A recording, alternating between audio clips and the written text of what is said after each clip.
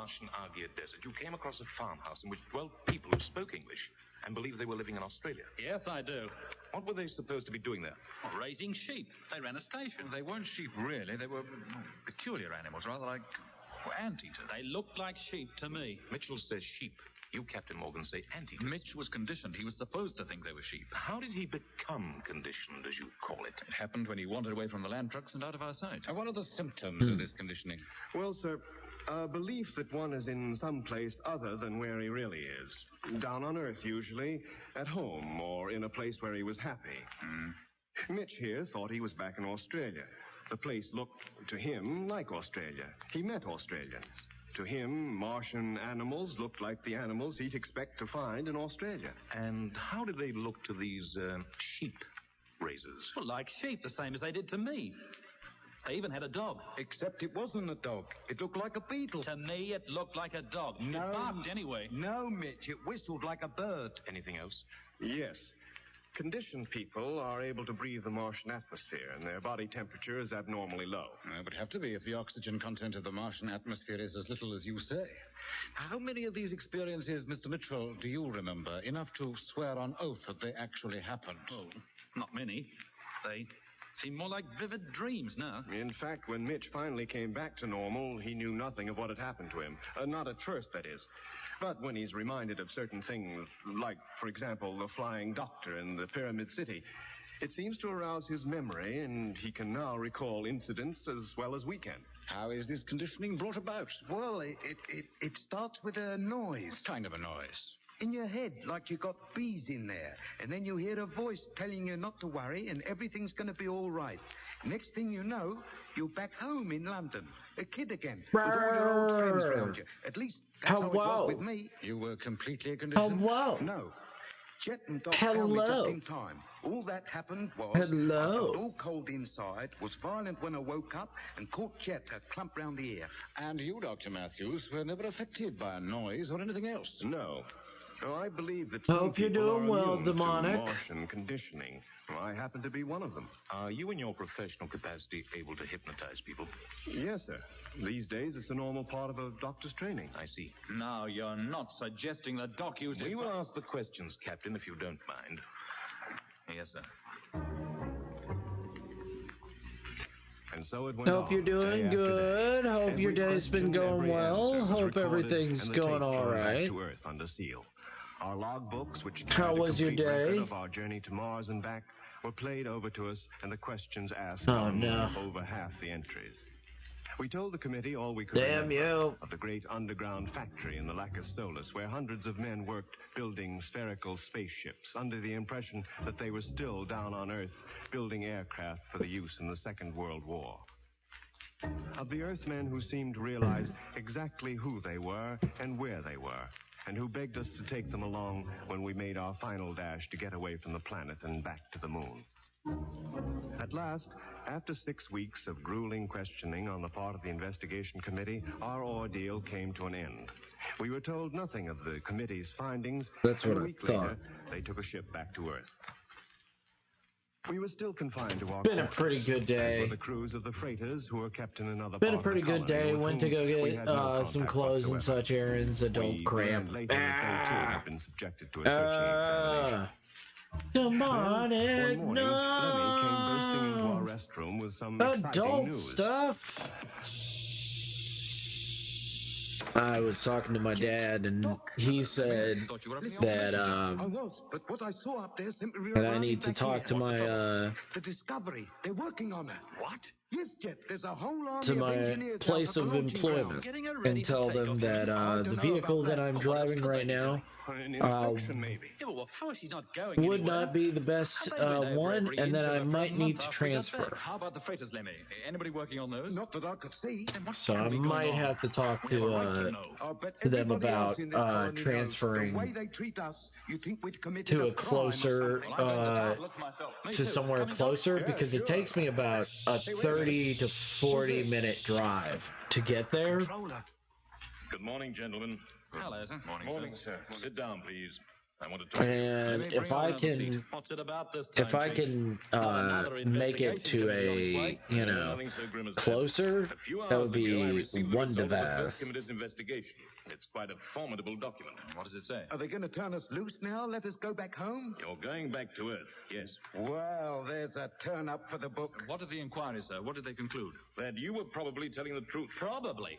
God, I like that. You must remember, Mr. Mitchell. But that's just more adult stuff, you know, like things that, you know, don't really affect everybody. Apparently all of you, with the exception of Dr. Matthews, were at some time or another under the power and influence of the Martians.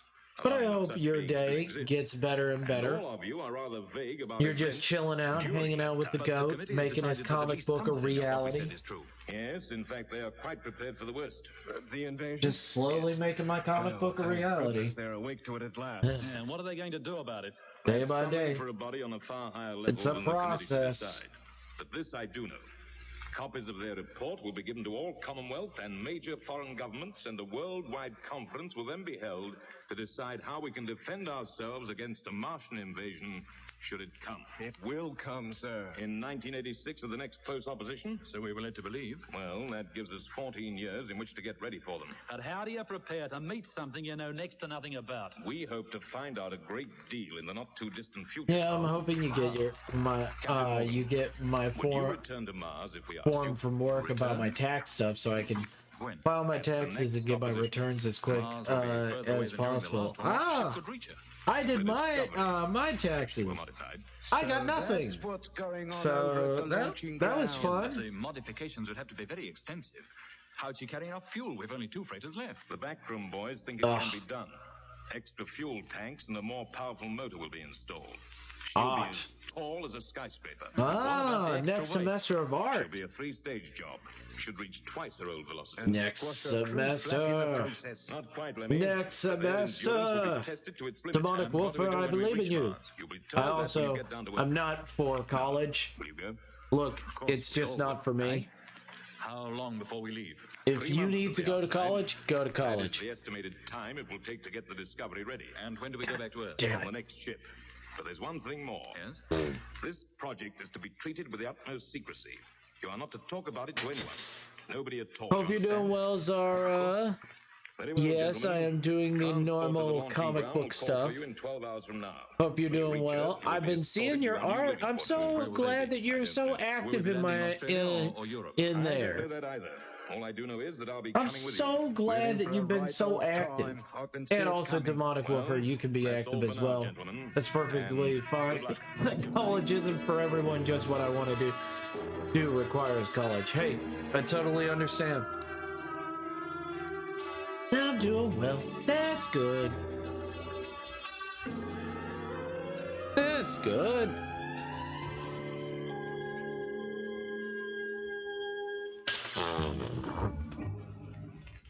Five days later, Hello. Jeff, Mitch, Lemmy, and I were back on Earth. Oh, We Monty touched down Python's in here? Australia, at the launching cool. ground near the Horseshoe Range in the Northern Territory. And from there, we were immediately transferred to a waiting plane and flown to England. There, we landed at an almost deserted airport just outside you're London. more than welcome We were to quickly join me, bustled into a my good waiting friend. car and driven to a But if you hotel in don't town. want to join me, It if was you're obvious that our arrival in the metropolis you're was just being hanging kept out quiet, without audio, which listening was not a to difficult music, task, so I really, can focus as on my Mars projects. expedition Ah, was gotcha, believed gotcha. by the general I public was like, to be oh still man, on the maybe planet he could and come not up. expected Oh, back okay, for another cool. year. No audio. Awesome. The security measures Sweet. were stringent just the same. We reached our hotel suite via a back Cool, man. entrance and deserted corridors.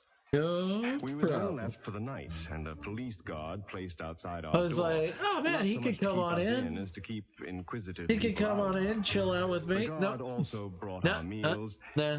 and on one or two occasions helped us eat them. During the afternoon of the following day, the chief controller of the lunar base called for Jet in a closed car and took him down to the Space Fleet headquarters. How much longer are they going to keep Space headquarters. If he's not back in an hour, I'm turning it. Yeah, we're just listening to this stuff because it. Lurk, I'm gonna be lurking, Mod. You're doing really good, Goat. Oh, thank you. Can't you? What's the attraction out there, anyway? I like to watch the people in the park and hear the hum of the traffic. There are people in the park at this time of night? You'd be surprised. Oh, it's good to get a breath of fresh London air again. I bet the air in the East End smells even sweeter. What wouldn't I give to be back there now, walking through the old streets again? Oh, there's a fat chance of that. They won't even let us take a walk in the park. How long are they going to treat us like this? Like we was a litter of prize pups, too valuable to let out except on a lead. Yeah, valuable's right. Look, Lemmy. What that? That couple walking down there with a dog. Oh, don't. It makes me think of Becky. What, the dog? Do me a favour, Mitch. It's not so bad for you. Your home's in Australia, but mine's here in London. And Becky's not above a couple of miles from here, and she doesn't even know I'm in town. They won't even let me call her up on the phone. What were you going to say about those two down there? I was going to say that if the Martians do invade, neither they nor anyone else will ever have a park to walk through again. So? So he should stop beefing about being shut up and realize that we're kept out of sight and guarded night and day because we are valuable. Because Jet, Doc, you and me are the only 4 people on this globe who have first-hand knowledge of what might be in store for the Earth. And that's the reason I can't sit here in this window and take a breather? Well, what if somebody recognizes you, realizes we're back? Somebody else would have to answer some mighty awkward questions. But it's dark and we're on the top floor. Oh, Mitch is right, Lemmy. We can't take any risks. If the slightest inkling of what was afoot did get out... Well, that sounds like Jet's back anyway. So draw the curtains, Lemmy, and let's put on the light, huh? Yes, sir. Ah, that's more like it. Well, you're back at last. Hey, what went on down there? Why did they keep you so long? It's all settled, gentlemen. We're going back to Mars. What exactly is the purpose of the trip? They need more information. We have to try and get it. What kind of information? All kinds. About the invasion plans, how it'll be done, the kind of ships they'll be using, how they're propelled, and what kind of weapon they're most likely to be vulnerable to. They don't want much, do they? We taking any other ships with us? 2, but no crews. They don't want to risk having another Whittaker aboard. They'll be remote controlled from the flagship? Anything else? Well, we're to try to bring back at least one conditioned man or woman. If possible, someone who hasn't been up there very long. That's not going to be easy. Nothing is going to be easy. In fact, it's realized that we're taking a considerable risk. That's an understatement, if ever I heard one. We'd be lucky to get back at all. Well, at least we have some idea of what we're up against this time. That's what worries me. Anyhow, that's all I can tell you at the moment. We'll get our marching orders in due course. Now, we'd better get to bed. We have to be up early in the morning, all of us. What for? There's a car calling for us at 4 o'clock. 4 o'clock? Where are we going? I don't know, except that it's to an observatory somewhere outside London. What's the idea, Jet? Well, that we'll only know when we get there. Now, go to your rooms and get what sleep you can. The guard will bring you breakfast at 3:30. Good night. Good night, Jeff. Good night, Jet.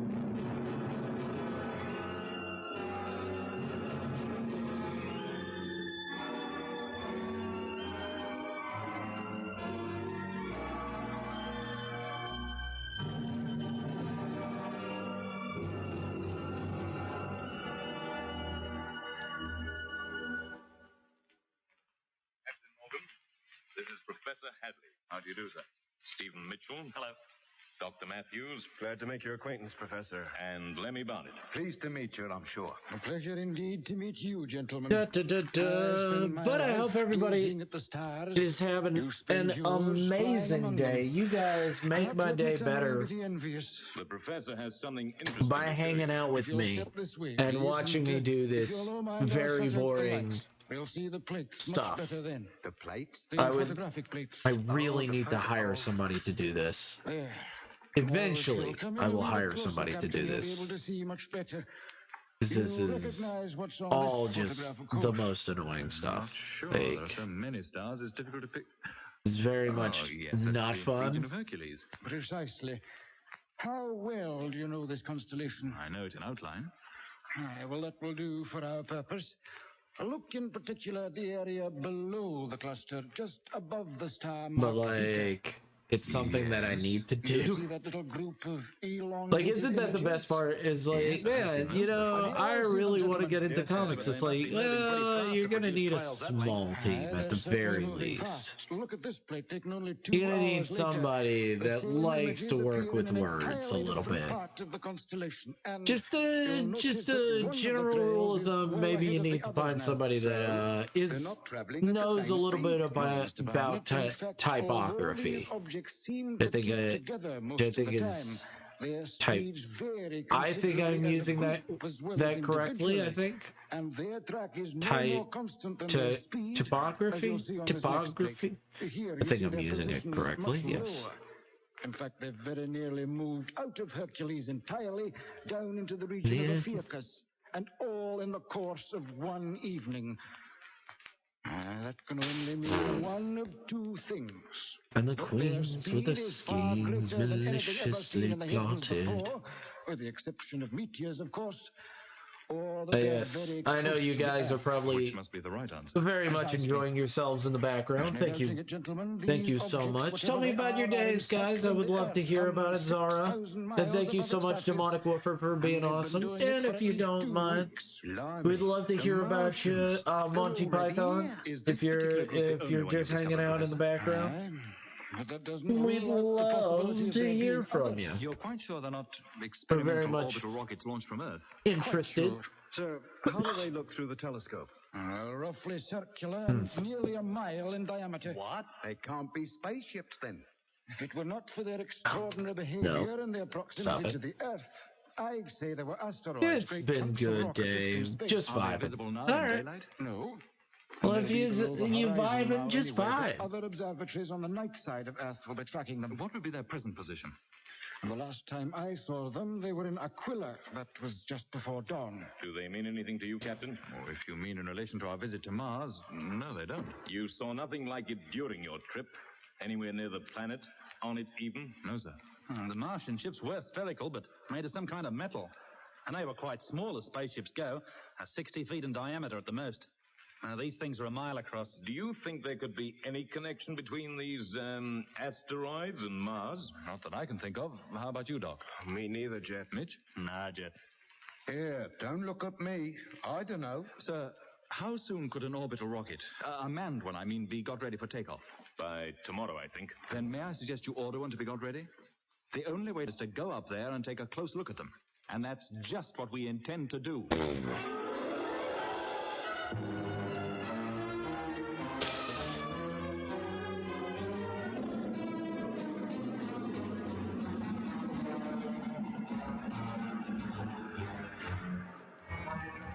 That was episode 1 of Journey into Space. Taking part in this recording were Andrew Foulds as Jet Morgan, Alfie Bass as Lemmy, Guy Kingsley Pointer as Doc, and Don Sharp as Mitch. Other parts were played by David Jacobs and Alan Tilton. The orchestra was conducted by Van Phillips, who also composed the music.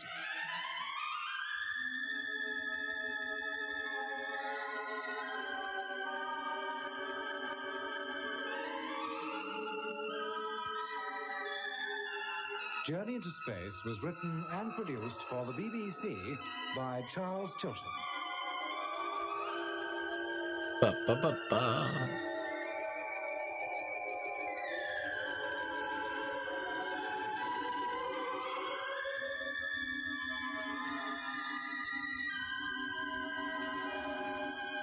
And episode 2 of Journey into Space can be heard at the same time next week. Journey into Space. The BBC presents Jet Morgan in The World in Peril.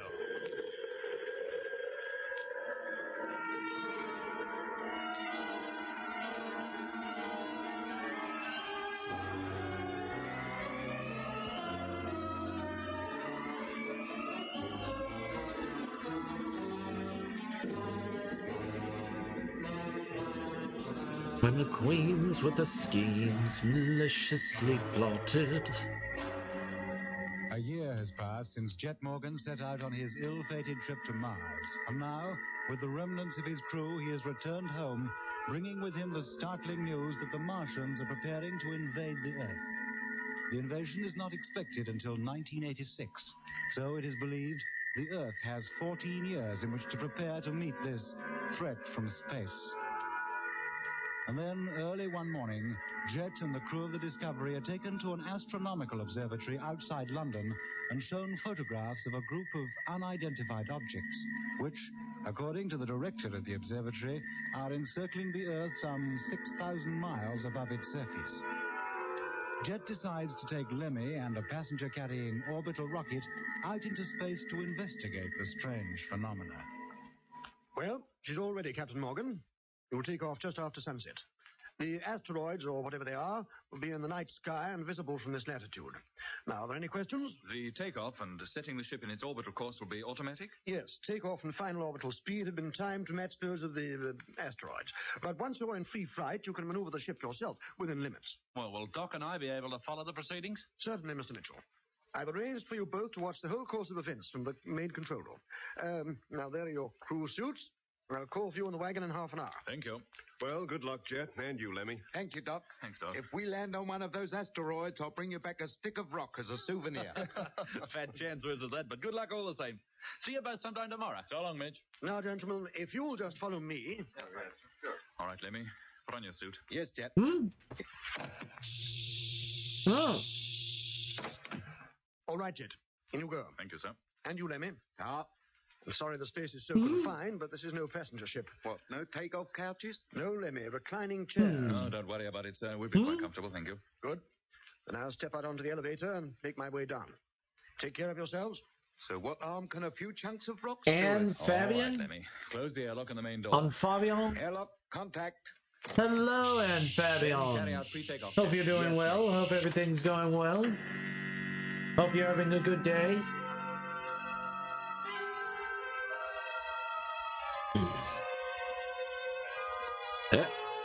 Wrong. Hope you're doing good. Hope everything's all good.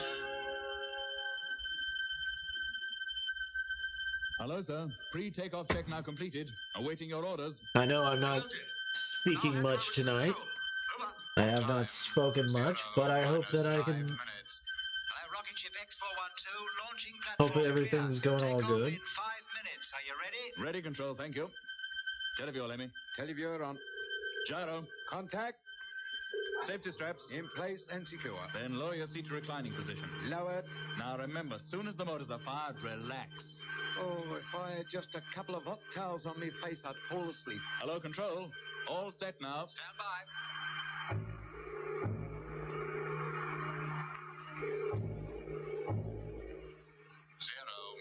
2 minutes.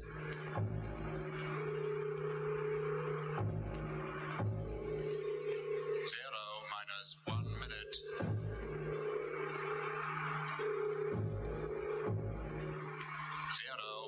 30 seconds.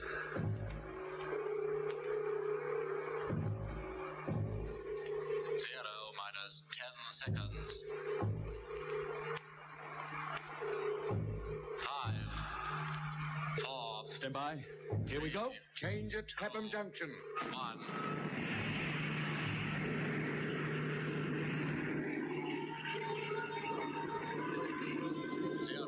Yes.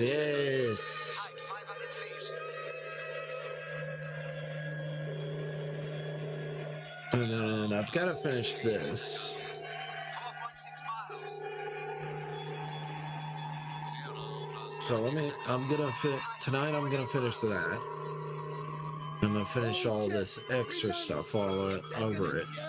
And then finish all the extra shading. And that'll be fun. Right? Right, Zara? Right, everybody? It'll be so much fun. Much fun. Everyone. Rejoice! As page 4 will be done, and then we can get to page 5. Page 6 so well. So much. We're gonna get to page 6. And we're gonna be able to draw. We're gonna be able to draw the. Stay put. We're not finished They yet, were Lemmy. illustrious, Hello, rocket ship. Boosters now been jettisoned. Stand by for firing of Elma. second stage. Oh, no. Quiet, Lemmy. Hello, Control. All okay here? Roger. Firing in 10 seconds from now.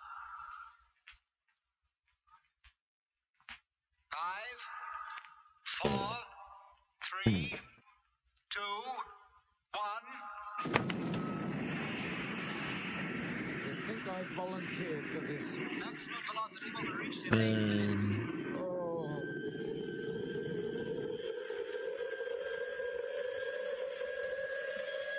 Oh. Hang on, Lemmy. It'll soon be over.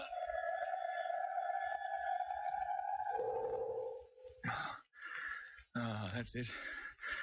Now, the motor's cut. We've made it. Thank goodness. I wouldn't go through that again for all Let the me price grab in the other China. paper. All right, Lemmy. I'll take over the radio while I switch controls to manual operation. Yes, Jet. Hello, rocket ship. Your maximum speed has now been reached. Thank you, Control. Your height is 78 miles. You'll proceed along your present trajectory until the orbit of the objects you're pursuing has been reached. Then it's up to you to change the angle of your flight and increase speed. By that time, you'll have passed halfway around the globe. Yes, we know all about that, mate. Roger. And you might tell the Yes. supervisor to get some Yes, atomic yes, equipment yes. installed in these flying saucepans. The takeoff nearly killed me. Anyway, I'll call you later when we get round to your side of the world again.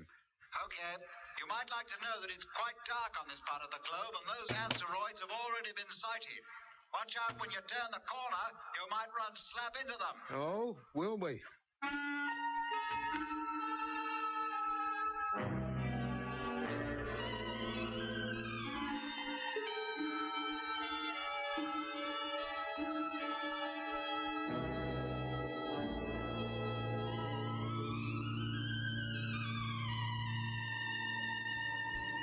Approaching the night side of Earth now, Lemmy. Switch on the radar. Right. Any response? Oh, give it a chance to warm up. Shall I put on the forward televiewer? No need, Lemmy. I'll look out from the pilot's window. Ah, the radar's alive now, mate. But she's not responding. Hello, Control. Morgan calling. Hello, Jet. Receiving you loud and clear. We're just passing over the Earth's terminator. Radar's on, but we're not getting any signal. You will. Can you see those things? Yes, and they're traveling much faster than usual. You'll have to step lively. Increase your speed by 3,000 miles an hour. Very well. Increasing speed now. Hey, Jet, we've got something. On the screen.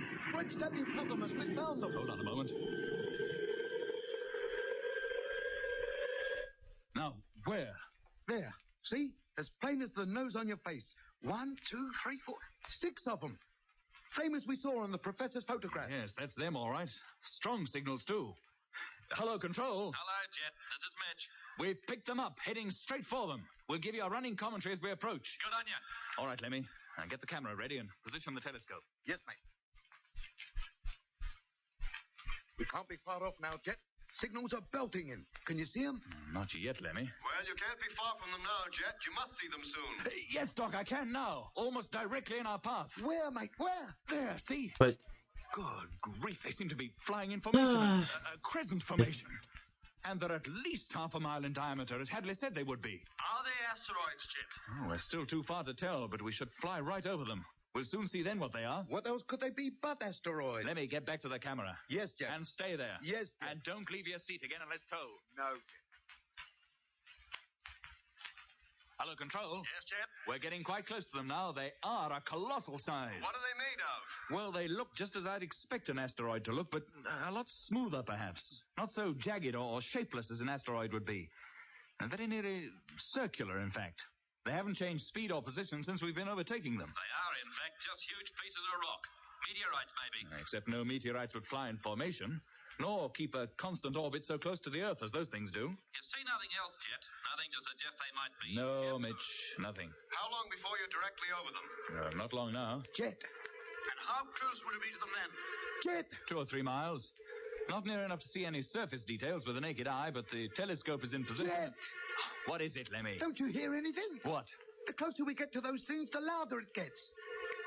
Yes, I can hear it. Oh, and I'm beginning to feel all peculiar. Hello, Jet. Me too. Oh, I think I'm going to black out or faint or something. No, Lemmy, pull yourself together. Keep that camera going, whatever you do. Jet, can you hear me? Yes, Jet, I'm doing that already. Jet, hello. Can you hear me? Hello, Doc. Jet, I can't hold out much longer. Hello. Hello, Jet. Is that you, Doc? Doc. Hello, Jet. That's not Doc. Hello, who is that?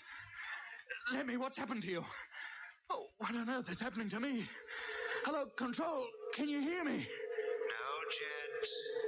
They can't hear you. Who is that? Surely you haven't forgotten me. Doc. Hello? Oh, for heaven's sake, answer me. Hello? Hello?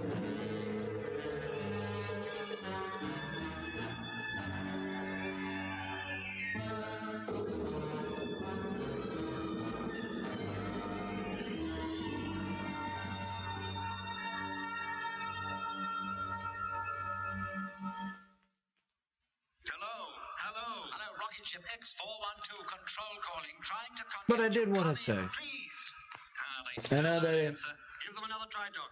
throughout all of it, We'll have to do something about you guys are awesome. Hello, Jet. Doc calling. Calling rocket ship X412. Come in, please. What happened?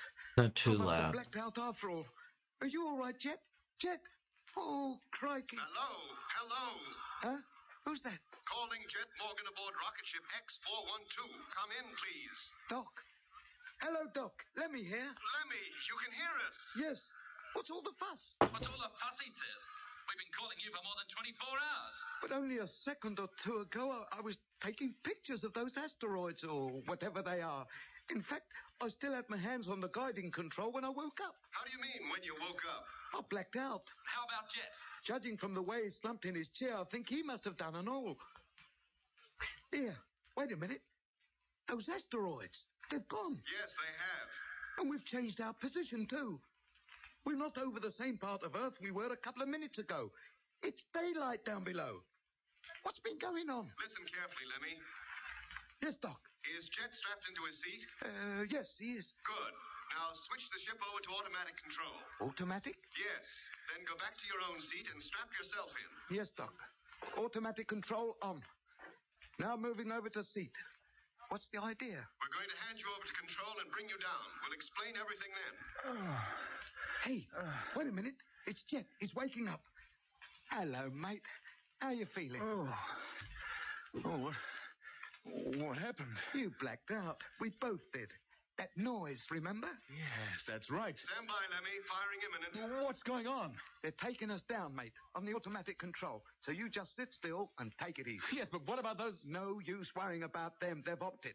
Doc and Mitchell explain everything just as soon as we get down on the deck. Hello, rocket ship X412. Control calling. Are you receiving me? Over. Hello, Control. Receiving you loud and clear. Over. Motor about to be fired for descent. Are you ready? Ready. Firing in 5 seconds from now. 4, 3, 2, 1. Contact!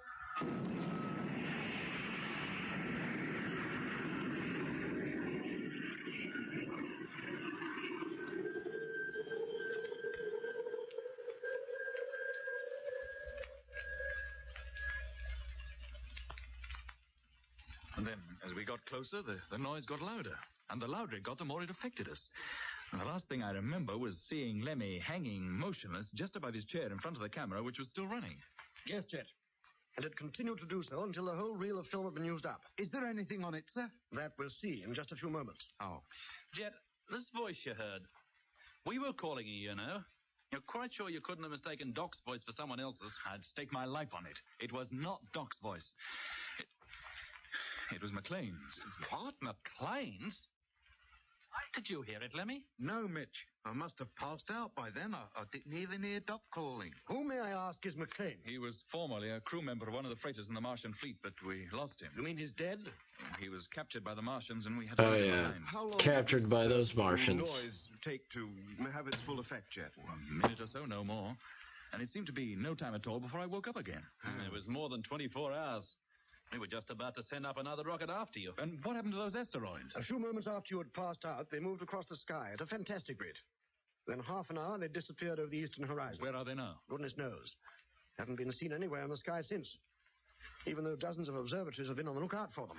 Yeah, they left you and your rocket standing, Jet. Even if you'd been conscious and had tried to pursue them, you couldn't have caught them. Not in a million years. Well, it looks as though the moment they realized they were being observed from close quarters, they got out of the way, and quick. But how could they? Just huge pieces of rock. We don't know how they did it, Jet. We only know they did. And where did they come from? Where did they go to? Oh, that we can only guess at, sir. But there's one thing that is crystal clear. The way that noise and Jet hearing a strange voice talking he's on the ball today. Is almost the identical method used by the Martians to produce the conditioning effect. So, I think we can safely say that those controlled asteroids are from Mars. You mean the invasion's begun already? No, not necessarily, Lemmy. They may send advance parties, reconnaissance squads first. But we never saw anything like those flying rocks. Not during the whole time we were on Mars. The Martian ships were metallic and minute by comparison. And when we were put to sleep by noises on Mars, we always dreamed we were back on Earth. But there was no dream this time. We hardly realized we'd even been asleep. It was just like 24 hours had been stolen from our lives without our knowing it. Hello? Supervisor here. Oh? Good. No, leave it there. I'll pick it up and project it myself. That was the photographic section. The film is ready. Let's take a look at it, shall we? Sit down, gentlemen. It will be on in just a few moments. I suppose you had time to fix the camera, Lemmy, before you blacked out? Of course I did, Mitch. What lens were you using? Telephoto. That's what I was told to use, and I used it. The camera was running just as soon as the objects were sighted. Oh, there go the lights. Hope you're doing well. We'll see just what the camera did capture. And there they are. Nearly full the whole screen, don't they? Not of equal size, that's for certain. The one in the center of the formation seems twice as big as the rest. Yes.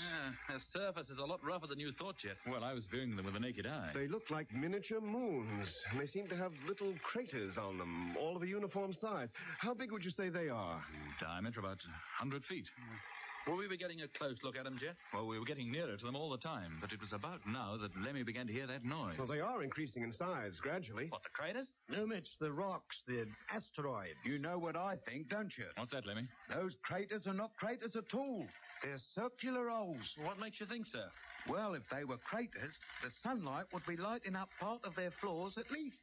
But those things are jet black all over. Well, Lemmy's got something there, you know. Well, if the reel lasts long enough, we should get a really close look at them in about 10 minutes.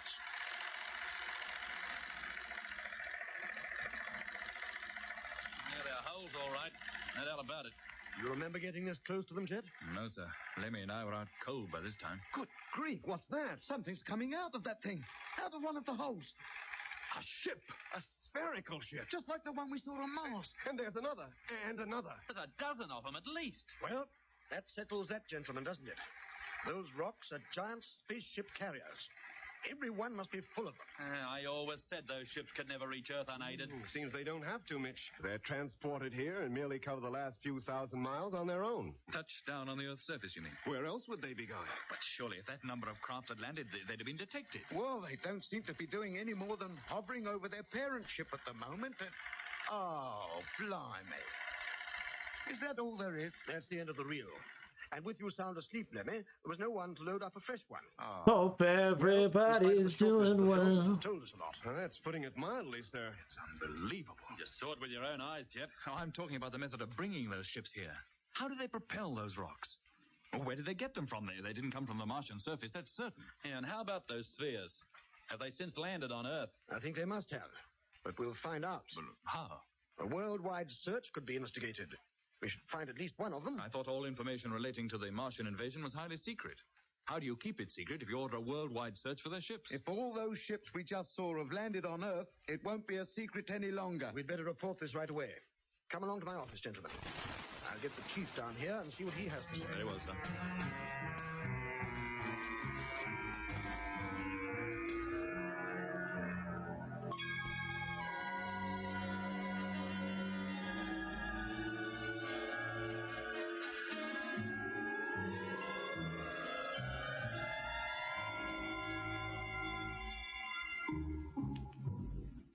The controller from Space HQ arrived that same afternoon.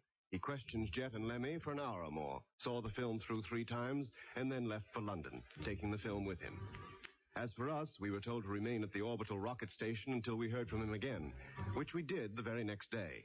Not in person, but through the rocket station supervisor, who called on us in the early light of dawn. Who is it? Jenkins. Oh, come in, sir. Sorry to wake you at this unearthly hour. Is something wrong? There's good reason to believe that one of those spheres has landed. What? Where? One of those spears have landed. Anybody see it? Spears. A couple of campers. Goddamn The spears. weather was foul and it was raining hard. They got up and went outside to loosen the guy ropes of the tent. It was then that they saw it. A spear? Well, we can't be sure. They'd hardly stepped outside when they saw what they took to be a fireball racing through the air above their heads. They saw it descend into a valley. Did they go down there to investigate? On the contrary, they were hardly more than kids. What with that and the storm that was going on, they were pretty scared. They got out of that as quickly as they could. Then they got a lift from a passing motorist who dropped them off at the next town when they called at the police station. There they stayed the night. They told the police what they'd seen, of course. Yes. Next day, the station sergeant went over to where the two kids had camped up on the hill. From up there, he could see that something pretty big had plowed its way through the trees of a wood below. He went down to see what it was, and what he saw sent him running back to the nearest phone box. What was it? He described it as a space missile. Thought it must be one of our experimental jobs that had crashed. A report was then sent down to London and from there to us. We have to go and investigate it, in the hope that you and Lemmy can identify it. But maybe it is one of your space missiles. No, Jet. This thing is spherical and large enough to carry a crew. Now, how soon can you be ready to leave? Half an hour. Good. I'll go and wake up the others.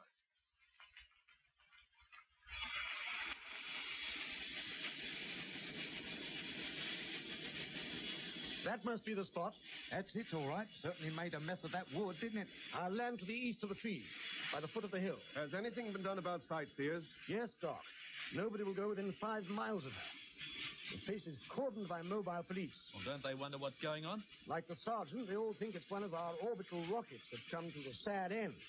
The people are being kept away in case of explosion. Hey, look, I can see her. Where, Lemmy? There, see?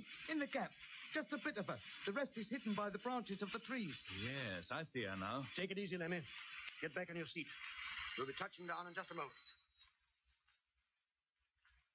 Well, gentlemen? That's a Martian sphere, all right. Identical in every detail with those we saw on the planet. Exactly the same type as that flying doctor used, and the ones that came chasing after us when we decided to leave in a hurry. Do you think there's anybody in there? Probably. Hey, Lemmy, what are you doing? Seeing if there's anyone at home. Well, don't. Let's walk round, see if we can find the door.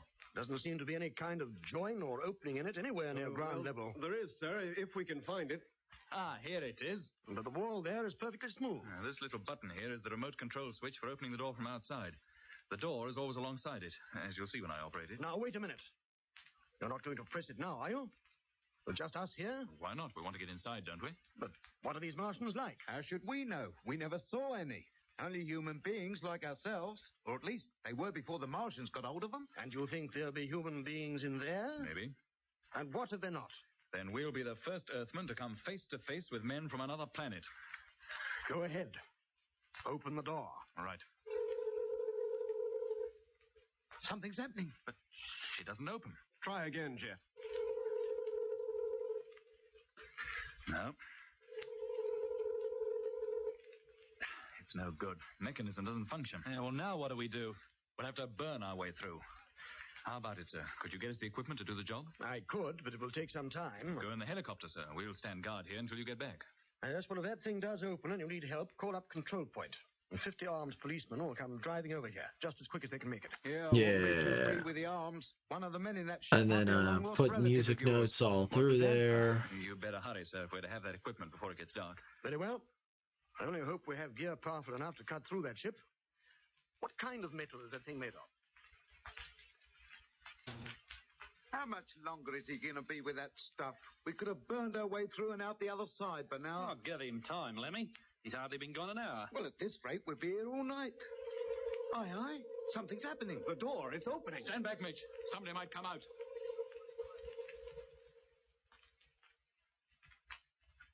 Well, they're certainly taking their time about it. But what caused the door to open? Search me, Doc.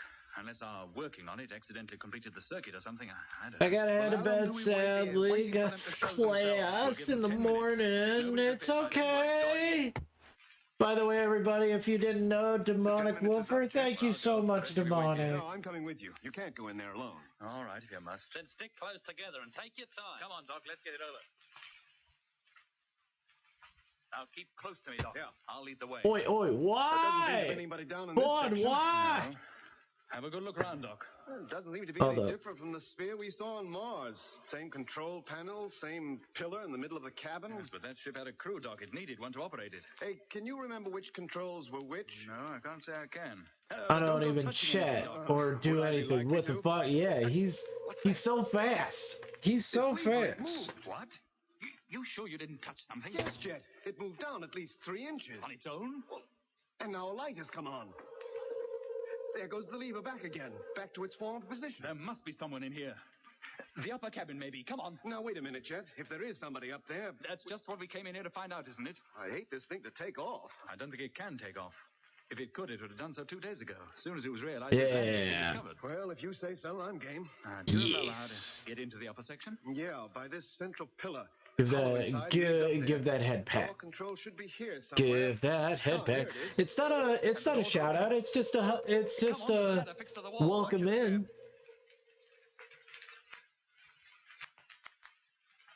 Say, look at this. Good grief! The place is absolutely jammed with all kinds of. I didn't even do anything. Last one we were in, eh, Doc? You're a great friend, and we love you, real Cass. Be anyone up here. There's hardly room to move around. Then the opening of the main door and the operation of the flying controls must be remote controlled. Yes, that's why that control panel downstairs was alive. But who controls it? Somebody up in those asteroids, Doc. Yeah, they might even know we're in here. Hear every word we're saying, maybe even see us. Well, in that case, and now we've satisfied our curiosity, let's... Hey, listen, what's that? The outer door. It's closing. Land's sakes, let's get out of here quick before this thing takes off with us in it.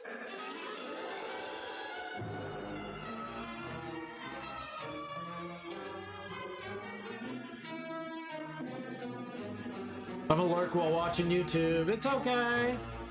It's okay. I've got a lot of them. That was episode 2 of Journey into Space. Taking part in this recording were Andrew Folds as Jet Morgan, Alfie Bass as Lemmy, Guy Kingsley Pointer as Doc, and Don Sharp as Mitch. Other parts were played by David Jacobs and John Cassapan. The orchestra was conducted by Van Phillips, who also composed the music.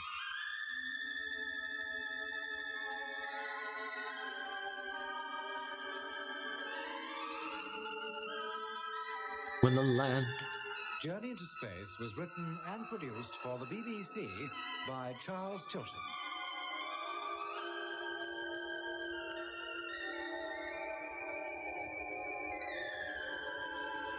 Da, da, da.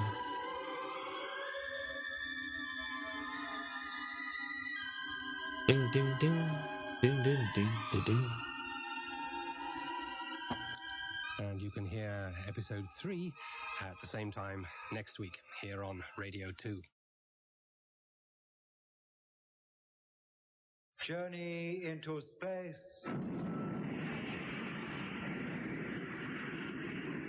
The BBC presents Jet Morgan in The World in Peril.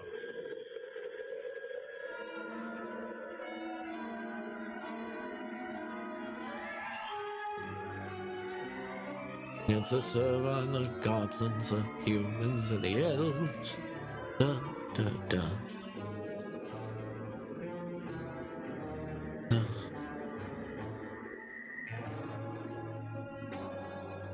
A spaceship believed to be part of an invasion fleet from Mars has landed in the Lake District. As soon as the news reached London, Jet Morgan, Doc, Mitch, and Lemmy were flown to the spot by helicopter to identify the strange craft which had crashed in a wood and was thought still to contain a crew. All efforts to enter the ship by normal means failed, and Jet finally decided to burn his way through the door with high-powered acetylene equipment. Well, the war took its toll. Arrived, the sphere's door opened of its own accord. As nobody came out of the ship, Jet and Doc decided to go in. It's about time they came out, isn't it, Mitch? I'll give them a chance, Lemmy. They've hardly been gone 2 minutes. Well, that's all they'd need to see if there's anybody in there.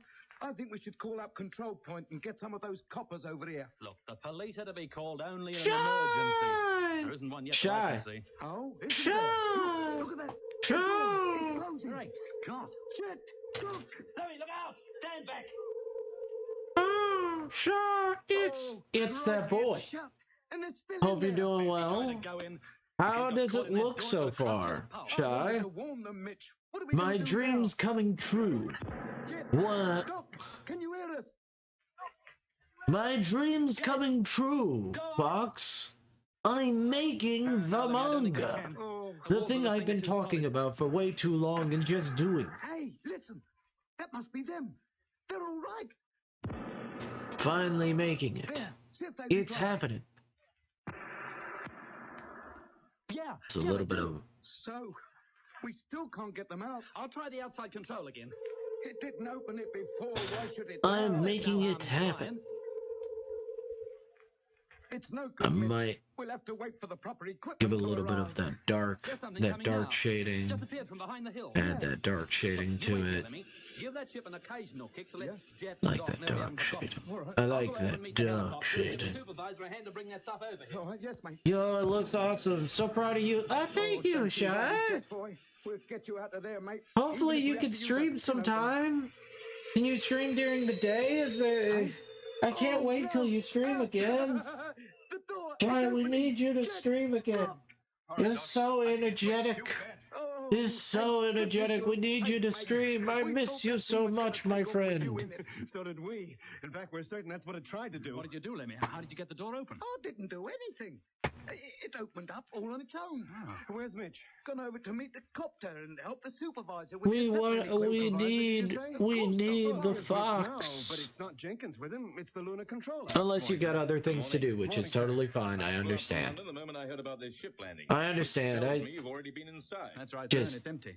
We searched the upper you're a very cool person, and people need to know how cool and how hard you work on all your art. Always supposing it carried a crew. Why else would it land, Doc? What would be the point? Now, it's my belief that once this ship had landed and its crew had left it, it should have... I miss y'all too. I'm still figuring things out. It's okay. Look, should I take your time? It tried to take off while we were in it. Nothing is perfect. Just know that I believe in you, and I know it'll take time, but you got this. You got this. That's the door closed once more. You're an amazing, wonderful, stupendous person. That the ship can't take off unless the door is properly closed. You know, like on a tube train. That's a thought. And if you can't just stream and if you want to ever talk, I'm always here for you. Quivering like a piece of jelly. She's trying to rise us. It's no go, is it? That thing's definitely on the blink. Well, if it can't take off, there's no danger of our losing it. Our more immediate problem is to find its... But what do they look like, sir? Are they Martians or are they Earthmen? People taken to Mars, put in a conditioned state, and then sent back here as spies. A fifth column to prepare the way for the major invasion that'll come later. But what if they are Martians after all? Then finding them shouldn't be too hard.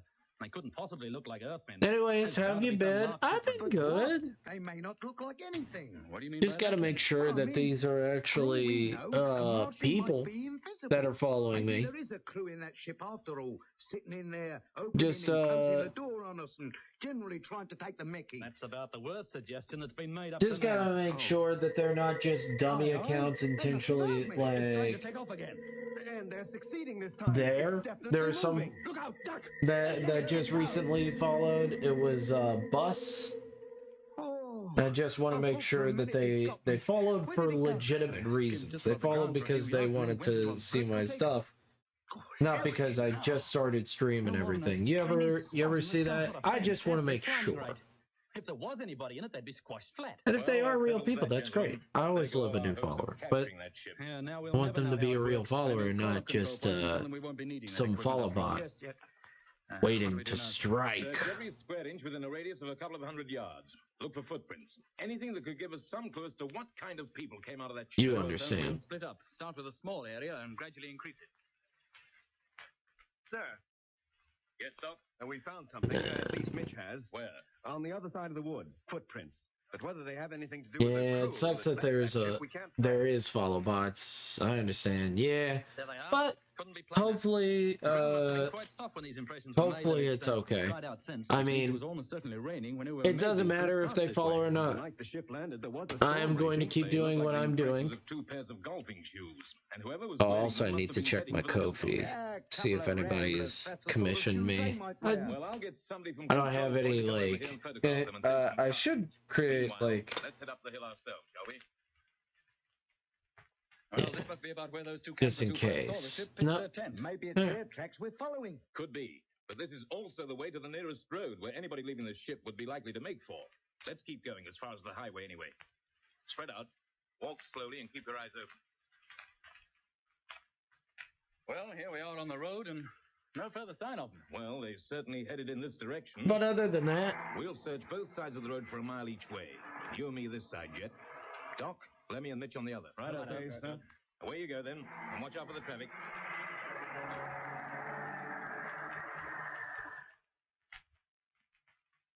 Well, Jet? No, sir. Nothing. Doc? Not a thing, I'm afraid. Mitch? Same with me. So, why should I be luckier than anybody else? Well, I still believe that whoever left those prints came as far as this road. Then they were either given the lift or they walked as far as the next town. In either case, they must have been seen. If not during the night, then either yesterday or today. Well, how do we find out? We get the police to help us. To find two people we can't even describe? Two people wearing exactly the same type of shoe cannot be such a common occurrence. If they put up at a nearby town, they might well have had the hotel porter clean their shoes for them. They'd walked through plenty but of other than that, shot, but I suppose the day has been good. It's the only thing we've got. Work was garbage, but work is garbage. Let's fool ourselves that this was the only ship to reach Earth. Other than that, day has been good. I get to hang out with my good friends. I get to spend time with everybody. I get to chill out, entertain people. And I understand. It's a Thursday. It's a Friday night. Feels like the week has already gone by. Jesus Christ. Just... the weeks are flying by, and I don't like it. Hate that. See who that is, Lemmy? Well, let's hope it's the tea. I'm dying of thirst. Oh, good morning. Come in. Good morning, Lemmy. It's the controller, Jet. Good morning, gentlemen. Hello, sir. Morning. What news? We drew a blank there, I'm afraid. The police checked up with every hotel in the district, but nobody was wearing a shoe with a pattern like the one we found in the mud. Whoever made those must have left the Lake District that night. Got a lift along the road. Well, by now they might be anywhere. If you go around checking every hotel in the country, it'll be Christmas before you're finished. And by that time, they would have worn out the shoes they got and bought a couple of new pairs. Lemmy. Wow. A nationwide checkup will take time, and we have to work fast. Our best bet would be to find the motorist who gave those two men a lift. Well, how can you without appealing to him to come forward? And once you do that, you put paid to all hope of a secret inquiry. We can cover up. Yeah, things can fly real quick sometimes. Yeah. Have reports of every motoring incident of which they have a record for a week back. Meanwhile, Jet, perhaps you'd like to take a look at this. What is it? Read it for yourself and see. Good heavens. Other ships have landed. How many? Where? 3. One in Australia, one in India, and the last in South America. All of them identical with the one we saw. Was anybody seen to come out of them? No, they landed in remote places and were spotted by only a few people. By the time reports of the landings had reached official sources, the spheres had taken off again. How long did they stay down? Not long. Apparently, they had no trouble taking off. And their crews, if they had any, haven't been found? No, which is all the more reason why we must intensify our search. It occurred to me that if our sphere did crash... Well, there's no doubt about that, sir, judging from the mess it made of the trees. Then there's a likelihood of at least one of the men we're after being injured. That's another clue to their identification, if we can ever find anybody who picked them up. Well, that's all I have to say for now. When I have any further news, I'll be paying you another visit. Very well, sir. And, incidentally, I received news from Space HQ that the Discovery and 2 freighters will be ready within the month. You're still willing to return to Mars, I take it? Of course, sir. Good. Then I'll see you again soon. Yes, sir.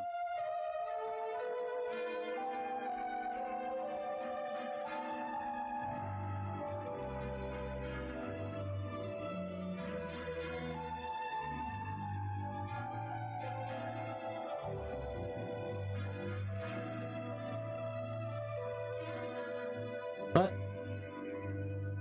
just because things are going by, I just hate that it's going by so quickly.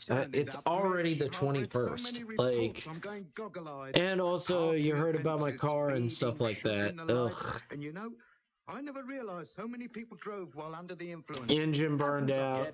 So, you know, fun stuff. Could ever have been anywhere near Mars. They behave too normally. Hey, here's something. What, Doc? Any of you read this case before? Fellow called Moore. What did he do? That's the whole point. He didn't do anything. What was that? Yeah, picked up in Hyde Park near Marble Arch on the evening of the 3rd of July. The day after the ship landed. So, what's this nothing he was doing? And also, state, not fit to be in I control don't know, where should I put this? Should I put the, I should, you know what? I should set up a Patreon page and put this on my Patreon. Apparent loss of memory. Thought he was in Warrington instead of London. I should put this on my Patreon as the pages go up. Commercial traveler. But unless he's considerably improved since this report was made out, at the moment he's in Paddington Hospital. You know. We better see him. Let me get the controller on the Why phone. wait? Now look, don't let's get too excited. This may have nothing to do with what we're looking for. Hello. Special line. A247. Yeah, that's right. Come. Morgan speaking. Oh, hello, sir. Oh. Yes, very well, sir. We'll wait until we hear from you. And thank you, sir. Moore was discharged from hospital 2 days ago. Oh, no. Where's he now? They presume he's gone back home. Anyhow, the controller's getting onto it, and if he is in Manchester, they'll have him flown down here on the next available plane. Good. I'd very much like to meet Mr. Moore. Me too, Lemmy.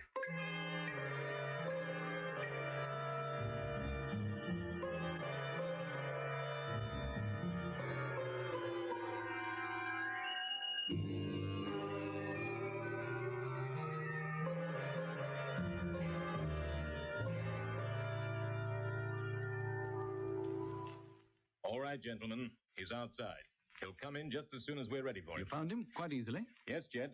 He was living at the address he gave the police. Didn't seem to have anything to hide. What kind of a man is he? Middle-aged. Portly, a strong character, I would say, but rather worried about what happened to him. Anything else? No, sir. Shall I bring him in, then? Yes, do, sir. We might as well see him and get it over. Very well. Yeah. What if he recognizes us as the men who went to Mars? Well, it's unlikely. Like most other people, he doesn't know the fleet has returned yet. But to be safe, you'd better handle him, Doc. Okay, Jet. The rest of us will go into the next room. He's not likely to recognize just one of us, but the four of us together might be a different story.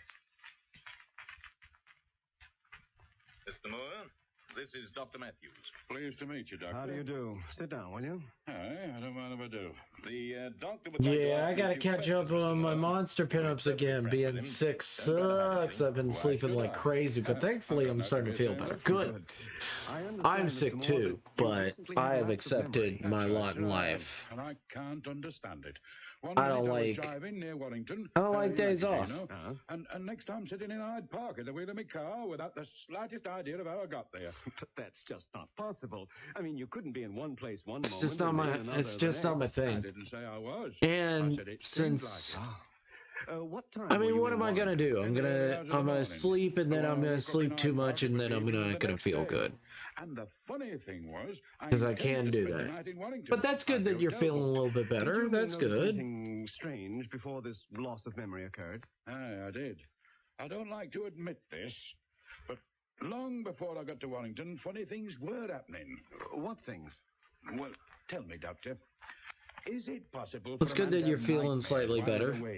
I can't say I've ever. Hopefully that keeps up. Well, it happened to me. Uh-oh. Hopefully that'll keep up, and you'll get better and better.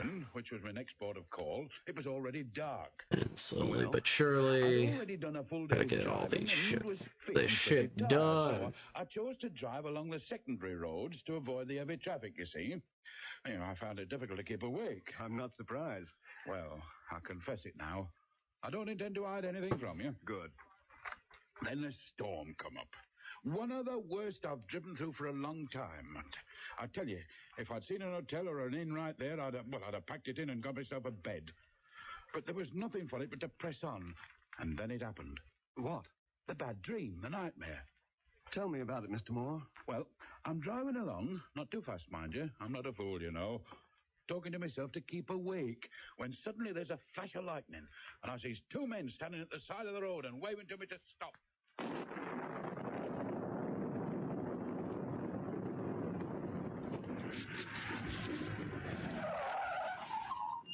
What's the trouble? My friend, he is hurt. This is a fine night to choose for an accident. You want a lift? Thank you. It is most fortunate that you came by. Oh, always glad to help someone in trouble. Is your friend badly hurt? It is nothing but difficult for him to walk. Well, put him in the back seat. He can stretch out there. Hang on a minute. I'll come down and give you a hand. No, I will manage. Just open the rear door. He seems to be in a pretty bad way. Let me come down and help. No, just open the door. Oh, all right, if you say so.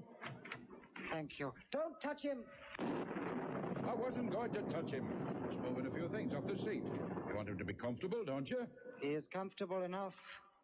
He can sleep now. Put your rucksack on the floor. There's plenty of room. Now, all set? Thank you.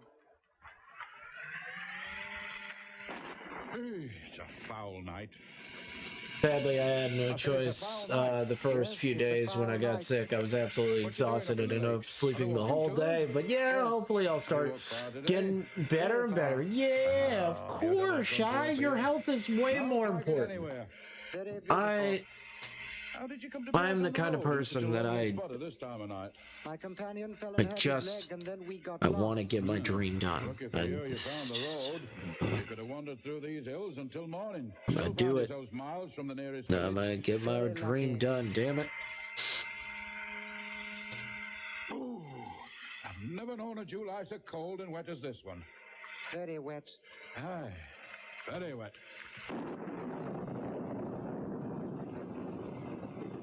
It is very hot in here. I would like to open the window. Oh, well, if you must.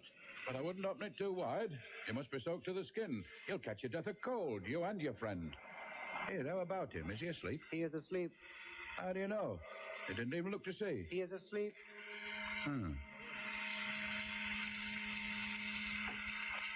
Where exactly are you heading for? Where are you going? Warrington. Should have been there by now, but I got held up at Penrith. I can drop you off at the next town or anywhere along the road. I thought perhaps you would be going to London. As a matter of fact, I am, but not until tomorrow. Tomorrow is no good. I must get there as soon as possible. I thought you said you were on a walking tour to the lakes. I did not say so. You assumed. But yeah, you'll get better. You'll get better and better. You seem to forget I saved you from an almost certain night out in this storm. You can stop the car and we will get out. Nah, don't go getting on your high horse. I don't want to turn. I can't wait till you get better. No. Okay.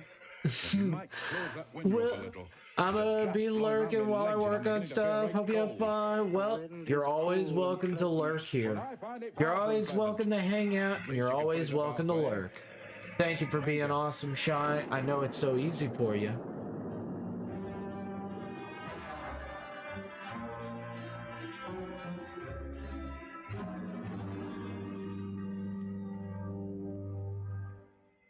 I'm also real into my programs.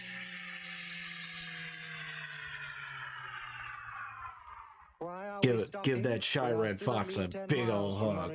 I've been driving for nearly 18 hours. I'm tired. I'm finding it difficult to keep awake. You want me to drive? No, I've got a flask of coffee here. I'd like some of it. Any objections?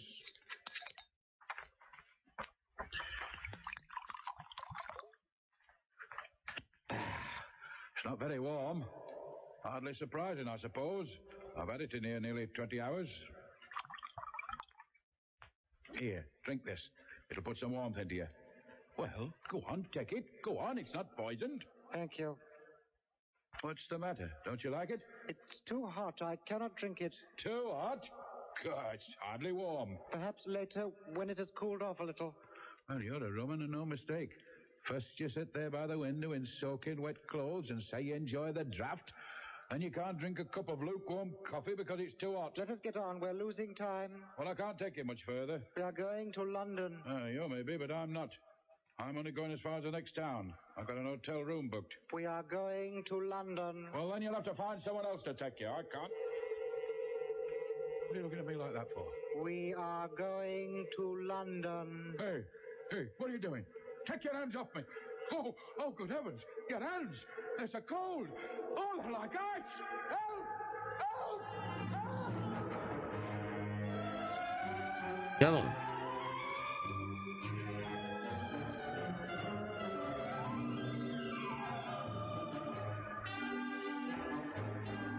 Come on. Come on. It's saving right now. Suck. Suck. Suck. All right, gentlemen. You may come in now. He's gone.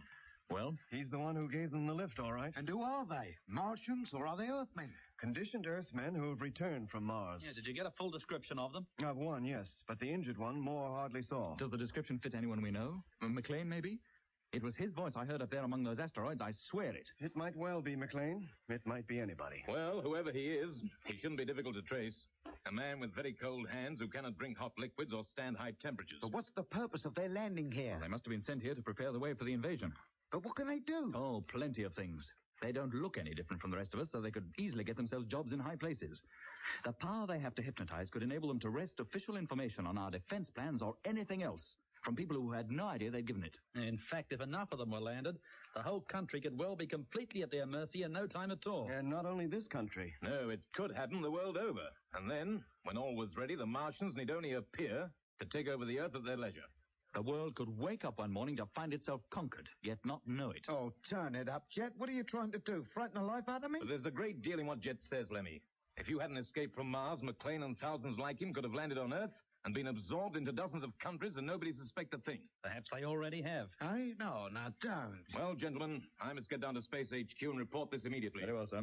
And don't forget, if you shake hands with anyone Huge with brain. icy mitts, hang on and don't let go. I will, Lemmy. Goodbye for now.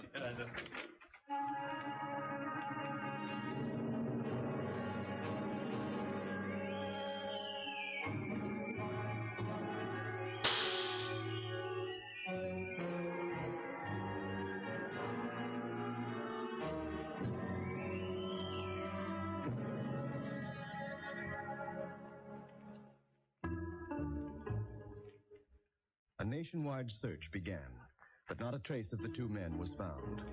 If they were in London, as was supposed, the city had apparently just swallowed them up. 2 weeks later, the four of us were taken Tonight's to such a space good night. headquarters and told to be ready to leave for the moon base at a moment's notice.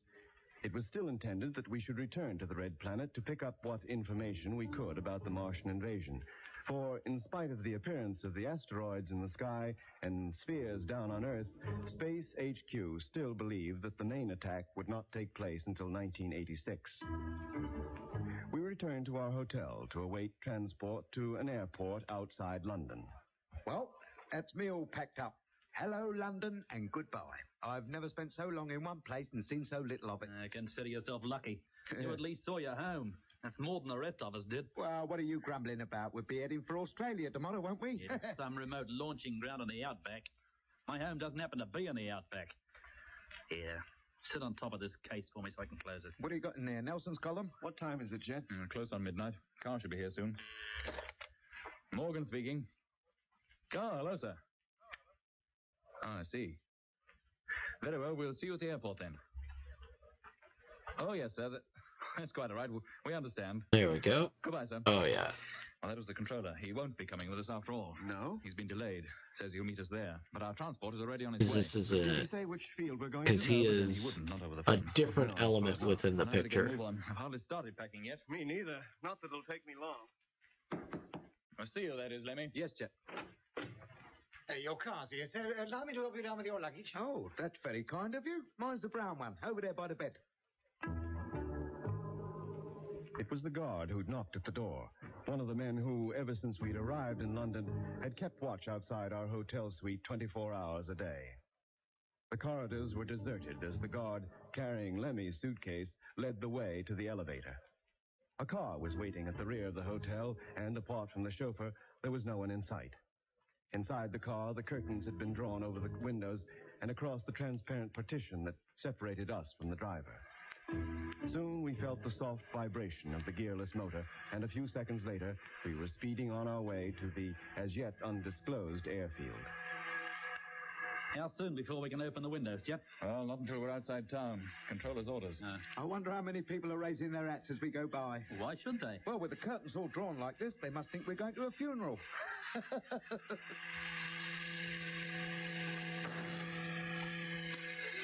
All right, Lemmy. Take a peek outside. See where we are. Nothing out there that I can see, except trees and fields. We must be out in the country already. Good. Then draw the blinds and open one of the windows. Let's have some air. Yeah, good idea. Ah, that's better. Yeah, how about this curtain, Jet, behind the driver? Shall I open that too? Yes, you might as well. But let me put this light out first. There you are. Now go ahead. And slide back the panel, too, while you're about it. Find out which airport he's taking us to. Hello, chum. Sorry if I startled you. How far have we come now? 28 miles. Oh, have we? But it's hardly half an hour since we left the hotel. Orders were to drive you as quickly as possible. Well, there's no need to go mad. We'd like to arrive all in one piece. Hey, Jeff. Which airport are we going to exactly? Driver's voice. Yes, Doc, I can hear it. Our destination is not to be divulged. Well, of course it Yeah. isn't, but you can tell us. You guys are all amazing. You guys are all stupendous. Keep quiet and listen. Yeah, sure, Jack, sure. You will know our destination when we reach it. That is all I can say. Well, then I think you're being unnecessarily secretive. If the controller had been with us, he would have told us where we were going. I am not the controller. Oh, good job, too, if you ask me. Here, now turn it up. You can't get away from me, you know. I'm in this car with you. And Six, what's he doing? Trying to kill us? Hey, slow down there in front of you here. Slow down. A fat lot of notes he's taken of that. Hey, keep your seat, Mitch. Wait a minute. Lemmy, what are you doing? He's climbing into the front seat. Lemmy, be careful. Don't you worry, Mitch boy. I'll handle this. Now, you. Oi, slow down. Do you hear? Are you going to? Or do I have to slow this thing down for you? Lemmy, be careful. Oh, blimey, his hands. They're cold as ice. Leave me alone. Oh, what are you looking at me like that for? Oh, no, you don't. I'm wise to your little game. Take your hands off that key. Jet, stop him for Pete's sake. Slow down. Slow down, do you hear? Slow down. Lemmy, watch out. Look out in front.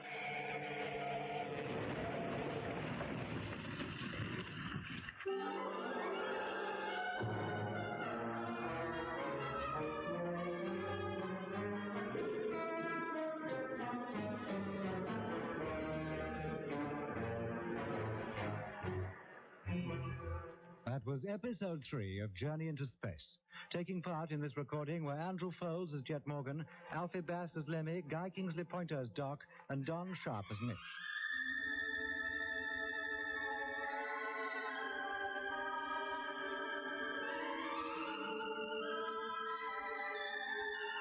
Journey into Space was written and produced for the BBC by Charles Chilton.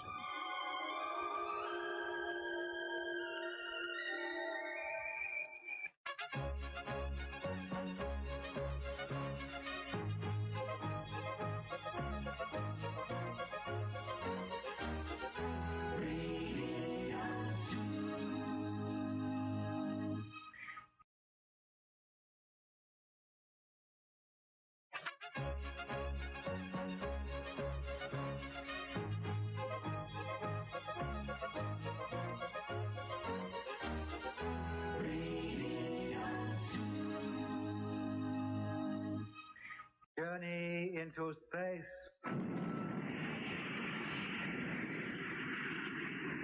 The BBC presents Jet Morgan in The World in Peril.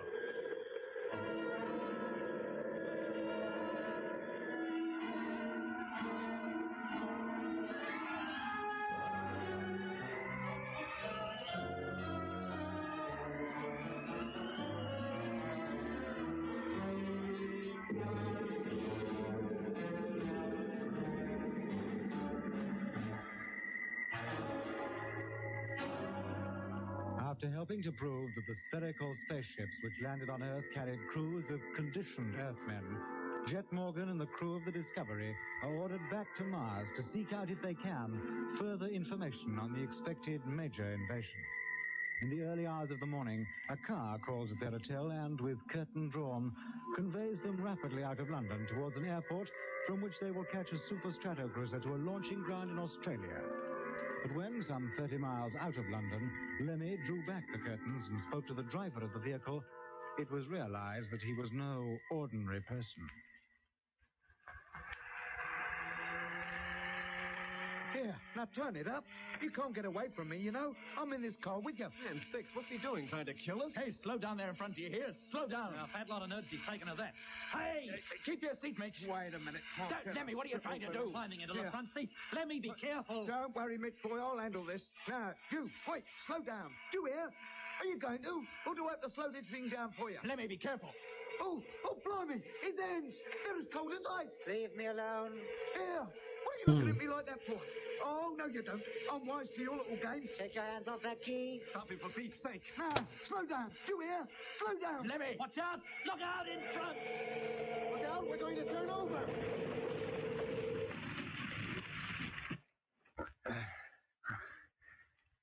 Anybody hurt? Oh, I'm okay. I've hurt my arm. How about you, Lemmy? Lemmy? He must have been knocked out, Jen. Let's hope that's all it is. How about the driver? Stay where you are, Doc. And you, Mitch. I'll try to open one of the doors so we can climb out. Oh, sorry, Mitch. Can you reach it, Jet? Yeah, I think so. That did it. Oh, thank goodness for that. You all right, Mitch? Just for a bit? Yeah, Jet. Very well, Doc. We'll get the other two out. Driver first, Jet. He's laying on top of Lemmy there. Can you take his arms? Yes, I've got them now. Lift him. Where should we put him? I'll lay him here on the bank. Right. Now let's get Lemmy out. Hold on a minute, Jet. His legs are curled up all under him. Let's not lift him until I'm sure nothing's broken. Very well. How about you, Mitch? I got a nasty pain in my arm, but okay otherwise. Lemmy seems to be okay, Jet. Take his head, will you? All right. You ready? Yep. Now, take it easy. We've got plenty of time. All right. Jet, for Pete's sake. The driver, he's got up. He's running away. What? Take it easy, Jet. Stay put for a minute. Let me get out. Where are you going, Mitch? Well, after that zombie, of course. Where do you think I'm going? All right, Doc. Come on. Let's get Lemmy out, for goodness sake. Put him down, Jet. Here on the grass. You stay with him, Doc. I'll be back later. Yeah. Mitch! Mitch, where are you? Mitch! Mitch! Down here, Jet. Be careful. It's a long way and it's deep. Have you found him? No, but he's down here somewhere.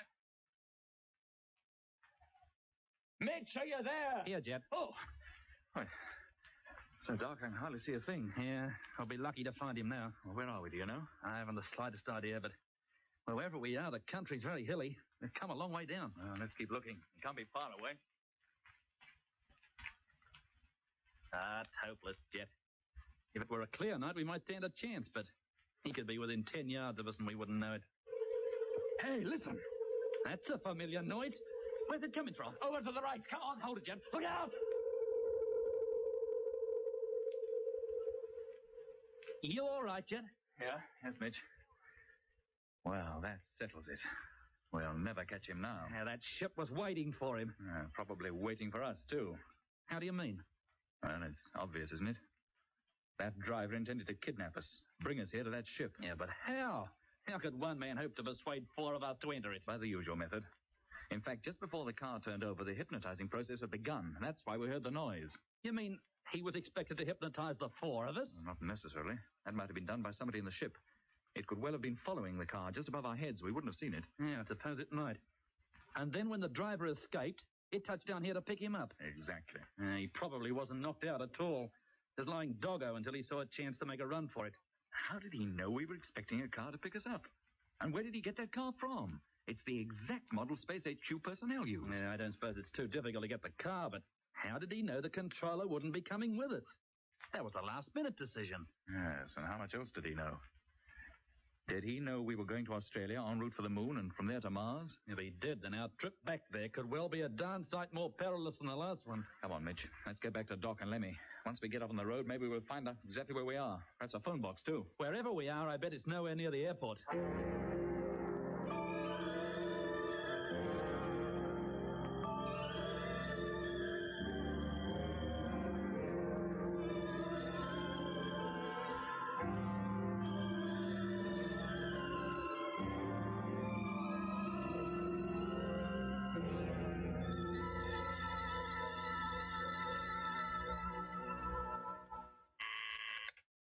Lunar controller speaking. Who? Then put him on immediately. Hello? Hello, Jet. Have you had me worried? Where are you? Near Hindhead. What on earth are you doing down there? What? Well, never mind the explanations now. I'll come down and pick you up myself. Oh. Yes, that's a point. Well, listen. Keep out of sight and walk along the road in the direction of London for a couple of miles. When I turn up, I'll have 3 headlights blazing and one of them will be flashing.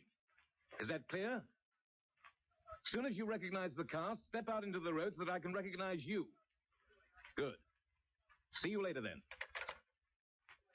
Sir?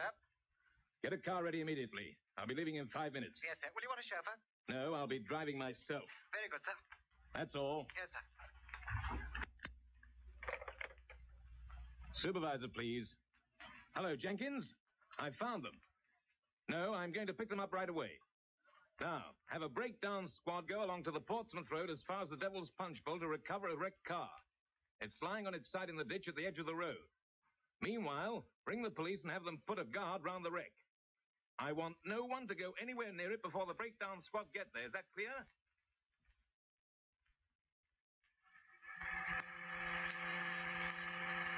Well, thank goodness you're all in one piece. The car had slowed down considerably before it turned over. If it hadn't, we might not have got off so lightly. Are you quite all right now, Lemmy? Yes, sir. Thank you, sir. Oh, I must have cracked my head on the instrument panel. I was out for fully 5 minutes, or so the doc says. And your arm, Mitch? Just a bad bruise, that's all. Nothing to worry about. Well, that's something. But we have plenty of other worries. So one headache is not enough? Why did you leave the hotel without me? But you rang up to say you'd meet us at the airport, and the transport was already on its way. Yeah, it arrived not 5 minutes afterwards. I didn't call anybody. Fact is, I called for you half an hour after you'd left. What? Then who did ring us? That's what I'd like to know. But I thought it was impossible for anybody to telephone us except through the exchange at Space HQ.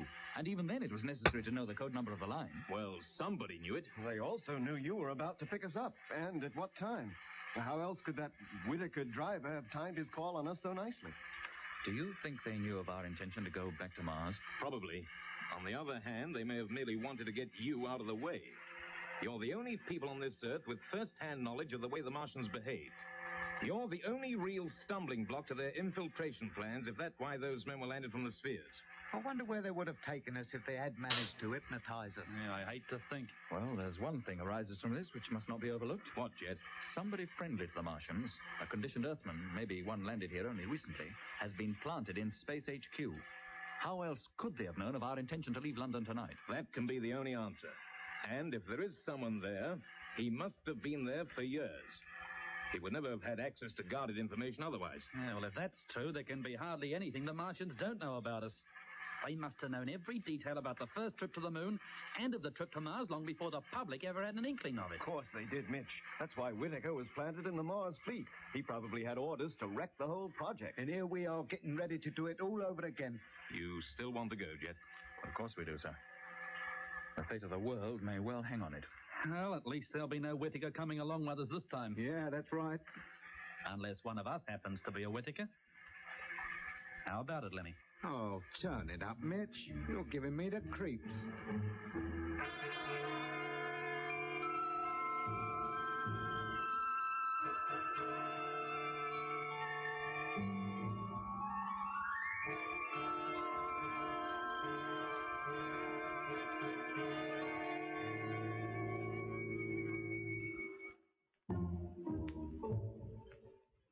Nothing further happened to give us cause for alarm. The controller drove us to the airport, which incidentally was on the opposite side of London. There we found a Super Stratocruiser waiting to take us to the other side of the world. We landed in Australia the next day and were taken immediately to the launching ground where a moon ship was waiting to carry us to the Earth satellite. Of course, we handled the ship ourselves and took along the lunar controller, returning to his post up in the lunar colony as our only passenger. We boarded the great ship, and taking our last look at the Earth from close quarters for goodness knows how long, entered the little crew cabin and strapped ourselves onto our takeoff couches. Firing imminent. Stand by. Okay, Doc. Sure, Jet. Mitch, all okay in my section. How about you, Lemmy? Bang on, Jet. You comfortable, sir? Yes, Jet, thank you. Go ahead, Control. Ready for firing. Firing in 10 seconds. 5, 4, 3, 2, 1. Contact!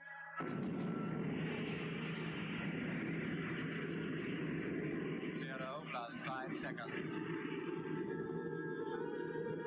0 plus 10 seconds. Height, 5,000 feet.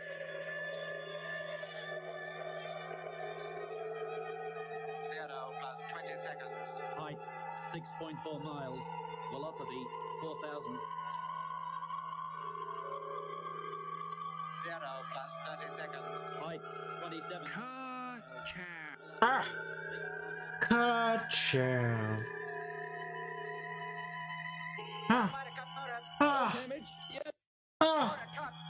Even.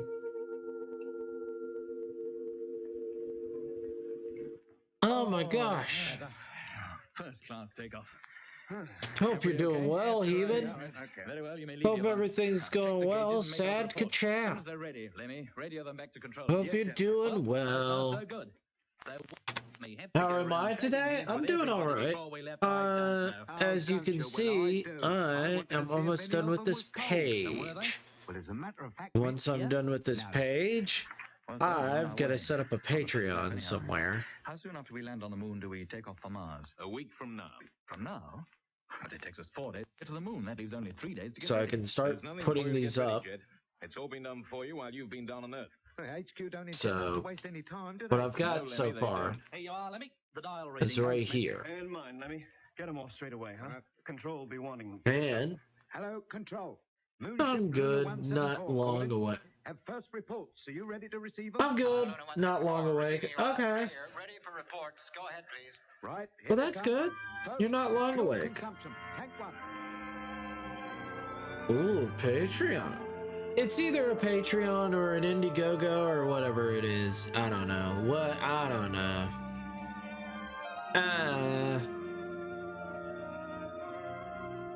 One of those.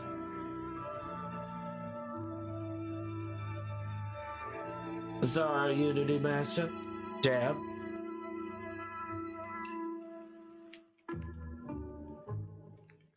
We landed on the moon 4 days later. The trip was uneventful, and once the ship had touched down, we were taken to our old quarters in the lunar colony, where we were to stay until the time came for us to take off for Mars. From the observation tower set high on the precipitous slopes of the Jura Mountains, we could see across the Bay of Rainbows toward the launching platform, where the modified Discovery and the 2 freighters were standing. Night on the moon is equivalent to 14 days on Earth. But when we touched down, 12 of those days had gone, and the long, cold lunar night would soon give way to the blinding, long, hot lunar day.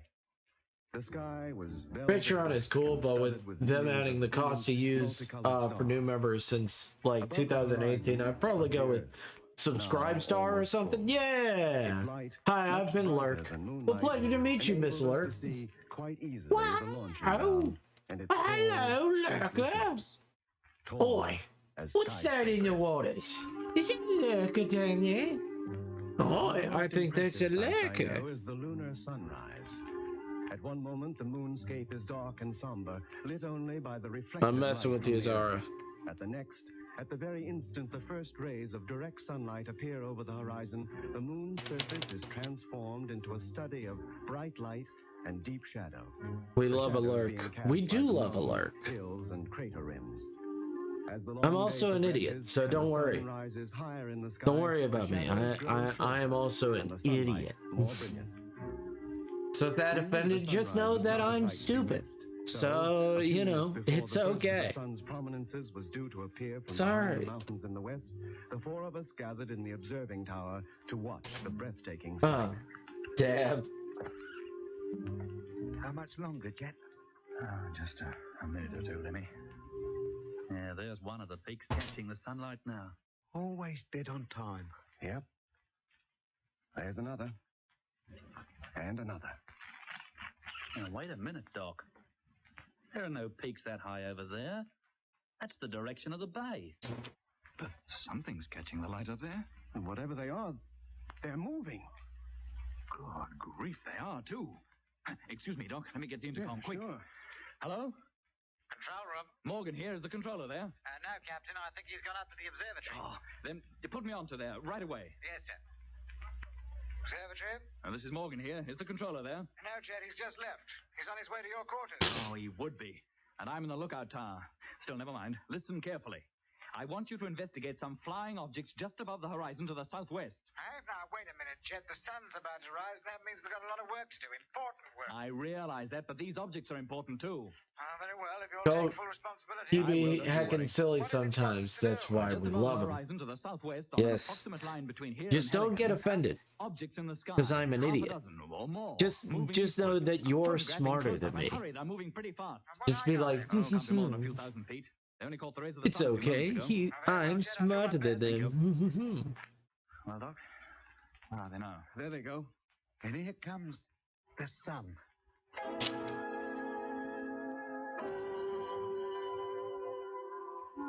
It's just as though somebody turned on a switch. Hey, Kiwi Haggis. Love you, go. Just lurking, my man. Not a problem, Kiwi. No problem.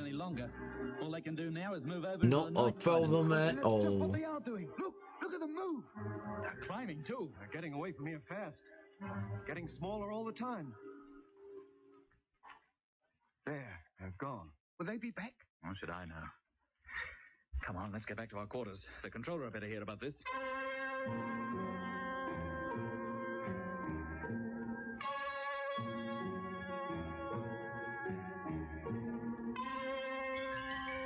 Just a little bit more opacity.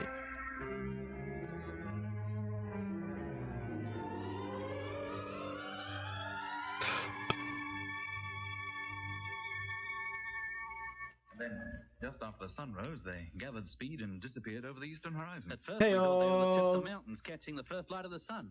Well, And you told I can do this. I've got this whether command. they were able to get a close look at them depends on how soon they could swing the telescope into position. They were all ready to observe and record the sunrise. Well, if they did see or even photograph anything, they'll let us know. Meanwhile, I have some news for you. No? Your takeoff orders arrived less than half an hour ago. When do we leave? In 6 hours. Why not in 6 minutes? Here are full instructions as to what you are to do when you get to Mars. Oh, thank you, sir. No point in opening them, Jet. They're coded. Eh? Every Yeah, message see? from Earth I have received since our arrival up here has been the same. Well, we can decode them, can't we? Not until you've taken off and are well on your way. Even I don't know what's contained in that envelope. They're not taking any chances, are they? Don't they even trust you? Since the attempt to kidnap you four, all kinds of security have been tightened up considerably. HQ don't trust anybody now. They'd better make up their minds to trust us. How do we decode this lot? You will take a machine with you. You will also use it to code every piece of information you pick up during your trip before you radio it back here. Normal routine calls may be made in plain language. Is that clear? Yes, sir. Good. Now, you will be ready to go out to the ships in 4 hours from now. Takeoff will be at 1500 hours Universal Time. I'll come out to the Discovery with you and see you all safely aboard. Now, any questions? Oh, I don't think so, sir. Oh, except, of course, we'd like to know what the observatory made of those objects, if they made anything of them at all. I'll go up there and find out. Anything else? I don't think so, sir. Very well. Let me open the door for the controller. Yes, Doc. Thank you, Lemmy. I'll see you in 3 hours, gentlemen. Righto, sir. Right, sir. Well, that's that. Off to Mars in 6 hours and no embarkation leave. I wonder what that envelope contains. What do they expect us to do? And why do we have to wait until we're underway before we find out? Probably because if we knew before we went, we wouldn't go. Yeah, maybe you got something there, Lemmy. Hello, Captain Morgan. Observatory calling. Aye, aye. Hello, Observatory. Morgan here. Is the controller with you? No, he's not. He's on his way to you. It's just as well. I think you better come up here, too, Jet. We managed to get a photograph of those flying saucers. You did? What were they? Well, you better come and look for yourself. We most certainly will. Be with you in a few moments. Good. Come along, gentlemen. Let's see what they have to show us. Is this all you managed to take? I'm afraid so, Jet. We'd hardly got the telescope trained on them when they disappeared. Well, there's no mistaking what they are. The asteroids? Yes, sir. The same ones, I would say, that Lemmy and I pursued in the orbital rocket. The spaceship carriers where those spheres came from. Yeah, but what are they doing up here on the moon? No point in landing any spheres here. The only habitable place is this colony where everybody knows everybody else anyway. Well, maybe they don't intend landing any more spheres anywhere. Perhaps they're on their way back to Mars. Yes, if they were, there'd be no need for them to come so close to the moon. Or so close to the colony, come to that. They must have known they were going to be seen. Unless they wanted to find out what was going on, or whether we'd left for Mars yet. Always assuming they know we intend. But yeah, no, it's been a good day. I hope your guys' day has been good. Hope the art is going well, Heaven. Hope the art is going well, Zara. If you have any, ooh, hey, there might be. It was pure coincidence that they did it just as the sun was rising and enabled us to catch a glimpse of it. Well, where are they now then? Waiting out there, all ready to pounce on us the minute we show our noses anywhere near them. I don't know, Lemmy. Well, I think we should make sure before we take off. What difference does it make anyway? We'll take off just the same. Eh? This is the most favorable time. Always love this stuff. The shortest possible period with the least expenditure of fuel. Yeah, but what if those... Just remember that I love seeing all your guys' art. If you're working on something, I want to see it. Not in the physical sense. Oh, no, of course they don't. I love looking at your stuff. This power of inducing sleep, this hypnosis, is the only weapon they seem to have. Well, that's violent enough for me. And we discovered on Mars that even the hypnosis can be overcome if you're strong-willed enough. Oh, that's all very well for you, Doc. You're immune to this hypnosis business anyway. But me, I only have to imagine I hear that noise and I'm out like a light. Well, sir, I don't think there's much point in staring at this photograph any longer. We've a lot to do before we leave here for the ship. We'd better attend to it. Very well, Jed. So, we're going, just like that. Yeah, Lemmy? Do you want to stay behind? Who said anything about staying behind? I merely said, so we're going, just like that. Well, I only... What's the matter? Don't you want me to come with you? Do you think you can handle the ship without me? No, of course. Then don't try to get rid of me. When that ship takes off, I'll be in it. And anybody who tries to stop me is liable to get a thick ear. I don't care who he is. Then let's get back to our quarters and not start any more arguments over nothing. Well, I don't want to argue. It was Mitch started it. Come on, Lemmy, cut the cackle. Whoa. I'm just working on a fantasy lady last night, but got stuck, so have taken a week break from it. A wee break from it, then fell asleep. A wee, not a week break. A week break. No, I heard you. I get you. I get where you're coming from. You wanted to take a week off, you know, sit on it just a little bit. Give it a little bit of thought. There was no feeling of I get you. I see where you're going. Apprehension. I see where you're going with it. During our long trip of nearly 400 million miles out from the sun towards the orbit of the alien I see how it is. What of the Martians themselves? Smart thinking. These were beings we had never even seen. Would we meet up with them this time? And if we did, what would they be like? What were our chances of obtaining the information wanted by our superior officers at Space HQ? And if we did manage to obtain it, what were our chances of returning safely to Earth with it? What if the invasion took place while we were on Mars? Those spheres didn't land conditioned Earthmen in different parts of the world for nothing. What was their purpose? And why, after being landed, had nothing more been seen or heard of them? Well, these thoughts must have also been in the minds of Jet, Mitch, and Lemmy. But in those long, tense moments before takeoff, nobody, of course, mentioned them. In the tiny, cramped cabin, nearly 1,000 feet above the moon's surface. If I take a week off from it, I won't go back to it. Jet called up control to tell them we were ready. All set, control. You may close the main door. I understand. I've been there before. I mean, I haven't looked back at all my old art stuff, and you've probably seen... There's a lot of stuff that I worked on for a little bit, and then I just left and then never came back to. So many art projects that I did that. But not this comic. That's for damn sure. Not this comic. During the firing of the first stage, the acceleration rate will produce maximum G. If I go through this couch, I'll sue Space HQ for damages. We're going to be very uncomfortable for a fairly lengthy period, but try not to black out. Blackouts, hypnosis. Are you kidding? 0 -2 minutes. And I must admit I felt a little shaky. No ship this size had ever taken off before. Certainly no crew-carrying ship had ever reached the velocity that this one would reach. 0 -1 minute. 1 minute. Oh, Now relax. No glad not the comic. Can't wait to see this finish. Oh, yeah. I mean, look at it so far, the amount of polish and work that I've done so far on it. You sure don't. It sounded like 1 minute to me. You can't just leave it. And then I got, oh, that one guy's face. There's only 45 seconds to go. His face. There go the pumps. 10 seconds too soon. What on earth is going on? Position control panels. Be ready to take over on manual control if I give the word. Okay, Jeff. Hello, Discovery. Control calling. Hello, control. What's going on? Things seem to be all haywire. The pumps, they're on. We know that. We can hear them. 20 seconds to go. Everything is haywire down here, too. Why? What's the trouble? Our takeoff is... Oh, cancer. You need a time like this. 15 seconds. Somebody started the pump. The motor's bound to fire. 10 seconds. Turn them off. You hear? Revert to manual control. Turn them off. What's happening down there? Hello? Hello, control? Hello? They don't answer. Don't get off your bunk, Mitch. You haven't the time. 0. Mitch, get back. Do you hear? Look. Mitch, get back while you still have time. All right, Jeff. I'm okay. Switch to manual operation now. Lemmy, teleview, stern view. Stern view, on. Height, Mitch. 10.4 miles. Jeff, look, on the screen. Look what's down there. Those vanishing spheres, dozens of them. Well, we can't turn back now. But what's happening to the boys down there? Whatever it is, there's nothing we can do about it. We've taken off and we've no choice but to keep going. Oh, me chest! It's agony! Hang on, Lemmy! Oh, I can't stand it! Don't black out, for Pete's sake! Don't anybody black out!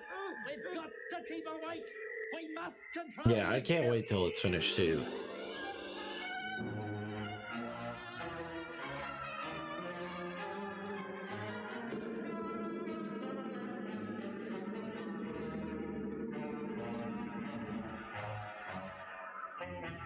That was episode 4 of Journey into Space. Taking part in this recording were Andrew Folds as Jet Morgan, Alfie Bass as Lemmy, Guy Kingsley Pointer as Doc, and Don Sharp as Mitch. Other parts were played by David Jacobs and Alan Tilton. The orchestra was conducted by Van Phillips, who also composed the music.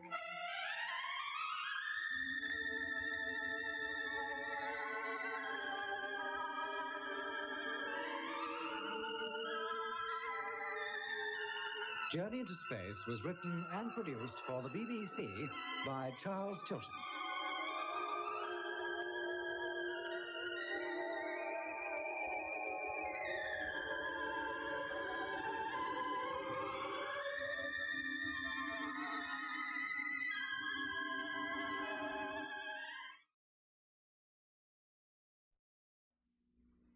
Journey into Space. The BBC presents Jet Morgan in The World in Peril.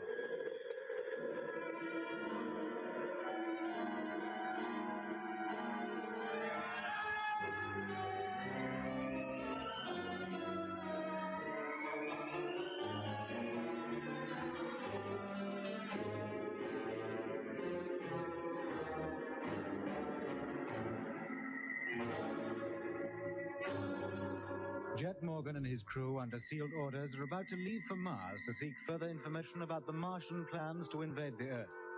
They're to take off in the modified Discovery, accompanied by 2 remote-controlled freighters from the specially constructed launching ground on the Moon.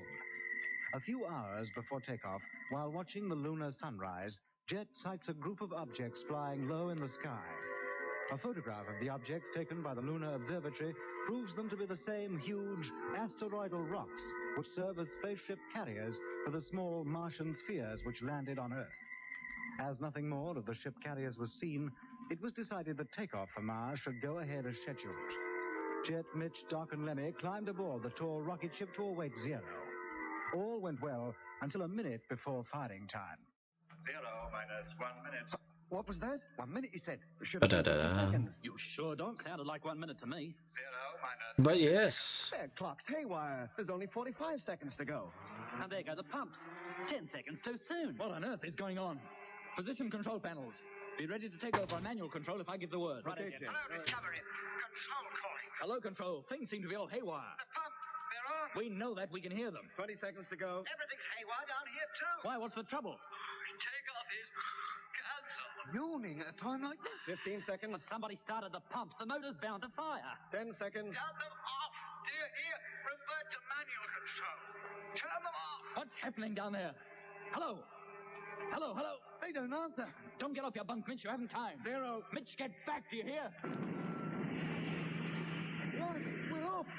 Mitch, get back while you still have time. All right, Jet. I'm okay. Switch to manual operation now. Lemmy, teleview, stern view. Stern view, on. Height, Mitch. 4,900 feet. Jet, look on the screen. Look what's down there. Those parachute spheres, dozens of them. Oh, we can't turn back now. But what's happening to the boys down there? Whatever it is, there's nothing we can do. We've taken off and we've no choice but to keep going. Oh, my chest! Oh, my chest is agony. Hang on, Lemmy. Oh, I can't stand it. Don't black out, for Pete's sake. Don't anybody black out. We've got to keep awake. We must control the ship. Mitch, height.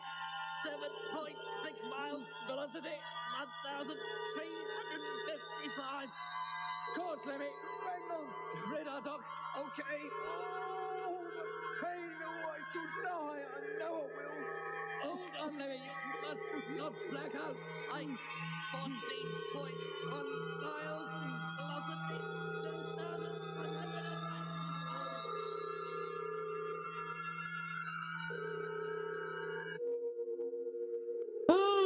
Oh, blimey. Thank goodness. Oh, I'm going to be sick. Take a deep breath, Lemmy. Concentrate on the screen. And call up Control. Try to contact them. Yes, mate. Hello, Control. Discovery calling. Come in, please. Doc, the telephone. Swing it round. I hate this sinus drainage, though. This sinus drainage can suck a dick. And not in a good way. In like a high school, ooh, grody kind of way. Like, no, I don't want them to enjoy it at all. Too worried about what's liable to happen up here. We'll jettison the booster and fire the second stage ourselves. All right. Like, this sickness is not not doing me any flipping favors. Hello, Control. What to do in isolation today? Should I have a gaming or an art day? Well, did you have a gaming or art day yesterday? Is there a game or art you want that you've been working on that you want to keep working on? That should be the questions you ask. Come in, please. Very well, gentlemen. The second and third stages are about to be fired. The next few minutes will certainly be more uncomfortable than the last. Oh, no. But will the motor switch itself off at the right time? It should. And if it failed, it would normally be operated by Control. But they don't sound as though they're operating anything anymore. If it doesn't cut, we'll have to manage ourselves. And if we're all unconscious when the time comes to do it? One of us at least must remain conscious. Unless he does, the motor will keep burning until all the fuel is gone. Hey, what speed will we have reached by then? Oh, enough to carry us out to Pluto, I shouldn't wonder. Not that we know anything about it. I'll call them up and tell them to have an ambulance ready. How much longer to go, Mitch? I had an art day and YouTube day yesterday. Well, then a gaming day it is. Then I have about 12 games I want to play and art I want to do. Well, gaming day it is. I've been playing Keaton from Steam, Keaton Bloodright. It's a boomer shooter. You got to get used to the controls. It's a bit finicky, but once you get used to it, and also you're not going to be using a controller. Like, you got to get used to not being using a controller. Serious business. Serious business. But like, if you're cool with using if you're okay with that, but then I would give it a shot because it's a pretty good boomer shooter. I gotta say, it's a pretty darn good boomer shooter. And there's another game that came out that I have. Forgive Me, Father. That's also another boomer shooter. That just the artwork itself sold me. So I gotta play that sometime. Getting into them boomer shooters.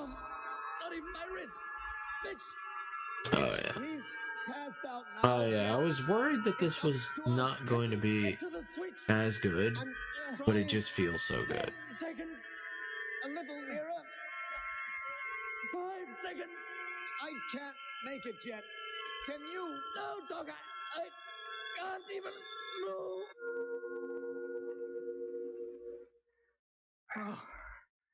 What happened? Did you reach the switch? No, Doc. It cut off of its own accord. Oh, it worked. Thank goodness. There's nothing wrong with the ship then. How about the freighters, Doc?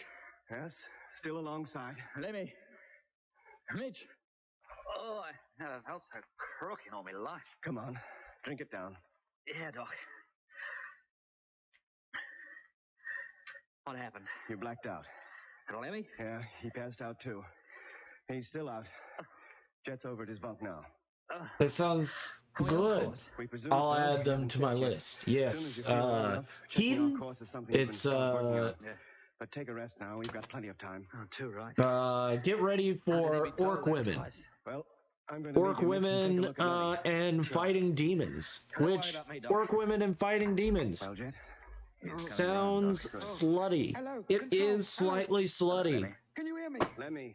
Hey, But it's also a really good game. Did I black out? Yeah, you did. And Mitch. It's also in pixel style, so I mean it's up to you if you're into that. If you can get over the pixels and be like, ooh, turned on by that, hey, more power to you. Just lie still for a while. You'll feel better soon. Yes, Doctor. And if you want to take your mind off your space sickness, try calling control occasionally. Was it? Was it the one I was talking about to Nix? I'm not sure. Meanwhile, Jet and I I'm not sure. What was I telling him about it? It has orc women. And the position of the accompanying our departure had gone off exactly as planned. It's a boomer shooter, and the first part of the game plays a lot like classic Doom with a little bit of RPG styles to it, where the second part of the game, I have been told, is get ready for a big RPG. But you can actually play that, so like, the first part of the game is Crystal Heart, and the second part of the game is actually Blood Right. That's them. Sounds like they're bringing a ship in. Oh, that'll be X-170. The big booba orc lady rings a bell. Yeah, she's not that big boobed. I don't think she's that big boobed. Let's see. How boobtastic is she? She's got double D's. Okay, all right. Yeah. Turn on the juice. She does have big boobs. All of the orc women have big boobs. All right. I was like, she doesn't have that. That's a normal size, cup size, and I'm like, no, goat, no. That's normal for your artwork, you dip. You dumb. Hello, Control. Spaceship Discovery. Repeat, Discovery calling. Over. Operator down there can't believe his ears. Hello, Discovery. Control replying. Receiving you loud and clear. What are you doing on this frequency? We've lost contact with Lunar Base and we're feeling lonely. It happened just as we were taking off. All right, we just got the... I'll take over now. Oh, yes, sir. Lost contact, but how? Your radio seems to be working all right. Hello, Control. Morgan here. It's not our radio that is faulty. It's theirs. Have you been in contact with them lately? No, Jet. We never call them on this frequency anyway, but I'll report the matter. Did you get away safely? Yes, but only just. Now, listen, Control. I'd like a check on our speed and course. Would you attend to that? I'll see the right people are informed. And we'd like you to relay a message to Space HQ in London. But it won't be ready for some minutes yet. Can you keep a listening watch for us? It's better.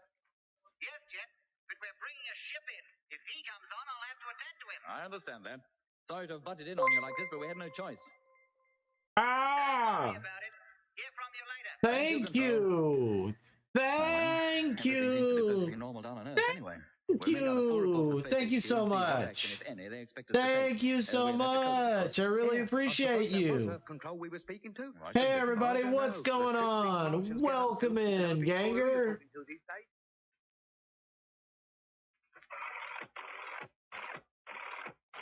Well, velocity and course according to Earth Control agree with our own calculations. At something. How about you, Doc? How are you doing? Almost through, Jet. That's it. We don't have to figure this coding with pencil and paper. It'll take hours. What will they think of next? Well, there it is, Lemmy. Get it off right away, huh? Yes, Doc. OPY42. There you go. URA7P XUWZT. What is Hello, everybody. Hello, everybody. Hope everybody's doing well. I'm almost done with this page, and once I'm done with this page, I'll go to the next page, because that's how it works. That's how it works. Guys, if you didn't know, once you complete one page, get to go to the next page. Hope everybody's doing well. How was the stream, guys? Hope the stream went well. Hope it went well. Thank you for coming in. Thank you for hosting me. Thank you for coming in. Everybody, if you don't know, thank you. What took you so long with the reply? All right, Lemmy, let's have it. There it is, Jet. How was the stream? What were you streaming? Let's see what you were streaming last. Hold up. Let's give it a look-see-loo. Let's have a little look. We last heard from you. Yeah, well, don't let's boast about it, Lemmy. You never know who's listening. Oh, okay. Sorry, Mitch. I forgot myself. Yeah, well, watch it.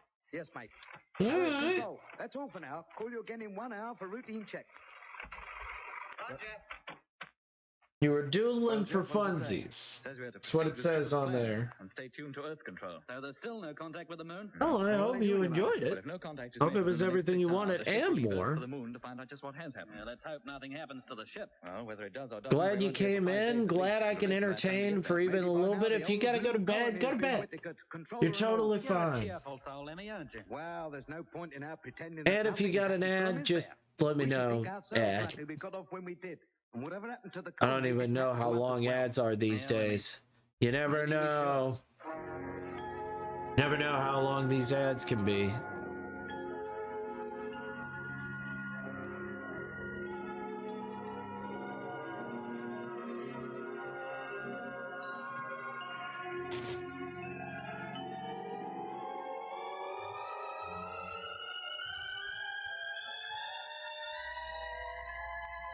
Come on. Save it. Thank you. No, still not saved. There was little for us to do in the ship.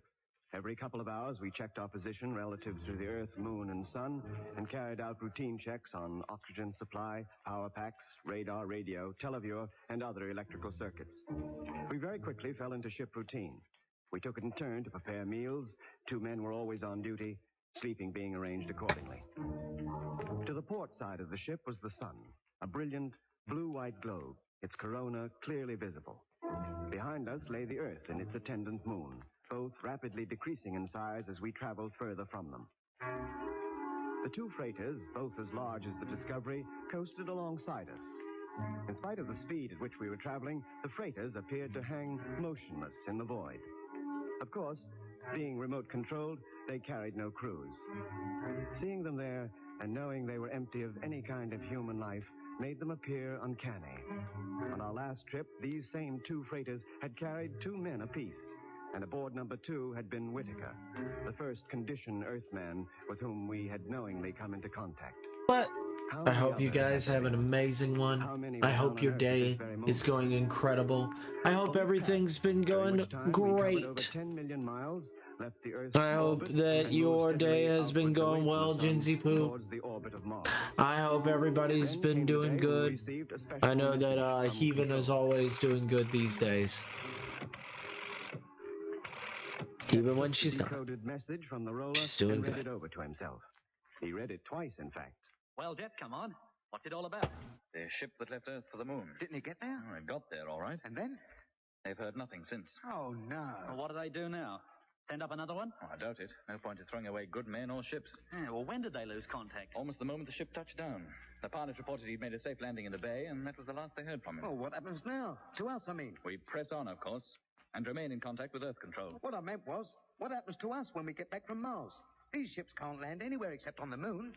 Controller said nothing about that. Well, they better start saying something, and quick. Well, what's all the hurry? We won't be landing back on the moon for a year at least. And by that time, the mystery of what's happened down there might well have been solved. And it might not. When we started out on this trip, we only had the prospect of the Martian landing to worry us.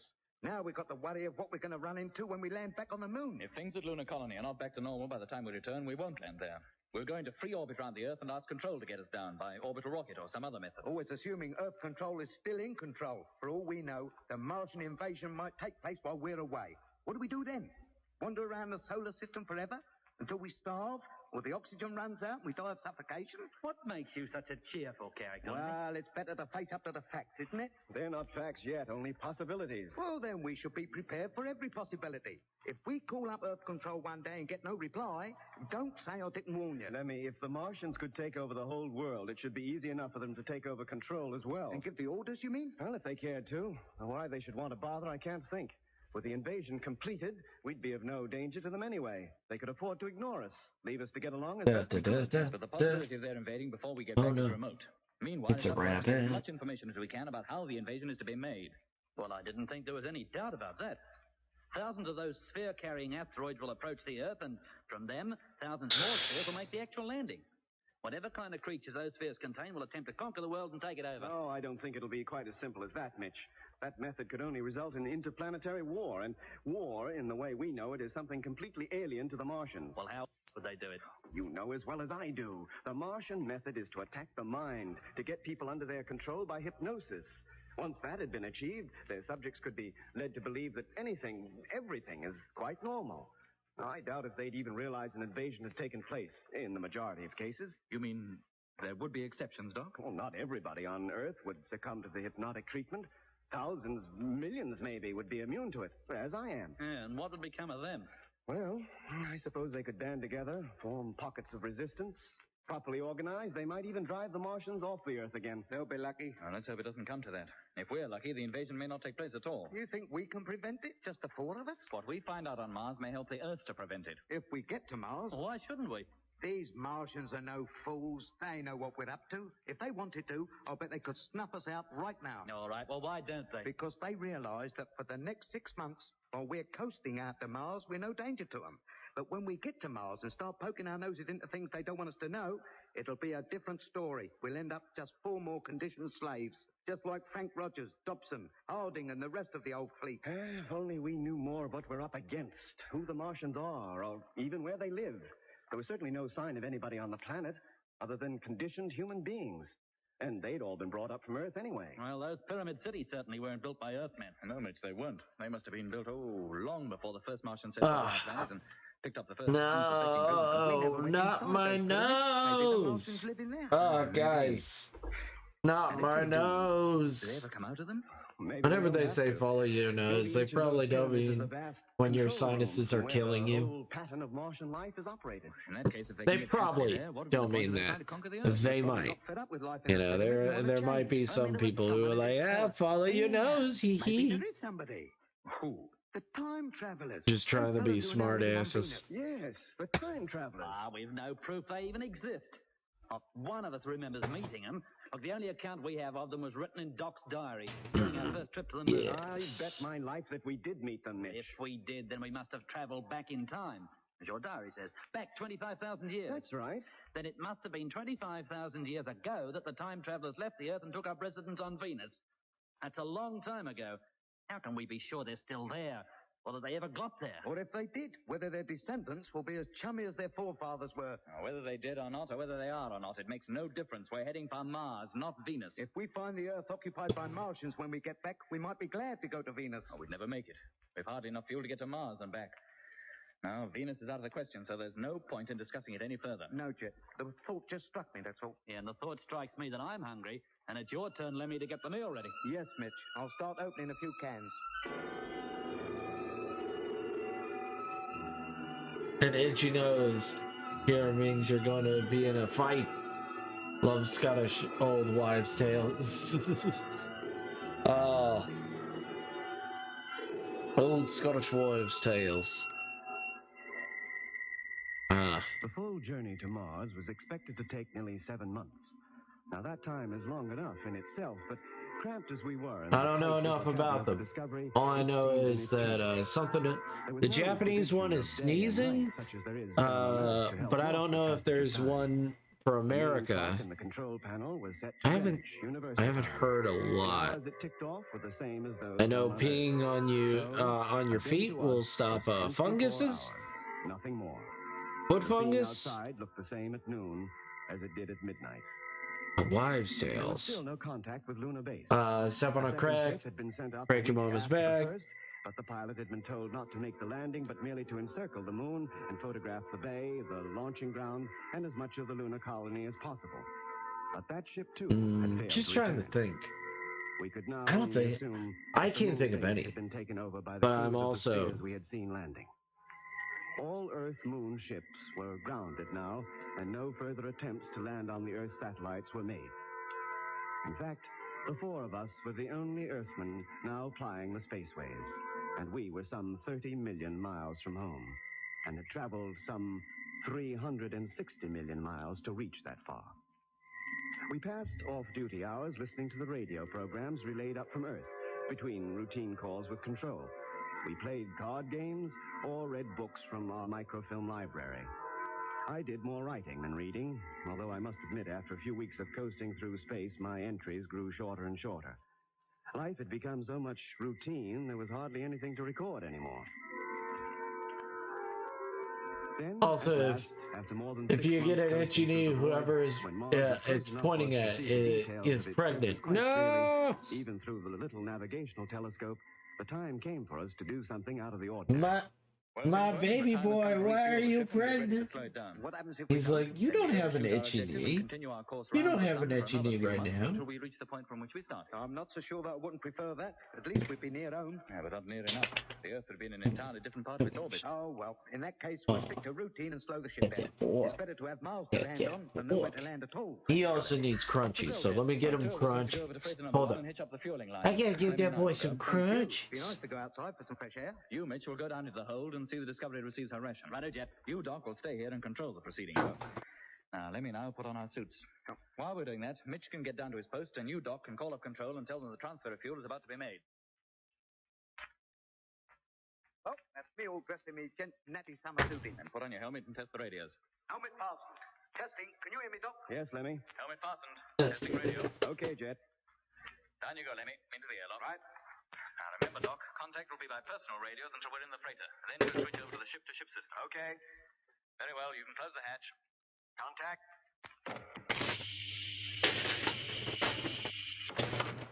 Exhausting airlock. Inflating. Hello, Mitch. Can you hear me? Yeah, Jet. I'm down in the hold now. Then let out the fuel line. Pick up the The bunny, yes.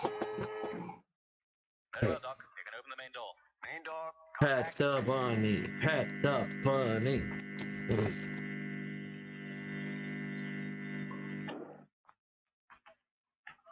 Oh, blimey. Milkman's only left us half a pint again. Out you go, Lemmy, and cut the cackle. Yeah. And make your way down to the stern and pick up one of the lines. Yes, mate. Hello, Mitch.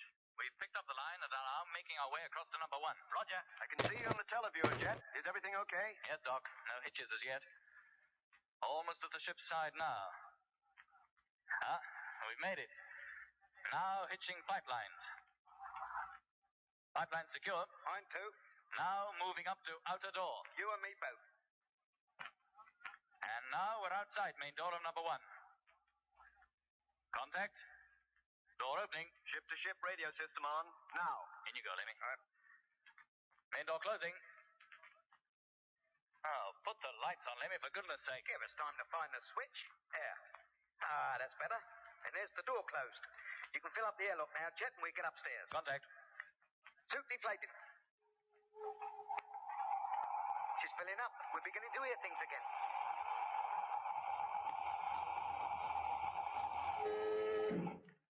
Airlock pressure maximum. Opening cabin hatch.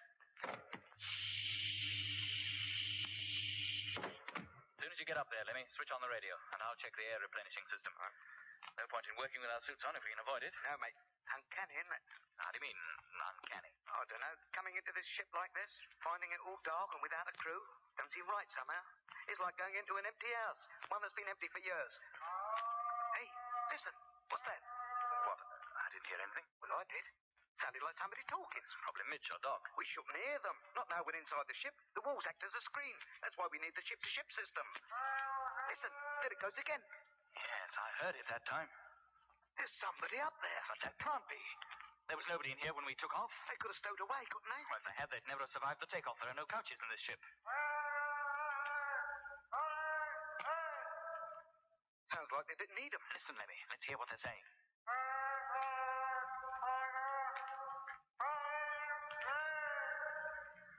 Can't understand a word of it. Yeah, I don't like this. Let's get back to our own ship. We can't. We've got to transfer the fuel. We'll never reach Mars otherwise. Surely they must hear us. What if they show themselves? Yes, why don't they? And if they won't, Don't worry. show ourselves to them. Don't worry. Don't worry, Heaven. Boy has gotten the chip.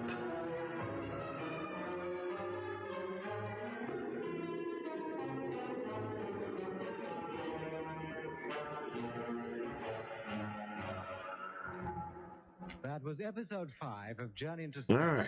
Taking part in this recording were Andrew Foles as Jet Morgan, Alfie Bass as Lemmy, Guy Kingsley Pointer as Doc, and Don Sharp as Mitch.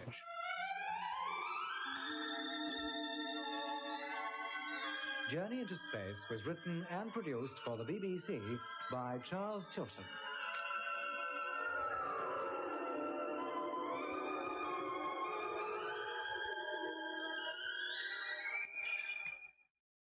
Episode 6 of The World in Peril continues our journey into space next Friday evening at 7 o'clock.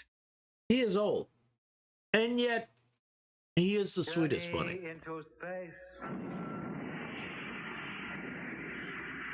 The BBC presents Jet Yes. in Yes. The World in Peril.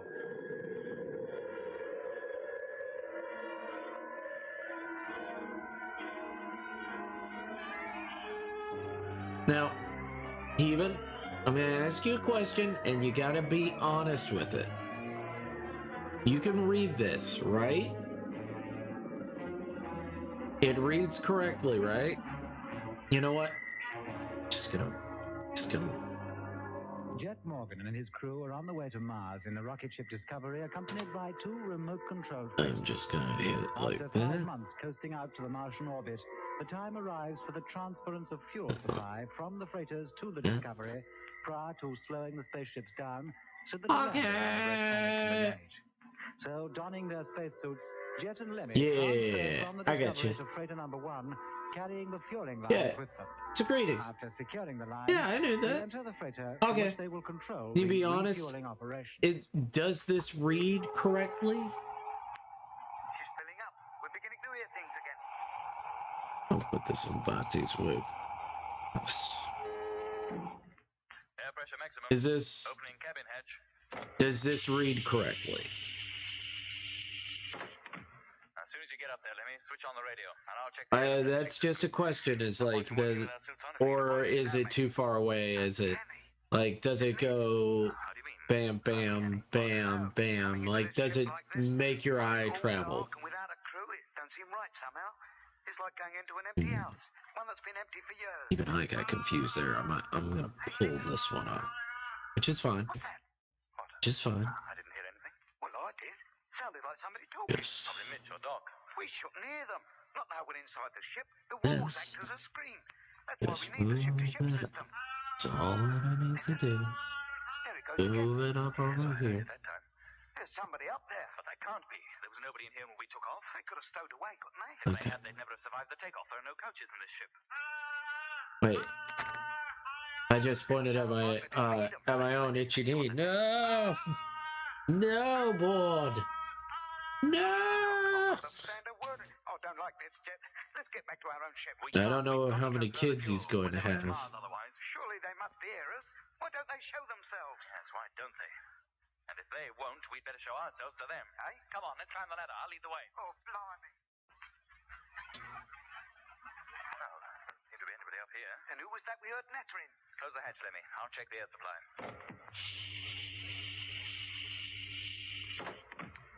Everything seems to be okay with the air. You can take your helmet off. Yes, mate. Stow your helmet, then call up Doc. See if the radio's okay. Right. Meanwhile, I'll make a thorough search of the cabin. Maybe when they heard us coming, they nipped down into the cargo hold. In which case, we'd have heard the airlock or the hatch at least. That's a point. But where else could they have gone? Nobody could hide in here. The only place they could be is down in the inspection hold. I'll take a look there. Nah, be careful, Jet. Don't go doing anything stupid. Oh, don't worry. The inspection hatch is transparent. All I have to do is put the light on and look. Oh, what are we panicking about? The ship-to-ship radio's on, isn't it? That means the receiver in this ship must have been alive before we even got through the airlock. Doc's probably been calling Then why isn't he still calling? I'd stake my life on that voice not being Doc's. No, it wasn't much like it, was it? But I'll call him up, Jet, just to make sure. Hello, Discovery. Freighter number 1 calling. Can you hear me? Over. Hello, Lemmy. Doc speaking. Are you all right? Yes, mate. Why? Oh, I heard you calling a couple of minutes ago. Oh? What was I supposed to be saying? Oh, I couldn't make it out. It was a strange voice, all distorted. I couldn't understand a word. So you heard it too. We thought maybe it was you. Did you try and call us? Yes, I did. But I realized that you must still be in the airlock and couldn't possibly hear me. Hello, Doc. Jet here. Hello, Jet. Did you hear all that? Yes, Doc. So it did come from the radio. And that voice, sounded for all the world like somebody in the cabin. Have you heard it since? No. Maybe it's Control trying to contact us. On the ship-to-ship frequency, Doc? Oh, no, I suppose not. But who could it have been then? Who would know we were using this frequency anyway? Maybe it's some freak transmission harmonic or something. On this equipment? It has been known. Well, it's all very strange. I've never known the equipment behave so oddly before. Normally, reception is as clear as a bell with no kind of interference from anywhere. Well, we got it this time. Well, so long as communication Also, with the ship is okay, hello, full sham, Heaven, Steady Prism, the Shy Red Box, Tack, We're up. Lemmy and I will now go down into the hold and transfer the fuel. Is Mitch all set? Yeah, Jet. Oh, Raven's also lurking? Oh! Any voices, Mitch? No, I didn't. Doc told me about it, but I couldn't hear anything. Oh. Maybe something to do with my Thank you, lurkers. of the ship. It's not all that easy to hear you. Oh, well, we'll get down to the hold ourselves. I'll call you just before I'm ready to set the pumps going. Come on, Lemmy, let's go. Contact.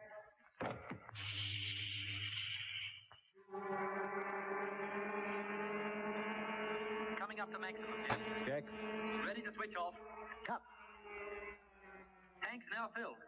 Pressure 478.5. Good. I'll leave you to extract the residue from the lines. Okay. Meanwhile, Lemmy and I will prepare to leave this freighter. Once we're outside, we'll disconnect the lines and return to the Discovery. Good on you. Hello, Doc. Did you hear that? Yes, Chet.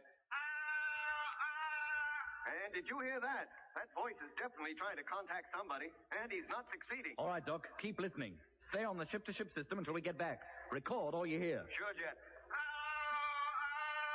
Oh, he's persistent, isn't he? I heard the voice twice more before Jet and Lemmy returned to the Discovery. During the second call, Mitch came up from the hold and heard it too. But neither Welcome of us in, were able to Actor make any Drop. sense of what he was Hello. saying. And that was the last we heard, for the time being at any rate. 3 more weeks passed, during which period we traveled another 13 million miles. The red planet now looked almost as large as the moon does from Earth. Its polar ice caps reflected the brilliant sunlight, and the pink and olive-green features of the planet's surface stood out sharply. Gradually, as the planet rotated on its axis, the familiar places passed before us. The Lacus Solis, the Argia Desert, and the Mare Erythraeum were easily discernible. The planet looked lifeless. At this distance, it didn't seem possible that human, and so far as we knew, inhuman beings roamed its surface, tilled the land, and populated the strange pyramid cities which we knew to exist in the oases where the canals meet. Yes. We were rapidly approaching the time when we would have to slow our ship down to match the speed The of our banning jet. has begun. The great banning has begun. Missed the planet entirely. Only 5 The million great miles now banning separate has us from Mars. begun. But in spite of our speed, So, our spiral course dictated that it would be another week before we could go into Heathen, free orbit round I'm the gonna put planet. this in, And before that could be I'm gonna put this achieved, we'd have to in, slow down. where would I put it? We carried God no damn it. forward Would I put it in art? discovery or the No, I would put it in so it was comics. necessary to turn the ships over before the Paste. braking power was turned on. We strapped ourselves to our takeoff couches and got ready for the turnover routine. Position control panels. See if that reads correctly, if that flows correctly. Just give it a look. I really would appreciate it. Just, Freighters in full view. Mitch. if it doesn't, I'll fix it. Gyro, contact. Freighter gyros, contact. Position, Lemmy. Hang on. Our points of reference were the stars. Slowly, But- very slowly, the great ships That's began done to with turn part, over. with page 4. Lemmy. Not really. I could It see doesn't? the 2 giant freighters Okay. very clearly on the screen. It doesn't As flow at always, all? they appeared to Okay. hang motionless against a background of myriad stars set in a velvet black sky. And then, slowly, very slowly... So you're saying it doesn't flow at all? It doesn't go from like... on our televiewer screen now began to move out of the picture, and new ones appeared to take their places. Of course, it wasn't the stars. Doesn't go from like... 1 degree. Doesn't lead the eye from like... We had 180 to go, Here... at the end of which our ship's tail To would be facing the here... direction in which we were traveling. To here... Nose pointing in the To direction. here... 1.5 degrees. To here... To here... And then... Bam... Bam... Slowly, And then... Bam... And then... turn turtle. Bam. The background of stars on the televiewer screen. That's how you're supposed to read it. 179 degrees. At last, after what seemed an interminable time, the maneuver neared completion. Okay. 109.5 All right. degrees. Stand by to cut gyros. 180. Ship's gyro, cut. Freighter gyros, cut. Stern teleview, Lemmy. Stern view, on. So that... Bam, bam, bam, bam, bam, bam, bam. And there she is. Okay. The red All planet. right. Slap in the center of the screen. I just wanted to see if it read correctly. I have it up on the Discord and comics. Position and ready to fire. Motors, Mitch. I think I see what you're looking for, and yeah, I can see why they'd say that.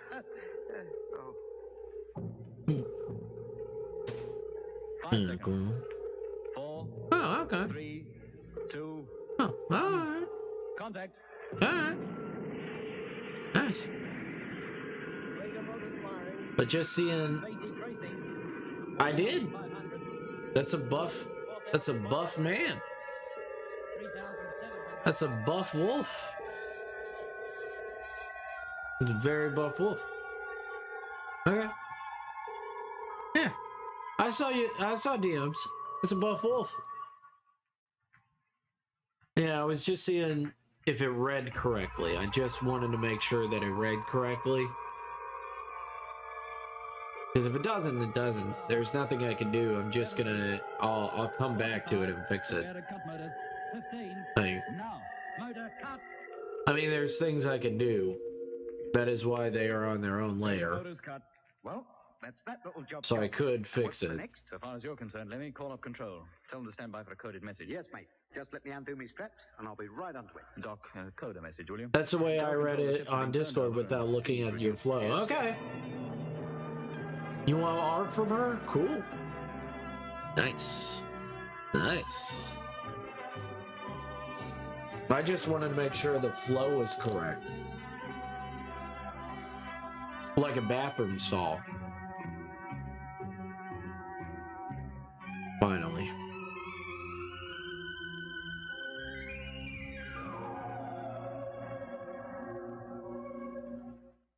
Oh, look at it. The Larcus Solis, the Eye of Mars. Looks just as sinister now as it did the first time we saw it. You remember, Mitch? Too right I do, Lemmy. Lemmy, Mitch. Yeah. Coming, Jet. All right, put up the telescope now, Lemmy. Jet wants to discuss our orders. Oh, be right with you, Mitch, boy. Yeah. Come on, then. Well, gentlemen, by this time tomorrow, if all goes well, our journey will be over. And we'll be encircling Mars in free orbit about 1,000 miles above its surface. And the best of luck. And what does that remark mean exactly? Oh, nice. Nothing in particular, Jet. But as soon as we go into the free orbit, they're bound to see us, aren't they? Well, they might mistake us for stars. And they might not. The fact remains we have to go into free orbit. Yeah, how long do we stay there? For as long as it takes us to survey the whole surface of the planet in close-up. Jet, what do you hope to see? Well, we should be able to see the city in the Larcus Solis quite clearly. We could also confirm the existence of other cities, too. That so-called flying doctor told us there were many more in the northern hemisphere. And then? Then we select the loneliest spot we can find and make a landing. What about the ice caps? They were good enough for us before. The only trouble with landing on either of those is we'll have to travel such a long way before we can hope to meet anybody. And in an emergency, we'd also have a long way to get back. Yeah, so all we have to do is land in a lonely place near a city. You know, there's one thing in favor of landing back on the ice cap, Jet. What's that? Well, when we panicked away on our last visit, we left a freighter full of supplies, a complete land caravan, and a radio station at our polar base. If they're still there, they could be very useful. Perhaps. Meanwhile, we have other, more important things to discuss. There are 4 things above all else that Space HQ want to know. First, how are Earthmen conditioned, and how, if at all, can they be brought back to normal? And if they can, what will they remember of the time they were in a conditioned state? From personal experience, I'd say very little. But when you came back to normal, Mitch, you remembered quite a lot. Only events in which you had a share or could remind me of. Exactly. But it's my belief that all the things you did while in a conditioned state could be brought back to you if somebody could remind you of them, or if you again visited the places in which they occurred. You mean a conditioned man's memory could be jogged by an association of places and ideas? Yes. And Mitch's case isn't the only thing I'm basing that conclusion on. There were those... Dan Flo is never correct. She comes once a month, though. How do they fit in? Well, I believe that until we came along, they thought they were on Earth. My goodness. Wonderful joke as always, my friend. Way of speaking, all sorts of things about us aroused long-forgotten memories. When we talked to them of Earth, the memories of their previous lives on that planet came rushing back. Yes, but those men hardly seem to be conditioned at all, Doc. Any more than Webster did. I'm not saying it was bad. I'm saying I know that it couldn't have been better. They were, in fact, very old. They knew, even though they didn't admit it, that they were too old to return to Earth. Back home, they would have reverted physically to their true age and died. So there was no need to keep them conditioned any longer. They wouldn't escape. Then if we do get hold of a conditioned type, he must be a young man. Somebody who hasn't been up here very long, isn't it? Exactly, Lemmy. Yeah, oh, that's right. And how do we tell how old they are? Well, the shorter the time they've been here, the deeper will be their conditioned state. Well, what brings you to that conclusion, Doc? Remember Dobson and Harding, and McLean, even Grimshaw and Frank Rogers. Their conditioning was such that they wouldn't move a muscle without being told. On the other hand, the flying doctor, who had been on Mars for more than 50 years, was, to all appearances, quite normal. He wasn't kept deeply conditioned anymore because it suited the Martians I better got for him you. to be in It's okay. command over I his own got you. faculties. Traitor. Yeah. But Yeah. Dobson, Harding, and the rest weren't. They were hardly more than robots. And that's the type Space HQ want. The type we must try to take back. If we get back. And how do we go about unconditioning them? Well, that's up to the experts down on Earth. Unless we're lucky enough to stumble on some method ourselves. But I believe they may return to normal on their own account, as Mitch did, the moment they come into contact with familiar earthly things. Well, so much for condition types. What's next on the agenda? Next, the spheres. No, they don't expect us to capture and take one of those back to Earth with us, do they? No, Lemmy, but they do hope we may find out something of how they're made and how they work. And if we can't discover either of those things, then we must find out how they can be destroyed. If thousands of those spheres suddenly appear over London one night, HQ want to know how to deal with them. And that's about the toughest task of the lot. But there's one thing that's certain. Those ships are not propelled by any method that we're familiar with. There are no rocket motors. Rates of acceleration can be slow or fast. Maneuverability is fantastic. They can go straight up, sideways, backwards, or forwards, how and when they like. Unlike us two, once we're coasting, are stuck with whatever course we're on. With minor exceptions. Yes, Mitch. Our method of propulsion, the reaction method, must seem very antiquated to the Martians. Our ships must appear to them as, well, old sailing ships appear to us. They move, and eventually they get there, but that's about all. Yeah, my theory is that the Martians have long ago tapped some power, magnetism maybe, that pervades the whole solar system, maybe the whole universe. So wherever they go, that power's always with them. They use magnetic lines of force, you mean? Yeah, something like that. Though what exactly it is, I've no more idea than you. What hope do you think, Mitch, of our learning how the spheres work? Even if we captured one and took it to pieces, not much. What could an ancient Egyptian make of a dynamo, or even a steam engine if he suddenly came across And one? yet Earthmen, conditioned Earthmen, I realize, help build those spheres. Somebody down there must know exactly how they work. And it's up to us to get hold of him, isn't it? I'll bet that supervisor geezer at that underground factory would know. There wasn't much he didn't know. Well, that's a job you can do, Lemmy. Soon as we touch down on Mars, nip over to that factory near Lacus Solus, capture the supervisor and bring him back to the ship. No need to be sulky, Mitch. It's not called for. A great deal depends on our getting hold of the right kind of conditioned personnel. And how do we do that? Well, that's a problem we have to tackle once we've landed. Together with the problem of avoiding conditioned personnel getting hold of us. And then there's the exact date of the invasion. If we never get off Mars, we must find that out and radio it back to Earth at the first opportunity. And finally, there are the Martians themselves. Who are they? Where do they live? What do they look like? And where do they get those asteroids from? The ones that carry the spheres. And are they propelled on the same principle? Well, they must be. Well, in that case, they could leave for Earth or any other part of the solar system whenever they please. Of course they could. They wouldn't be dependent on favorable positions between Earth and Mars before they left, as we are.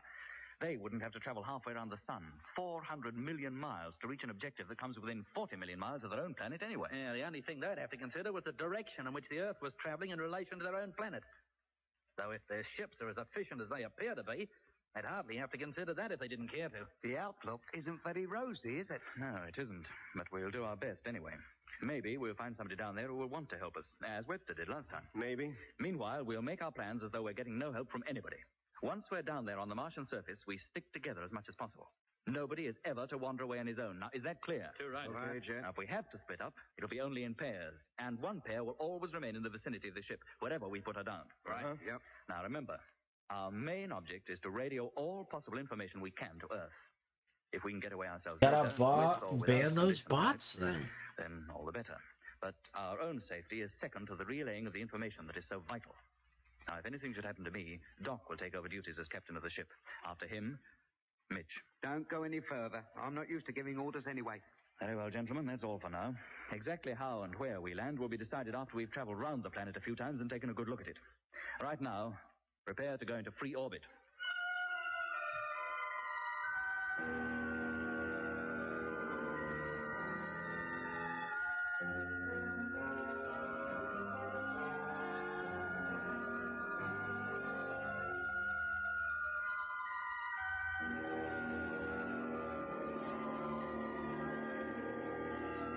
Bam, bam, bam, bam, bam, bam, bam.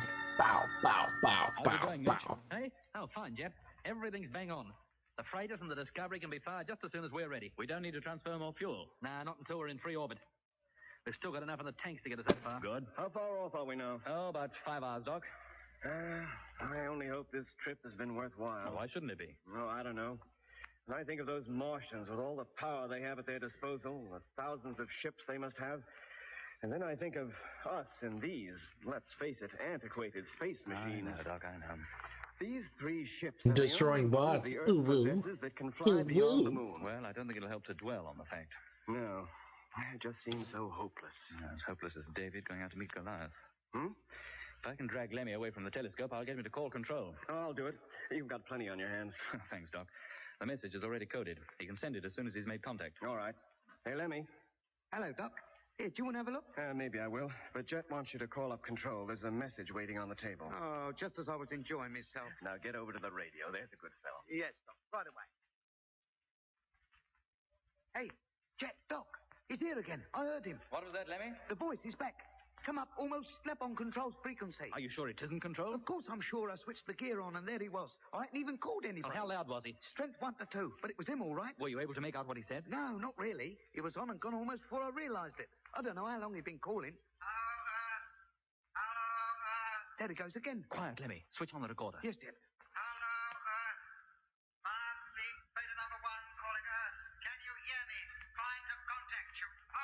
Hey, Mars Fleet, he said. And freighter number 1. Can't be. There's nobody in our freighters. I hope. How far off frequency is he, Lemmy? Not much. Would he hear you if you called? I doubt it. Not without a retune the transmitter. Very well. Call Control. Tell them we have a message for them. Hello, Earth. Discovery calling Control. Have a message for you. Come in, please. Well, it'll be nearly 8 minutes before we get a reply. And while we're waiting, Doc, perhaps you'd code another message requesting permission to retune transmitter. Yes, Jet.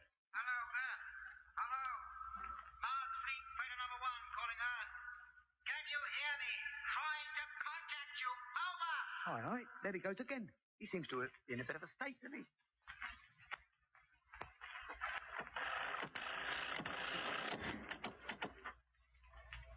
Well, Doc? Permission granted. All right, Lemmy. Away you go. Yes, Jet. What do we use as a call sign? Or do we let him know who we are? Use XOP. Right. Well, now that's the transmitter retuned. Now, let's see what happens. Hello. Hello. Station XOP calling. Can you hear us? Anybody? Doesn't sound as if anybody can. Now, give him a chance, Lemmy. He's probably millions of miles away from us. Hello, Earth. Hello. Oh, is he? Freighter number 1 calling Earth. Can you hear me? Trying to contact you. Over. He's not so far away after all. Call him again, Lemmy. Hello. Station XOP calling. Receiving you, Strength 1. Are you receiving me? Over. Is the recorder on, Doc? Yeah. Get ready to take a bearing this time, Lemmy, and be quick about it. He may not talk for long. Yes, Jet. Hello, XOP. Receiving you, Strength 5. Who are you? Are you Earth or Moon Control? Never you mind, mate. Who are you? He doesn't answer that one. Here, Lemmy. Let me take over. Hello, freighter number 1. XOP to freighter number 1. Can you hear me? I can hear you. We asked you a question. Who are you? I asked you first. Who are you? Are you Earth or Moon Control? Listen to the tone of his voice. That's a condition type if ever I heard one. Will you answer my question, please? I know who this is. It's the Martians trying to contact those spheres that landed on the lunar colony when we took off. Then why should he want to talk to Earth? That's a point. He must know the signals between here and the moon would take minutes to cover the distance. Yet there's hardly any delay between replies. Which means he must be somewhere down there on the Martian surface. Hello, freighter number 1. Moon Control here. Receiving... Just working on this. See what that produces. Hello, Moon Control. Thank goodness I've got you at last. I've been trying to contact you for weeks. I have most important message for you. Can you take it? Hello, number 1. Your call received. We'll take it in a few moments. But first, who are you? It's freighter number 1 of the Mars fleet have important message for you. And what of the rest of the fleet? Where are they? The rest of the fleet? You are only number 1. There must be others. I can't remember. Can you hear me? Yes, we can hear you. It's all so vague. There were others, but I can't remember. I bet you can't, chum. Can't you even remember who you are? Masterpiece! What? Masterpiece! Only part of the time, Lemmy. His ship was actually number 2. Can't be, Frank. It can't. Well, why not? We left him behind, didn't we? But the Martians got him. He was deeply conditioned. Or so you said, Jet. That's right, Doc. He was. He didn't even know me. Hello. Can you hear me? Hello, number 1. You say you are Frank Rogers? That's right. That's my name. Are you alone in your ship? Yes. Nobody else with you? The freighters carry a crew of 2. 2? Yes, that's right. I remember now. Grimshaw. Grimshaw, where are you? Grimshaw! Now he's gone crackers. Hello, Rogers. Hello. Hello, number 1 calling. Receiving your Strength 5. Over. This is a weird business. Can I talk to him, Jet? Sure, if you think you can get any sense out of him. Hello, Frank. Hello? This is Doc. How are you? Well, I got the other page done. If you have any message, it's in comics, pass it on for you. So you can go see it. What's the matter? Doesn't he like the name? For right now, I'll keep it up there for a little bit, and then I'll move it. I think this is Frank Rogers' jet. Every time we mention something to do with the I can keep it there for a while. Never lost in any land truck. I mean, the first few chapters are going to be free, so you know. Hello, Frank. Can you hear me? For goodness sake, Doc, let's take the message. Maybe that'll give us some insight into what's on his mind. Ready to receive your message. Over. Why your work amazes me, God. No, no, stop it. No. I am humbled by your praises. Thank you. Hello, give us your message, do you hear?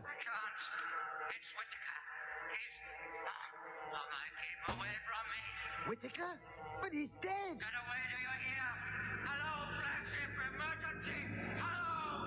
So that.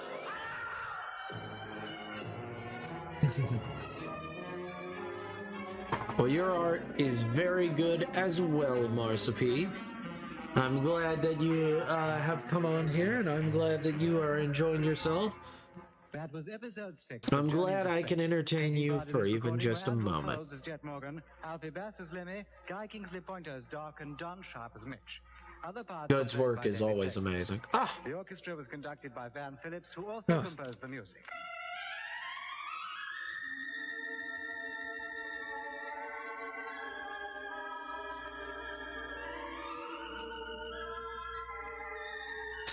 Journey to Space was written and produced for the BBC by Charles Chilton.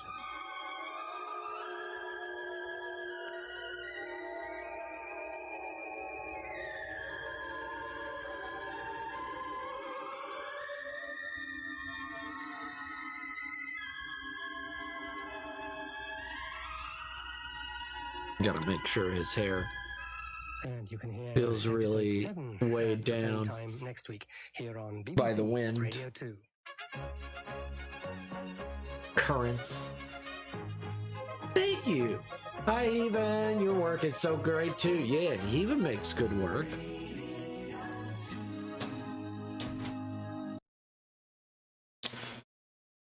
Now it's time for episode 7 of Journey into Space.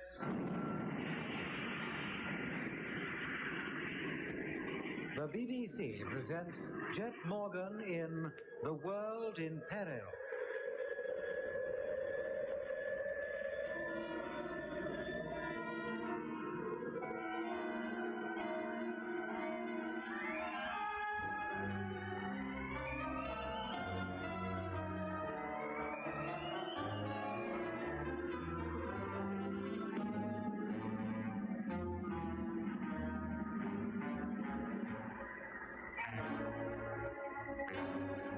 Jet Morgan and his crew, traveling to Mars in the space fleet of 3 ships, are now, after coasting out from the Earth's orbit for more than 6 months, within a few thousand miles of the Red Planet.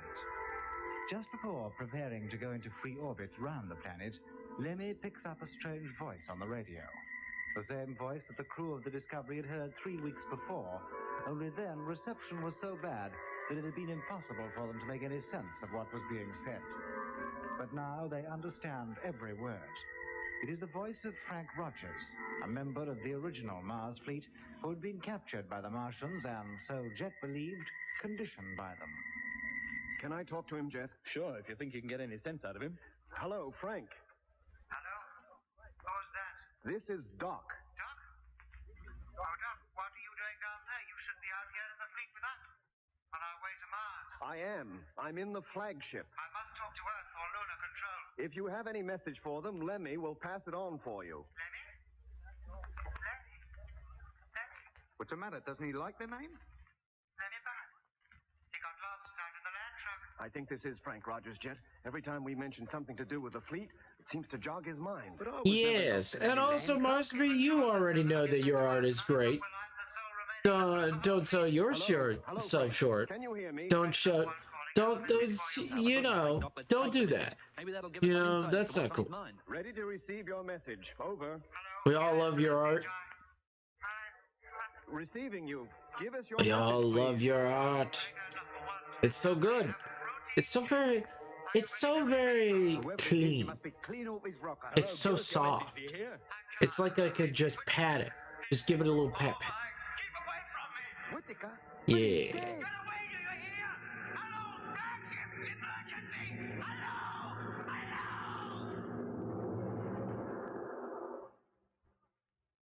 Hello? Hello? What's all this talk about Whittaker? It sounded as though he was there with him. Hello, Frank, can you hear me? Hello? He doesn't answer, Jet. Where is he? Where'd he call in from? From down there on the planet, of course. Where else? Oh, I know that, Lemmy, but from whereabouts on the planet? Now you're asking. Hello, Captain Morgan calling Frank Rogers. Come in, please. Look, Jet, we can't spend too long on this. The time for getting into free orbit is getting very close. Lemmy, take over, will you? Yes, mate. Keep trying to contact him. If you do, give me a yell. Meanwhile, the rest of us will get the ship ready. Hello. Flagship calling Frank Rogers. Have not heard from you for some minutes. Come in, please. Lemmy called Rogers for an hour, but we heard nothing more from him.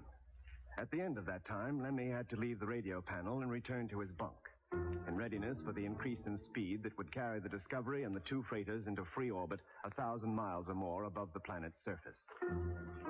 The maneuver went off without hitch.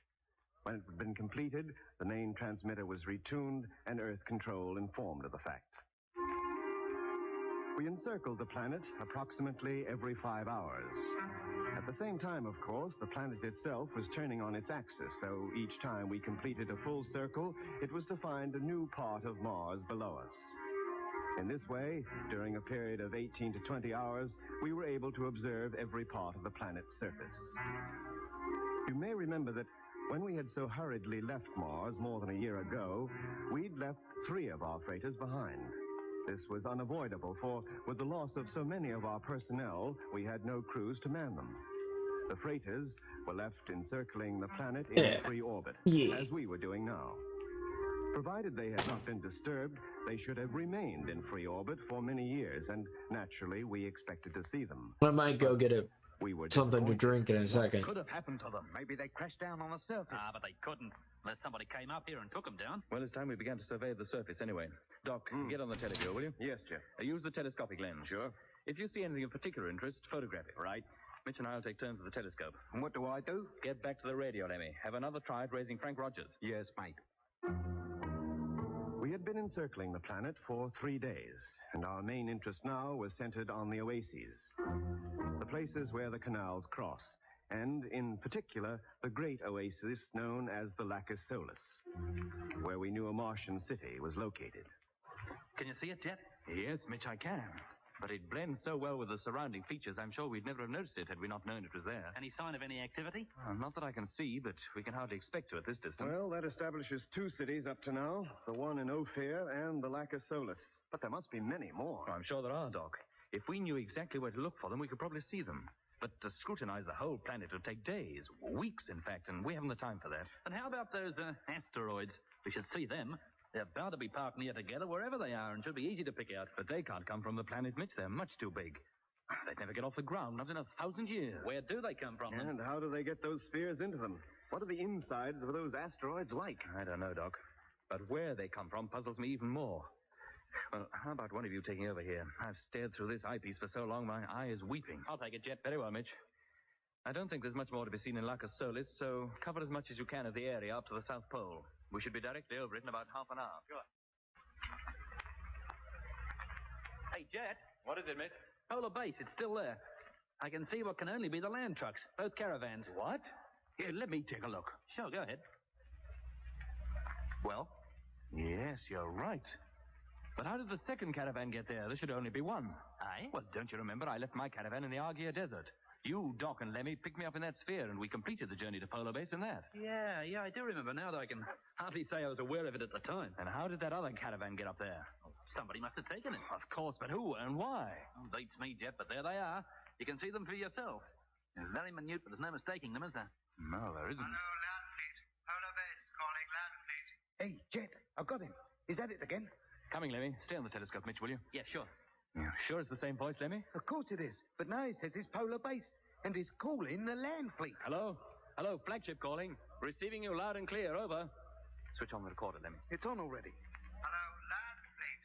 Polar base calling. Have a message for you. Take a bearing on him. We're so close to him now, we ought to be able to find out his exact position. Yes, mate. Hello, Polar Base. What is your message? Have routine checks for you. Are you ready to receive them? Routine checks? What's he talking about? Go ahead, Polar Base. Freighter now landed safely. What are your orders? Well, will you repeat your message, please? just a little like. Freighter now landed safely. What are your orders? Do we unload the land trucks now, or do we wait for number 2 to get done? First is number 1, then is Polar Base. Now he's waiting for number 2. Hello, who do you say you are? Polar Base, Frank Rogers calling. I'm ready to start unloading as soon as you give the word. Polar Base, did you say? Of course. Who else would it be? That's what I'd like to know. Have you got a bearing on him yet, Lemmy? Keep him talking just a little longer. Hello, Polar Base. Flagship calling. Flagship? But you can't be. The flagship is parked outside. Not 100 yards from here. Aye? Hello, I'm afraid we're not hearing you very clearly now. Would you repeat your call, please? Hello, Landfleet. Polar Base calling. Repeat, Polar Base calling. Are you receiving me now? Over. Hello, Polar Base. Receiving you. We'll call you again in a few moments. Standing by. Doc? Mitch? Yeah. Come over here. See what you can make of this. Sure. Be right with you.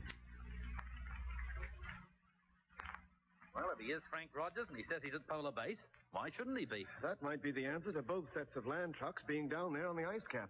You mean he somehow got away from whoever conditioned him, found the caravan, and took it back to Polar Base? What else are we to think, Mitch? All the trucks Just carry radios. the wind flowing in there, just everybody's like, oh, Jesus. Well, from what he said, his so-called Jesus. messages, I doubt very much if he knows where anybody is, even himself. Well, I'm pretty sure there must be By the somebody down goddess' those land trucks. teats. Either Frank Rogers or somebody It's pretending to fucking be Frank cold. Rogers. You think so? Well, why not? Then maybe you can explain why the bearing puts the transmitter which sent those calls slap in the Right in time, have the best stream go. Well, since I saw you, Marsupi, it has been an amazing stream. So, you know, there is that. Since we saw you, it's been an amazing stream. Hope your writing goes well. By the goddess' teeth, it's fucking cold. Well, where is he? In the land trucks at Polar Base or down there in the Mare Australis? Thanks, bye-bye. It's probably still there. You remember Frank salvaged most of the supplies from it and took them back up to Polar Base. Well, the last time he was in there, he got the radio to work, didn't he? Maybe it's still working. Maybe it's from number 2's transmitter that those calls have been coming. Is everybody giving that shivering, that shake? Frank says at Polar Base. If you ask me, Jet, he don't know whether he's on his head or his heels. Well, in my opinion, that's to be expected. Whoever is calling us, and I believe it is Frank Rogers, he's certainly not in control of himself. His mind is wandering. Occasionally he does have periods of knowing exactly where he is. At other times, he lives in the past, imagines he's still with the space fleet, coasting towards the Red Planet for the first time. And what's more, each time he doesn't just remember what happened over a year ago, he relives it. Hence, in his thinking, he is sometimes in freighter number 1, which was his old ship, and sometimes at Polar Base, where he spent a great deal of his time after we'd landed on the planet. And where do you think he really is, Doc? I'd say down in the Mare Australis, in freighter number 2. Yeah, but how long could he expect to remain there? He has to live. Well, there are supplies enough left in that ship to keep one man alive for 3 months at least. And how long's he been in there already? I don't know. When did we first hear him calling? A month ago, but he could have been calling long before that. Well, I still think he's where he says he is, at Polar Base. You don't think the DF gear is working properly, then? That's not that, Lemmy, but I think the whole thing's a hoax. A decoy to get us to land near the wrecked freighter, and once we touch down, we'll probably find a whole army of condition types waiting to greet us. The Mare is as flat as a pancake. If anybody is waiting there for us, we'd be bound to see them. So if we do, we increase speed, rise again, and land somewhere else. I still think Polar Base would be a better bet. Well, I'd think so, too, if it weren't for that second caravan being there. The trucks may be a trap, too, you mean? Why not? The Martians may well think we'd land in the same place as before, and that we'd need the land trucks to travel over the planet. Well, they've got another thing coming then, haven't they? We don't need them at all. Besides, they've got no proof we're even arriving. You think not? With spies obviously planted in Space HQ down on Earth? Well, maybe they have and maybe they haven't. But the fact remains, we have to land somewhere. We've encircled this planet a dozen times already. Well, I'm still for landing on the ice cap. How about you, Doc? The Mare, Jet. As near to the wreck of number 2 as we can safely get. I think Frank is in there. If he is, we owe it to him to pick him up. And that's not all. If he has escaped, he'd be very useful to us. Tell us a lot of things we want to know. Yeah, always supposing he's in a fit enough state to tell us anything. He certainly doesn't sound like it at the moment. Well, who knows? He may come back to normal. We may even be able to bring him back. Yeah, always assuming we can find him. Well, Jet, what's it to be? The Mare Australis. Okay, you're the captain. Code a message, will you, Doc? Tell Control what we're about to do. Sure thing. Meanwhile, Lemmy will stay at the radio, send the message to Earth as soon as it's ready, and keep a listening watch on that voice. Right. Mitch, you and I will begin transferring from number 2 the fuel necessary to make the landing. Right you are. Put on your suit. We'll make the descent just as soon as our orbital position is favorable.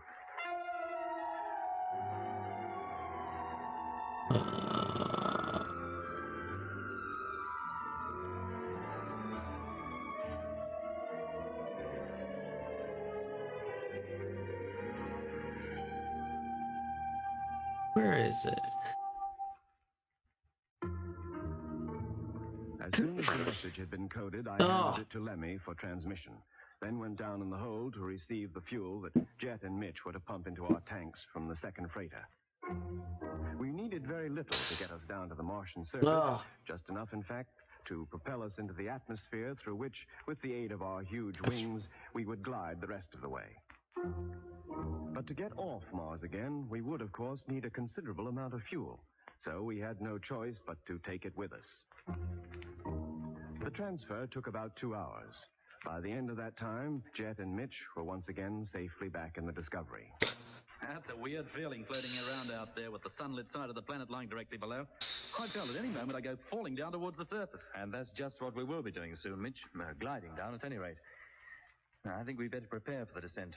Motors will be fired in half an hour. Right. How about it, Lemmy? Have you contacted Rogers? No, Jet. I've been calling him constantly all the time you've been away, but he doesn't reply. Well, if he is in that wrecked freighter down there, we'll be talking to him face to face before long. Did Control acknowledge the signal? Yes, Jet, and they wished us luck. They might well. We need plenty of it. Well, you better get on your bunks. Yes, Jet. Good. Then I'll get up into the pilot's cabin and get ready to take the ship down.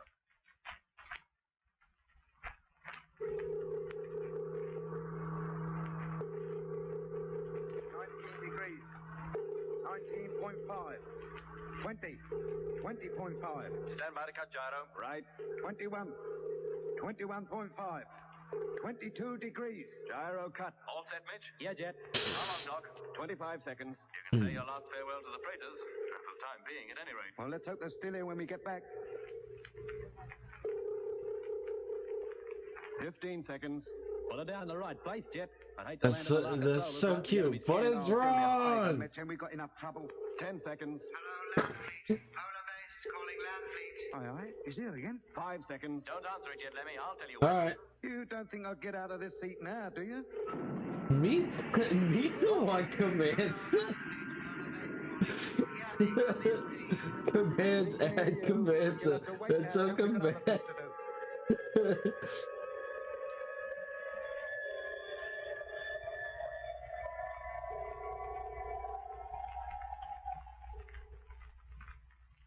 But it's wrong.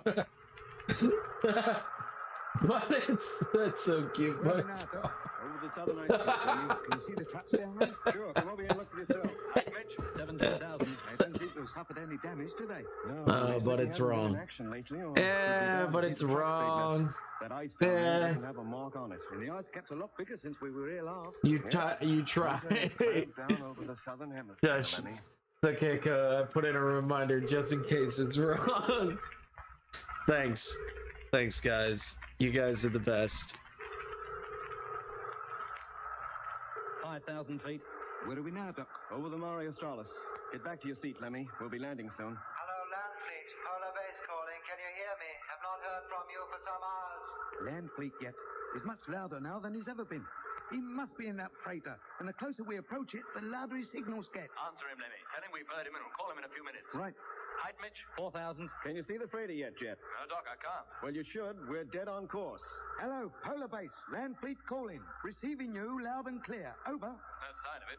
Maybe the wreck has been cleared away. Hello, Land Fleet. Receiving you at full strength. 3,000. Well, we're getting mighty close to something, Jet. Signals from Rogers are belting in. Hello, Polar Base. Receiving you full strength and all.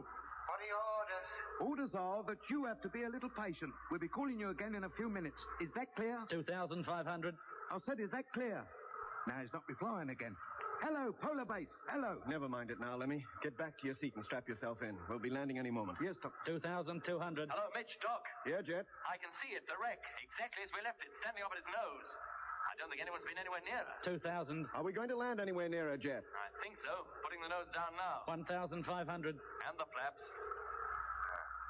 Stand by to release a parachute brake, Doc, if I give the word. Okay. We're nearly down to landing speed. I think we'll make it all right. 1,200. Let's hope the ground is firm enough to take the weight. Should be, Lemmy. It's probably frozen solid anyway. Turn off the televiewer, will you? Yeah, sure, Doc. Televiewer off. 1,000. No signs of any Martians yet, I hope? No, Lemmy. Nothing but the wreck and the purple plain as far as the eye can see. You'd never guessed there was any kind of life on Mars from this view. 800. Put out a brake, Doc, will you? Number 1, shoot. Release. 700. Coming into touchdown. Hold on to your hats. 600. Here we go. 500. Taking it a bit steep, isn't he? 400. He'll straighten out in time, don't worry. 300. I'm just eating my pickle chips and I'm being nice. 100.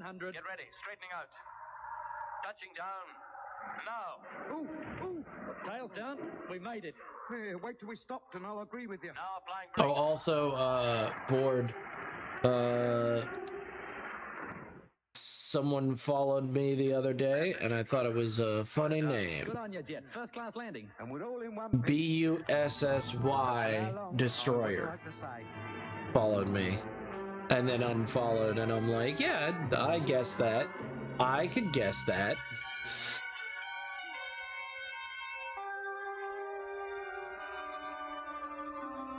I thought it was just funny. I was like, I'm pretty sure that's not a real person, but I will treat them with respect until we find out. Plane stretching clear to the horizon. And the freighter? Oh, can see that too, of course. It's to the west, about half a mile away. Well, do you mind if I get up there and have a look? Okay, Lemmy. But you could have used the televiewer and seen just as much. Oh, no, Doc. But that isn't the same as seeing it in the flesh. Lemmy.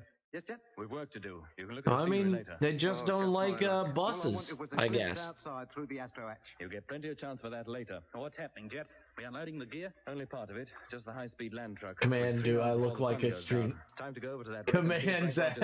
Well, it must be. The last call we had What? from him definitely came from that freighter. It couldn't have come from anywhere else. The strength it was. Well, let's hope so. Now, who's going, Jet? Mitch and I. While we're gone, Doc, look out for spheres or anything that might suggest somebody heading this way to investigate us, all right? If it's no S on there, oh no. With Rogers, and at the same time, keep in contact with us over the personal radios. And what if Rogers isn't over there? He must be Mitch. Well, Sweet bussy, bro. If you're right, Doc, and that we're not Man, walking straight into a trap. you got such a bus, bro. Have you seen that nice bus? Sure to see some sign of them when we landed. Or their spheres, at least. How else could they get here? Well, if you're so confident, let's go. I'll put my suit on and I'll the cargo head. That's such a cool bus, bro. Hello, Doc. Can you hear me? Hello. Hearing you loud and clear. Mitch and I are in the truck now and about to head for the wreck. Right. Okay, Mitch. Start her up. That dump truck bus. Well, it seems to be working all right. Well, let's go. We're going to get back here before dark. Hello, Jet. We're in contact with Rogers again. The signals are so powerful. Yeah, the bussy, bro. Not really. Did you tell him we'd landed? No, but I did say somebody was on his way over to the ship. What did he say to that? He wasn't in the ship. Oh? No, he thinks he's out in space again. Lemmy's having quite a time with him. Well, get him to sit tight. There we We'll go. be with him in just a few moments. Okay. I only hope I can get him to understand what I'm talking about. I did it to myself. I cursed my own stream.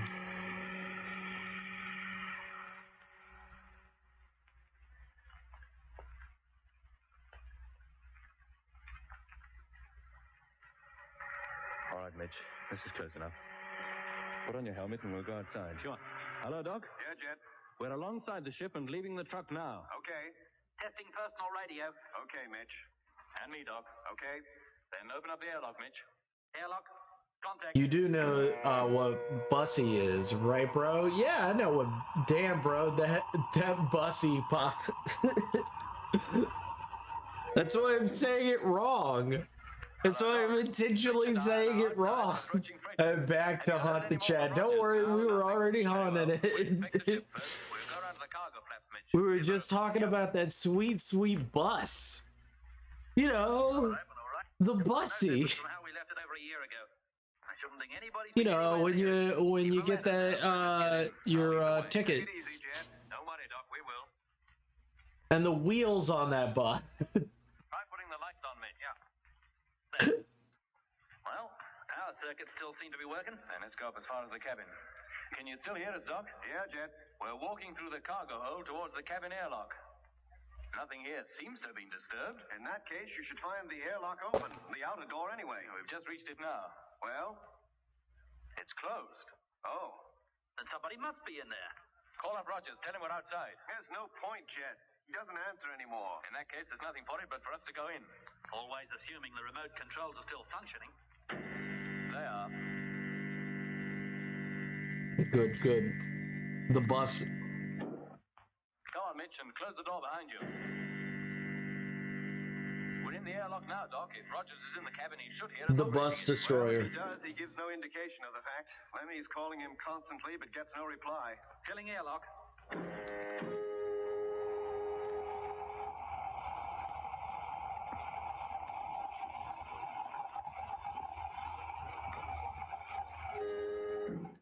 Now opening cabin hatch.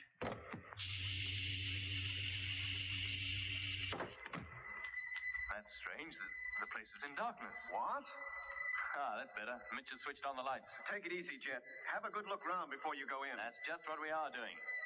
Well, is he there? No, Doc. The cabin is empty.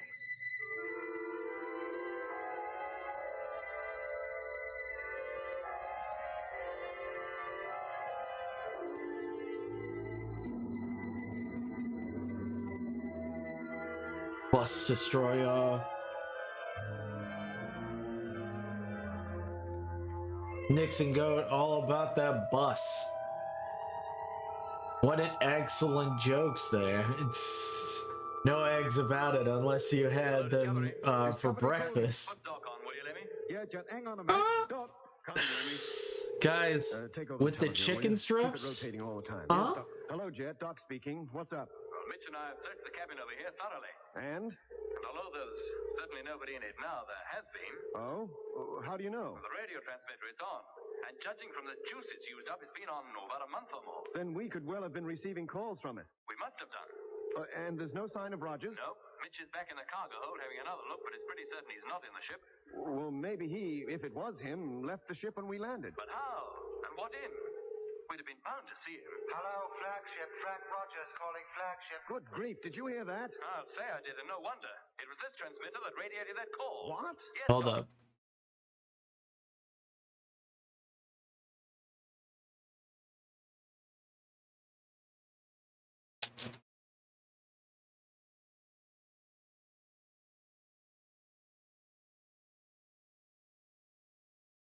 Macaroni with the chicken strips.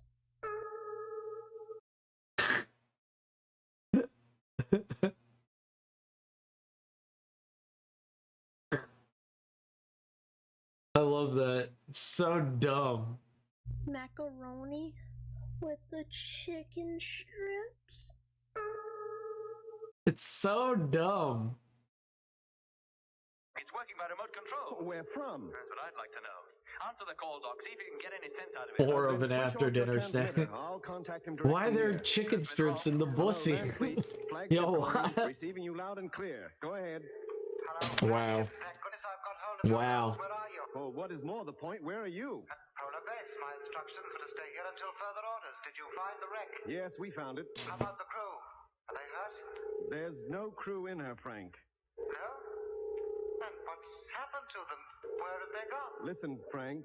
Yes, Doc? You're up at Polar Base, you say. Of course. Are you alone? Yes.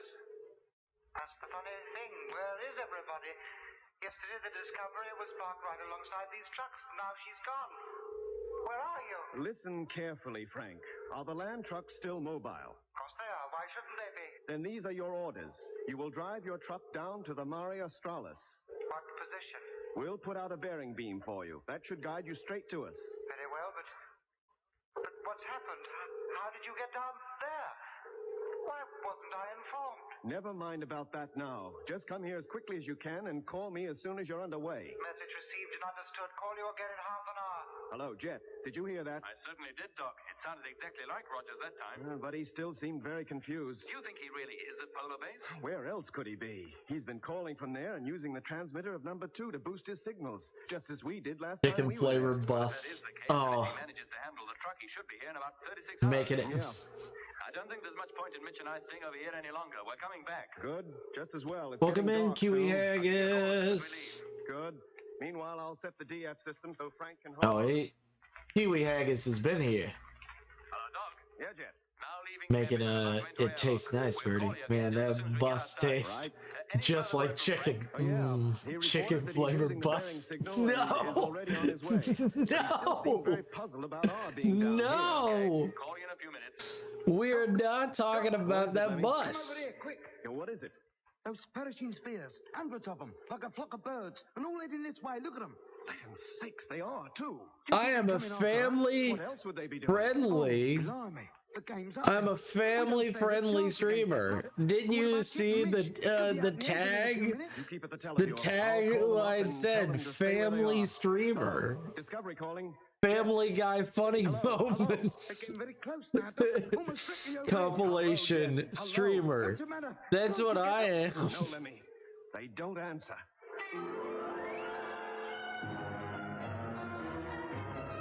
The Family Guy funny streamer.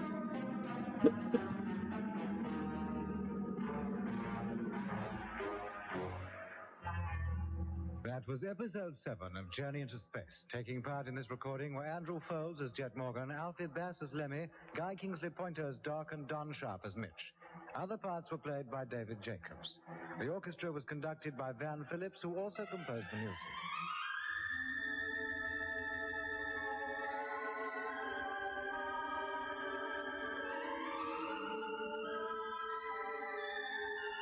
Journey into Space was written and produced for the BBC by Charles Chilton.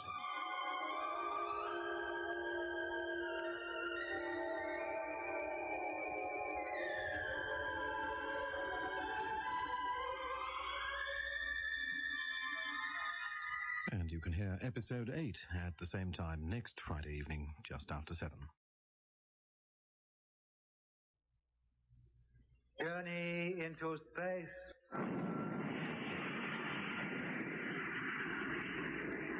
The BBC presents Jet Morgan in The World in Peril.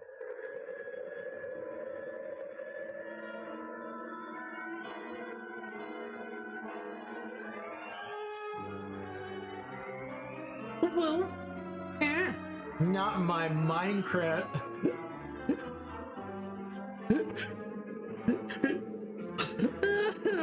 I don't know why I thought you said not my Minecraft Christian buffet or kitchen or whatever. Like I thought it was you were talking about like a Chinese buffet but a Christian buffet. It's like what? This particular place because they believe Frank Rogers, one of the original Mars Fleet crews, was in the ship sending confused radio messages. It looks like you're going to the Shadow Realm, Jimbo. You're going to the Shadow Realm, Jimbo. Have fun. But found it empty. However, the transmitter was found to be working, remotely controlled by Frank Rogers, who was apparently at the polar base on the southern ice cap, where in fact, on 1 or 2 occasions, he had declared himself to be. As Rogers seemed to be in a semi-conditioned state, Doc ordered him to drive one of the land caravans to where the Discovery was. Then, satisfied that Rogers had understood his orders, Doc called Jet, who had once made preparations to leave the wreck and return to the Discovery. Hello, Doc. Yeah, Jet. Now leaving cabin and about to enter airlock. We'll call you again just as soon as we get outside. Right. Any further word from Frank? Yeah. He reported he's using the bearing signal and is already on his way. But he still seems very puzzled about our being down here. Okay. Call you in a few minutes. Doc! What is it, Lemmy? Come over there, quick. What is it? Those perishing spheres, hundreds of them, like a flock of birds, and all heading this way. Look at them. Man sakes, they are, too. Do you think they're coming after us? Oh, what else would they be doing? Oh, blimey, the game's up then.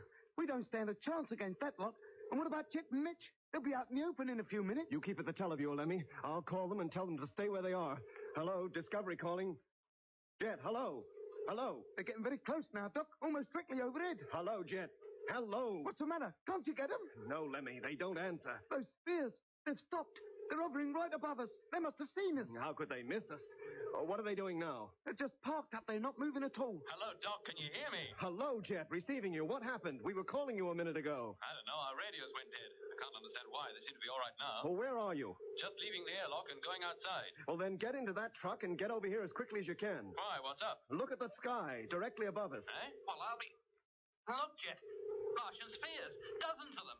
Just poised up there. Into the land truck, Mitch. Quick as we can. And darn right. Be ready to let us in, Doc. Airlock's empty. Main door is open. You can step straight in. Right. Entering land truck airlock now, Doc. Good. What do you think those spheres are up to? Well, whatever it is, the sooner you Bussy the vampire is like, no, stop. Stop. Stop it. Get some help. There. See? Getting bigger all the time. I bet they don't intend that Jet and Mitch should get back to this ship. Hello, Jet. Yes, Doc? Those spheres are descending and rapidly. Are you going to make it? I hope so. We're about halfway now. Can you come any faster? No, Doc. We're going flat out already. Oh, blimey. Those ships are about down on the deck. What's up, Lemmy? I don't know. I feel all peculiar. Like when Jet and I met up with those asteroids. Yeah. I'm beginning to feel rather odd, too. You, Doc? Oh, dear. What's happening? Hello, Jet. Mitch. Hello, Discovery. Frank Rogers calling. Can you hear me? Over. Hello, Jet. Well, what was that? It wasn't Jet, mate. It was... Lemmy, what's happened to you? Hello, Discovery. Rogers calling. Can you hear me? Over. Hello, Frank. This is Doc. Hello. Answer me, please.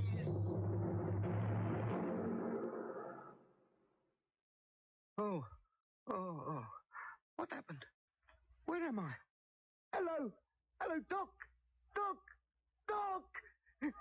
Now put yourself together. I can't. It's expensive. You said buffet, a Christian buffet. Now let me see. Buffet, the diet slayer. Oh yeah, Doc was a bussy buffet. Guys, stop it! Just about to land. But how did I get I can't say the word.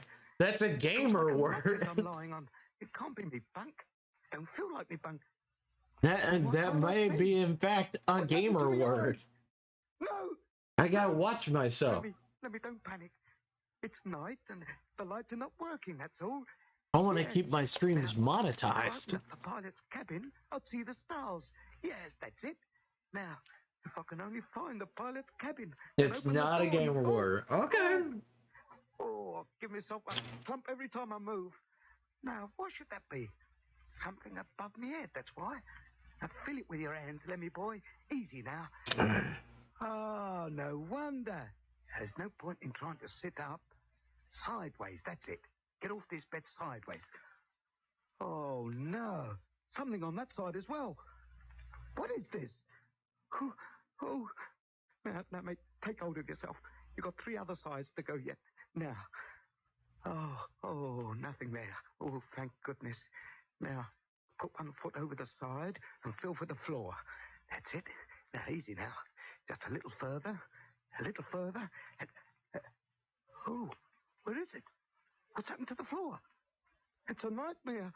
But it is a horrible dream. I'll wake up in a minute. Find myself back in the Discovery with Doc. Doc! Hey, what's that? Who's there? Oh, Doc. Is that you, Doc? Lemmy, where are you? AFK, Rumi farted, can't breathe. Where are we? In the Discovery, I hope. I don't think we are, Doc. Oh my God. I've got to go get something to drink. I'll be right back. And buses for everyone. Bussing that bussy. Feel around, Doc. Feel about with your hands. Don't move until you have. Doing it now. Well? Oh, there's nothing above me at all. Eh? And there is a floor. I can feel it. And I must be lying on this bed upside down. But where are we? This can't be the Discovery. And what's happened to the lights? Why is it pitch black? It is pitch black, Doc, isn't it? Yeah, Lemmy, it is. Oh, It can't be just me, then. For a minute, I thought maybe I'd come... If you had, I have too. Is that you, Doc? That's Jet. Doc, that's Jet's voice. Lemmy. Yes, mate. Where are you? Where are you? I can't see a thing. Neither can Lemmy or I, Jet. Are you lying on some kind of a bed? Yes, I am. Bus. How did I get here? Gonna get run over by a bus. I get bus by car. You got ran over by car. We're all in the same boat. Oh, Mitch, how much can you remember? Hey? Well, all I remember is being in the truck with Jet and heading at full speed for the ship. That's all I remember, too, Doc. Those spheres had landed. I remember that. One of them had landed just outside the ship and completely blocked out our view of the truck. Well, it's pretty obvious what happened. We were overpowered, somehow rendered unconscious, and brought here. Where? How do I know? Well, we better find out, haven't we? You fellas stay where you are. I'll get up and see. Oh, truth. Oh, I cracked me head on something. Aye, I did that, Mitch. Don't try to get off your bunk. There isn't any floor. Eh? I told you, Lemmy, I can feel a floor. Can you, Jet? Yes, I can. This bed can't be more than a couple of feet off the ground. Then mine must be 10 feet. Your voice, Jet. And yours, Doc. They seem to be coming from a lower level than Lemmy's. Yeah, that's right, Mitch. Well, you two stay where you are. Don't attempt to get up in case you fall and injure yourselves. Doc? Yeah? If you can reach the floor safely, then do so. See if you can stand up, Pet all him. right? Pet him. Heavy petting. Yes, I can. Heavy Standing by the petting bed now. intensifies. Stay put, Doc. I'll walk over to you and keep talking, all right? Take it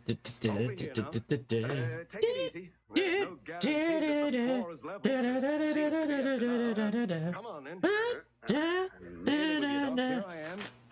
I can't be more than a couple of feet away from the sound of your voice. No, you can't. There. I've made it. That is you I'm teaching, isn't it, Doc? Yeah.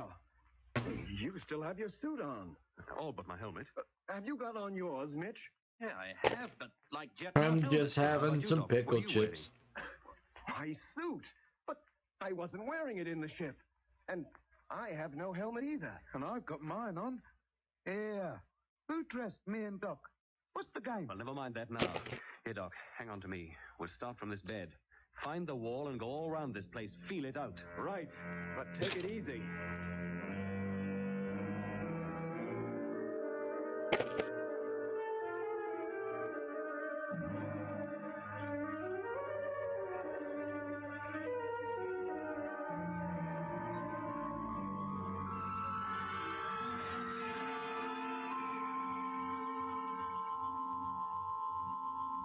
Oh. Well, Jet? Smooth wall, just as before. Bus.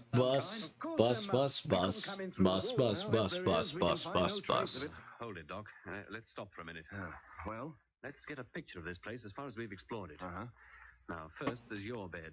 And Lemmy seems to be in another one some feet above it. Yeah. And now we're back to what must have been my bed with Mitch up above. Yes, and that took us just 36 paces. We didn't find any corners, so this room could be circular in shape. Or oval, maybe. Supposing the beds are opposite one another, and it sounds that way, it can't have gone more than halfway round yet. About that, I reckon, Mitch. Let's keep going, Jet. Right. If the walls are still smooth when we get back to your bed, we'll start searching the floor. Okay, away you go. Hold it, Doc. What is it? I found something. What? Hang on a minute.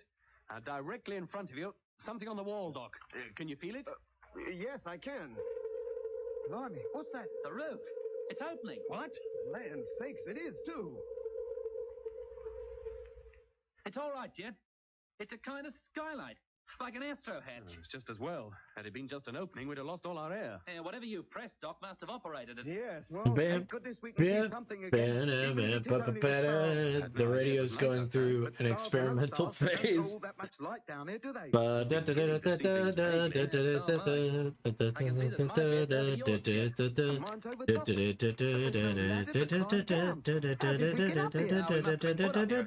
Must have been pretty strong men to lift us this high, even on Mars. Well, hold on to your head.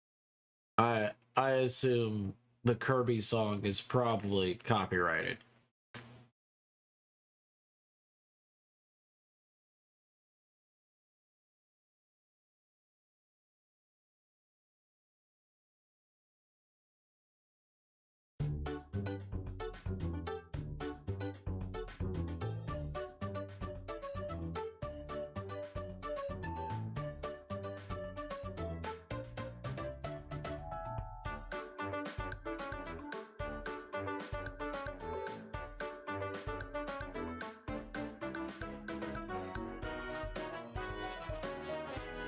Bus hole?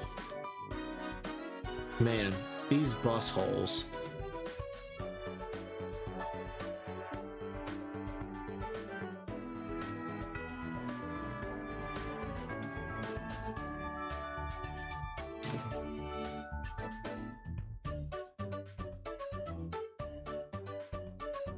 No.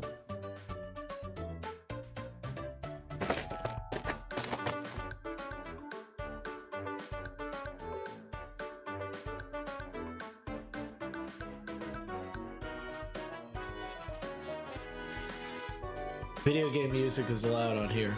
Okay. Well, copyright infringement does happen on here all the time. It's allowed, but there's a possibility of copyright infringement all the time. And if I'm not playing that game, technically, it's not under copyright, and I could be flagged.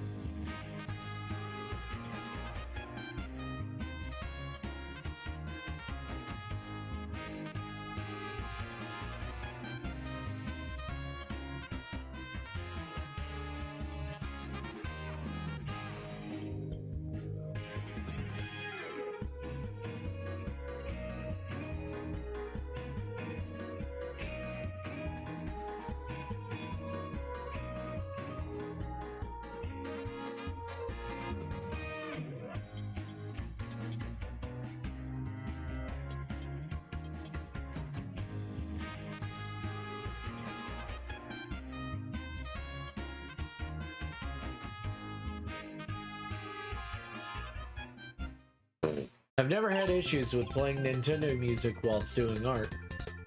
Ah! Maybe it's different countries.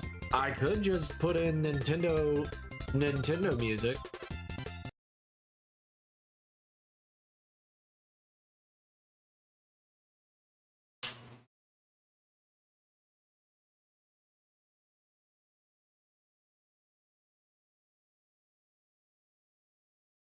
What are you doing, little rabbit?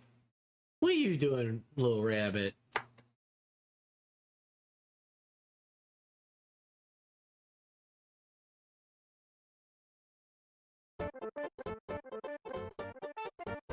Fine. All right. We'll play my favorite song.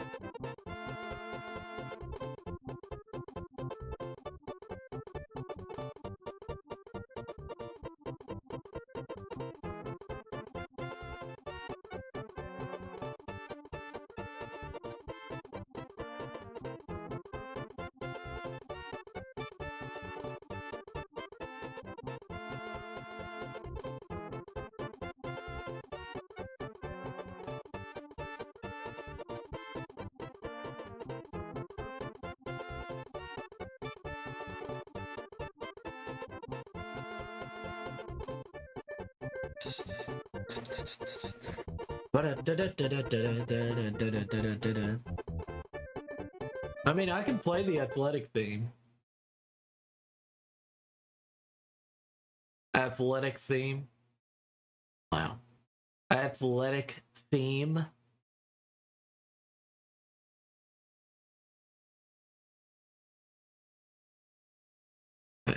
Our strength, our Shut up, Gwyneth.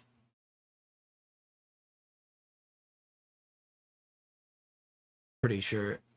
Shut up, Gwyneth. Shut the fuck up.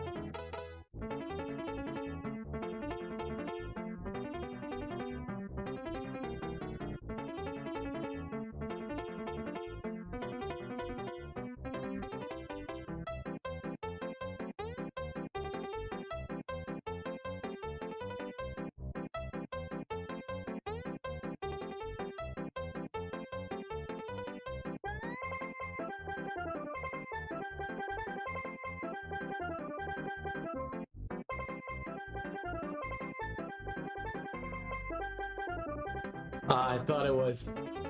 What was that one?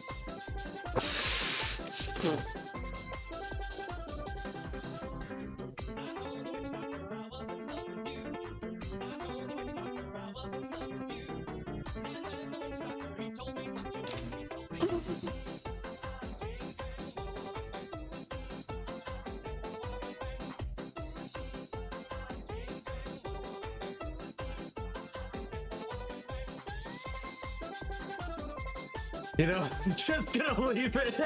That's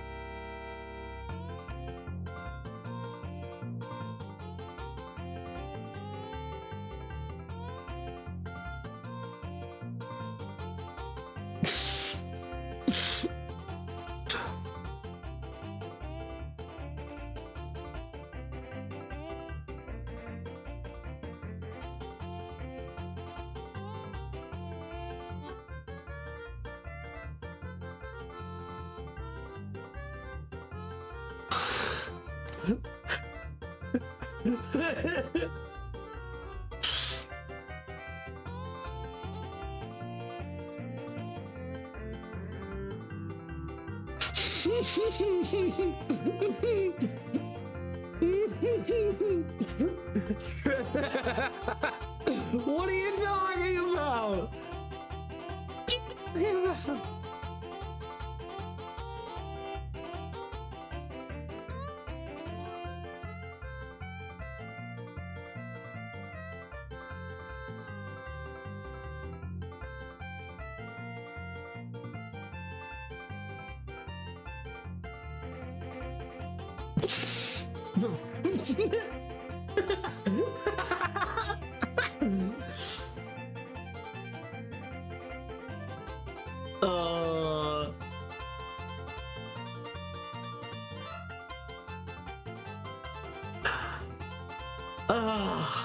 It's the best.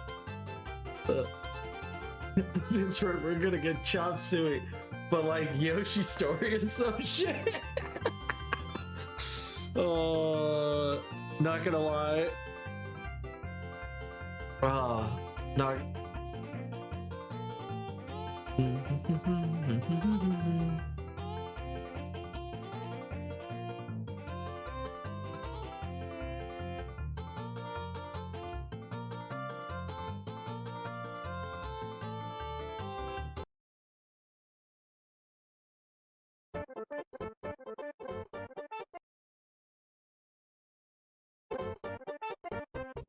Wake up! Grab brush and put a little makeup. I discussed the way to shake up. Why'd you leave the keys up on the table? Here you go, create another fable. You wanted to grab a brush and put a little makeup. You wanted to. I discussed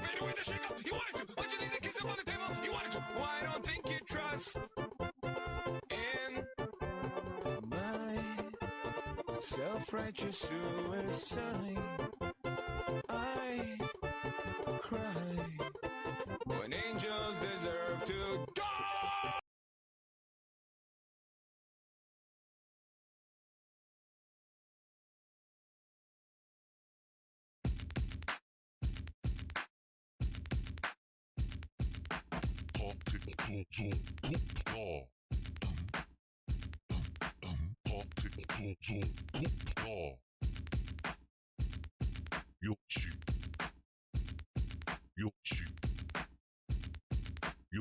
I whispered you something on Twitch here.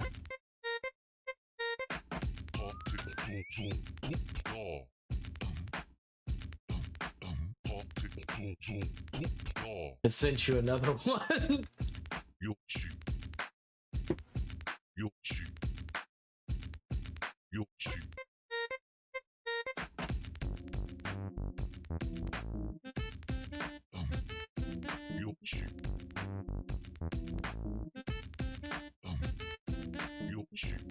Okay, all right.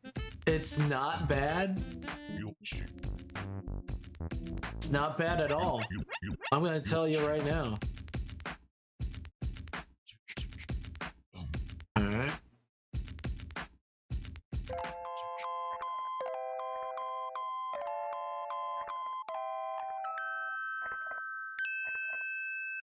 United forever in friendship and labor, a mighty republic will ever endure. The great Soviet Union lived through the ages, the dream of the people, their fortress secure. Long live our Soviet motherland, built by the people's mighty hand. Long live our people. Alright, that's pretty good. We should file a claim. No, let's not file a claim.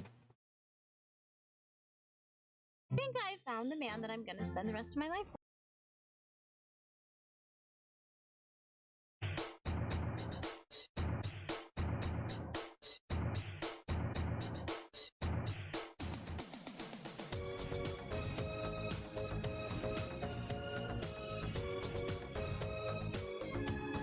Ah.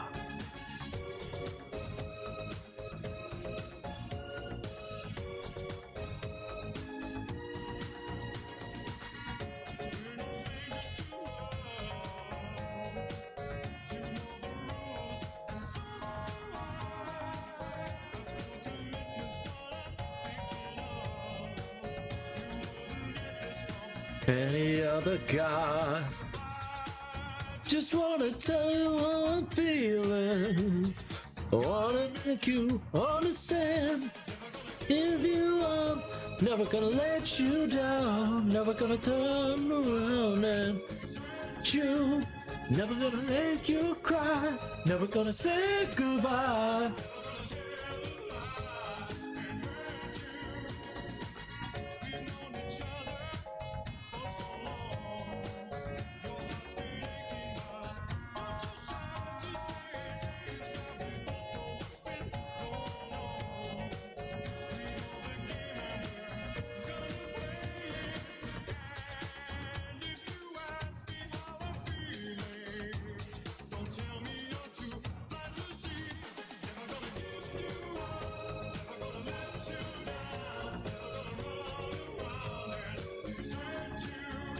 Never gonna make you cry. Never gonna say goodbye.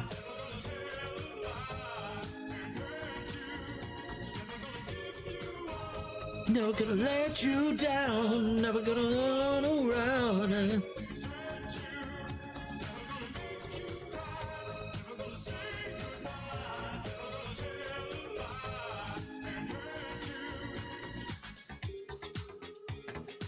if you are, if you are, never gonna give. Ah, too good. Too good.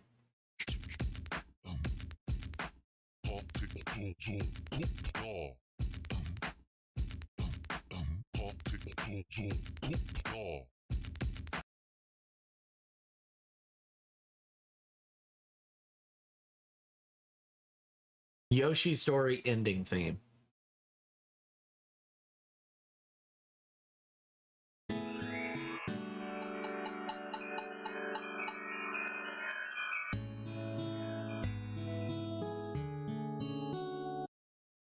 Is our president a child? No.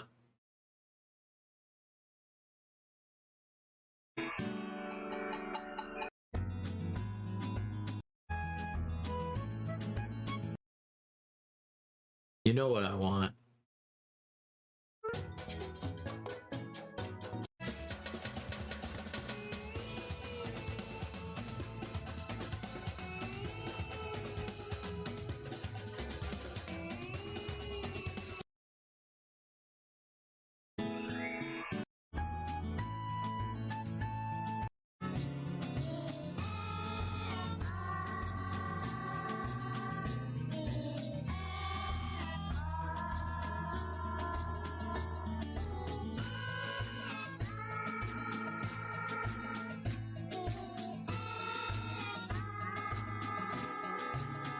Yeah.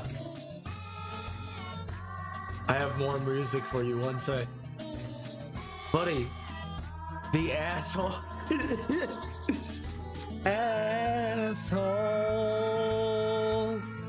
The asshole. The asshole. The asshole. I just wanted you to know. Everybody needs to know who the asshole is. And Yoshi knows who it is. It's like, you beat the game, you asshole!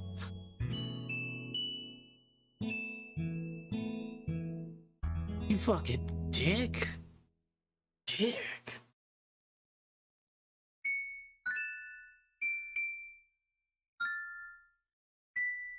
It's me. I'm the asshole. It's me.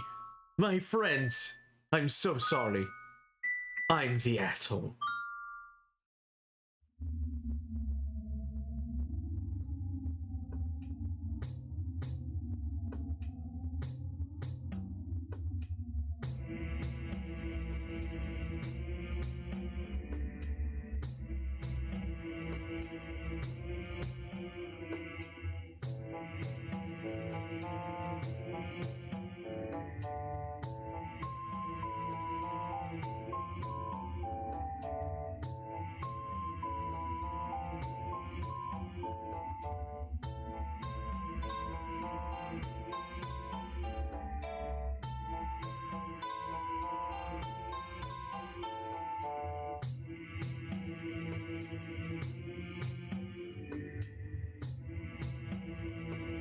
Even, you're too sweet.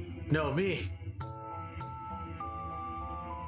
Guys, it's not a live grenade. It's okay. Look, it's okay. It's all right.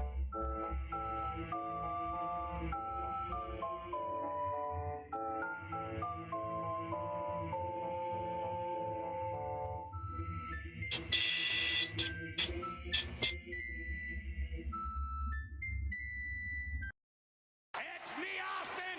It was me all along, Austin! Fuck. That got me. The Zelda Majora's Mask. Majora's Mask, lo-fi. It's pretty good. Join Swift and smash your workouts with the indoor training app where fun is fast.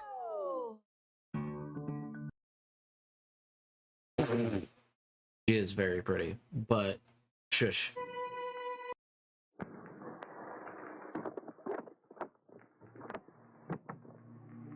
One tofu dog with the works, please. Hey, sis, we did some nice work today. No, you did some nice work today. On your own, as usual. Let me guess. You're mad, right? But you can't be too mad, because you ordered me a chili dog. This is how it should be done. Yes, you're mad, right? You're mad, but you can't be mad because you ordered me a chili dog. Yes, you're mad, right? You're mad, but you can't be mad because you ordered me a chili dog. Chili dog. Chili dog. Right? Chili dog. Chili dog. Right? Chili dog. Chili, right? But you can't be mad because you ordered me a chili dog. Yes, you're Fucking weird.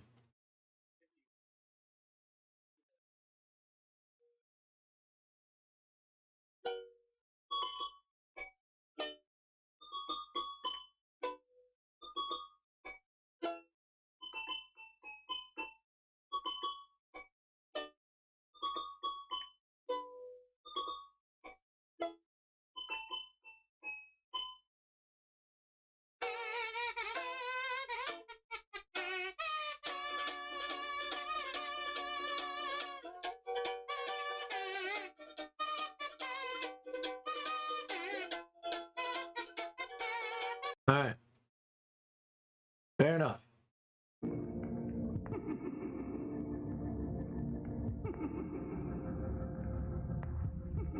Where the status there. It's okay. The next one is better. I'm scared now.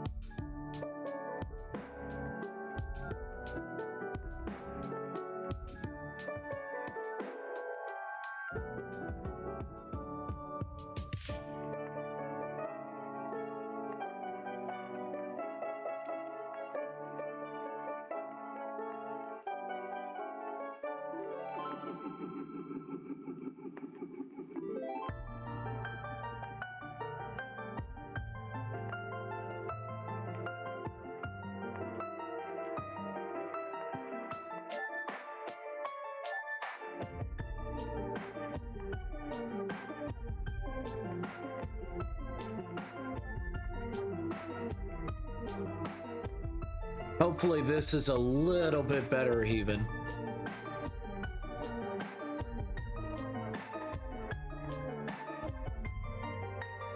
A lizard birth. Hey, lizard birth. Just that name alone, I hope you're real.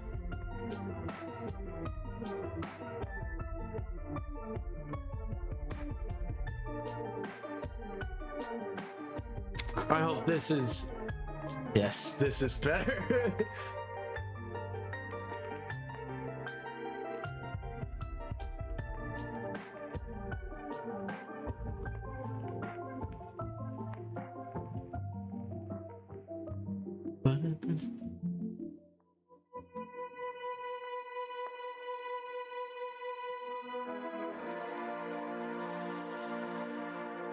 Hope you're doing well, a lizard birth. That name is amazing. Amazing.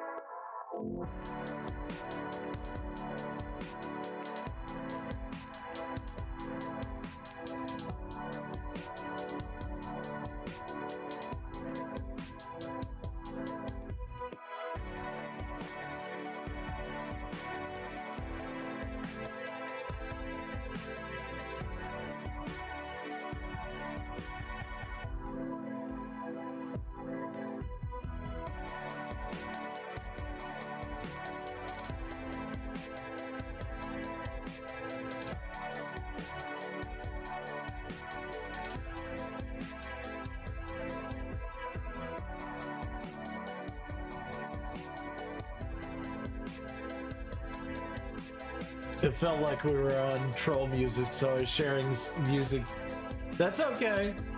Pixel Shiba? Oh! Oh my dear God, Pixel Shiba. Bruh. Askeladd, hey. Pixel Shiba. Welcome, welcome. Welcome, Raiders. Welcome, you wonderful people.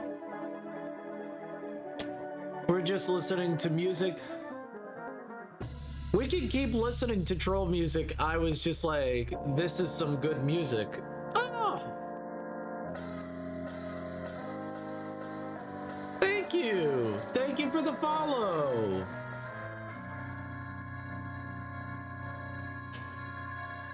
Hi, sweetie. Hope you're having a wonderful stream. I'm having a great stream. I'm having an amazing stream. Thank you so much for the follow, by the way. The Torn Hater. The Torn Hatter. Alright. I'm just in the middle of drawing my comic. So right now, this is what I got so far. Of page 5. Just need to add some words. Hope your stream went well. Hope everything went well with it. Was it exactly how you hoped it would be?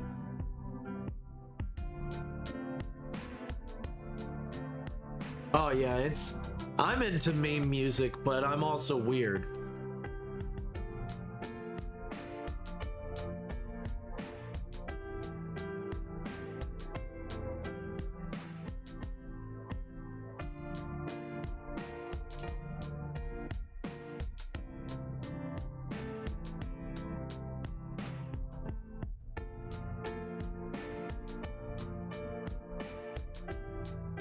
I'm also weird. My roommate farted again.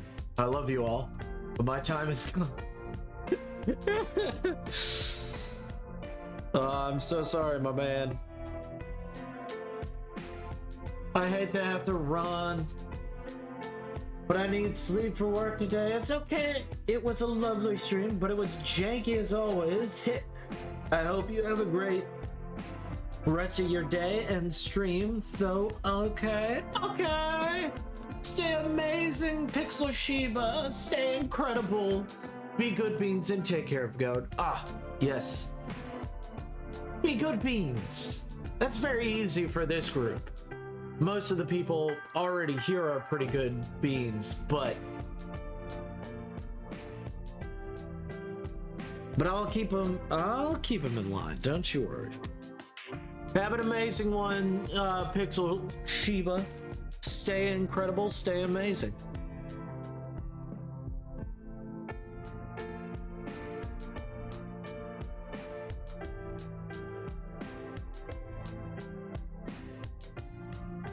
Bow, bow, meow, meow, ba-da-na-na.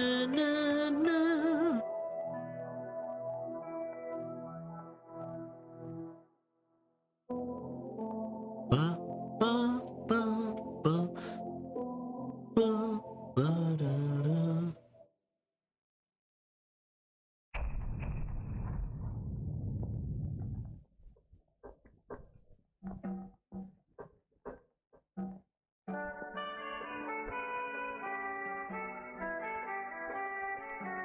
Ba-da-da-da-da. It's lo-fi version, and I love lo-fi. I love meme music, but I love lo-fi. Like, if there was a genre, like it makes bad songs sound good, and it makes good songs sound better if it's done right.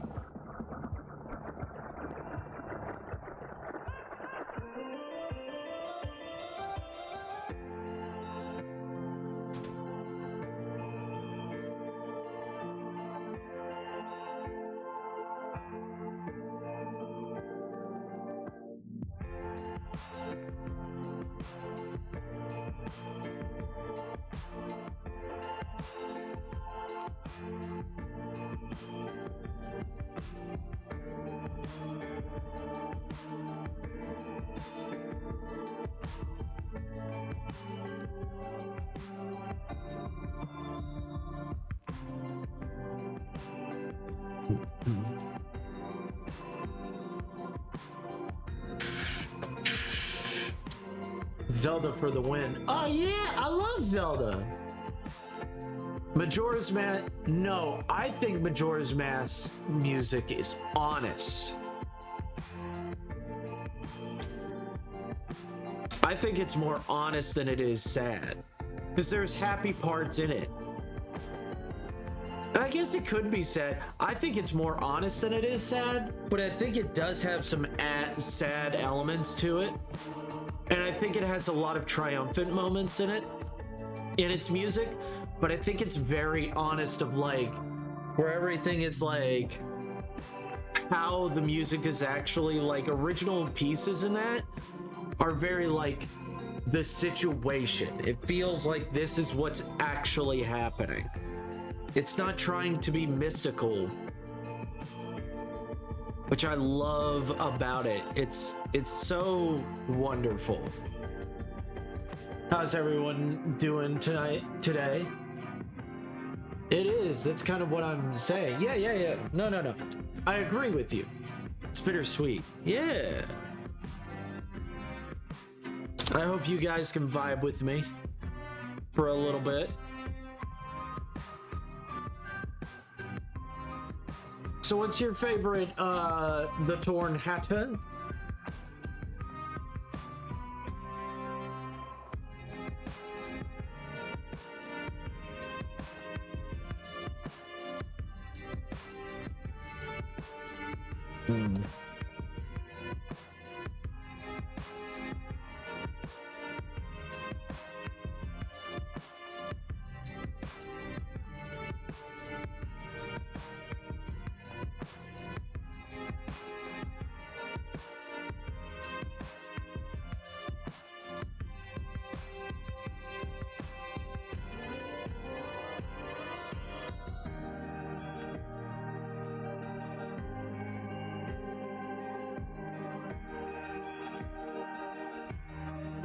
The more sincerely joyous it is, the more work you've put into the game. Exactly.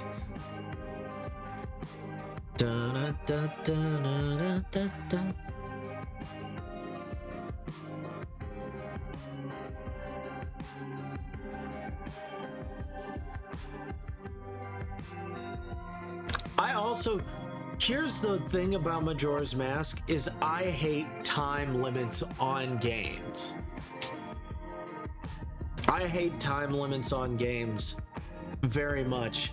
And I think, despite that, I think that game is so incredible, like amazing, in spite of the time limit.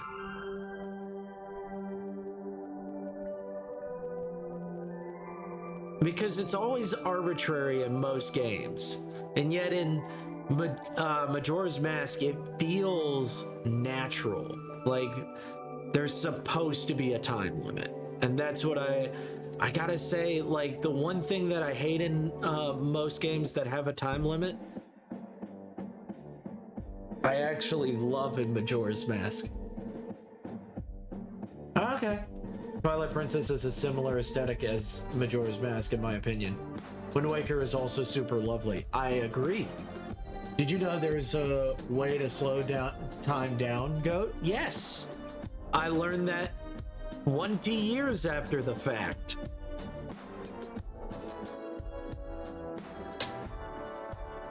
I didn't have Nintendo Power. I was watching someone play it for the 15th time, and he did it, and I was like, what? Huh? What? You can do that?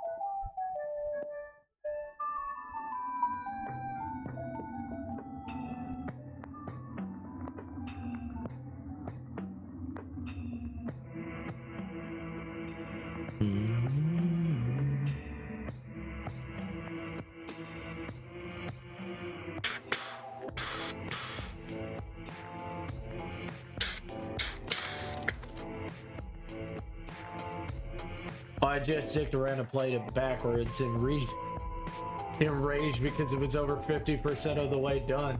The ranch mission sucks if you don't slow it down. Yeah, it does. Doesn't it? Doesn't it though? Man, if only I hadn't have missed that one conversation that says, hey, why don't you try it backwards? Did you know that songs have different meanings backwards? Man, it would suck if you missed that. It would really suck.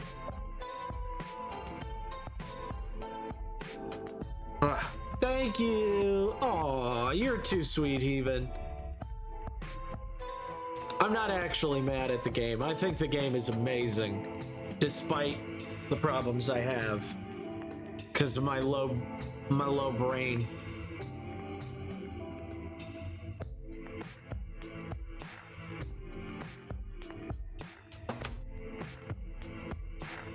Just because of my low functioning brain sometimes.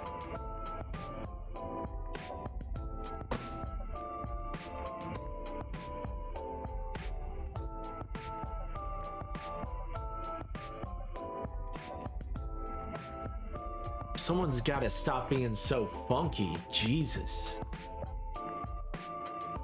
I am in the middle of art. Thank you. Stop being so funky.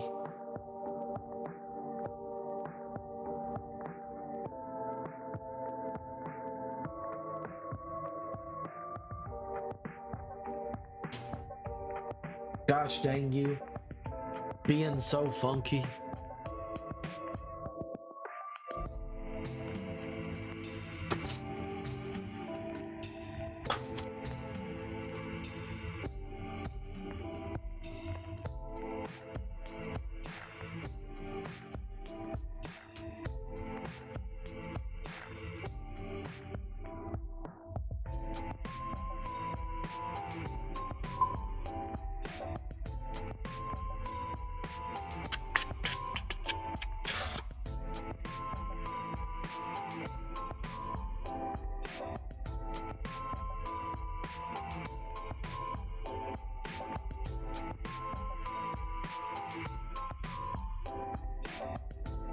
When you have bad brain like I, no wonder.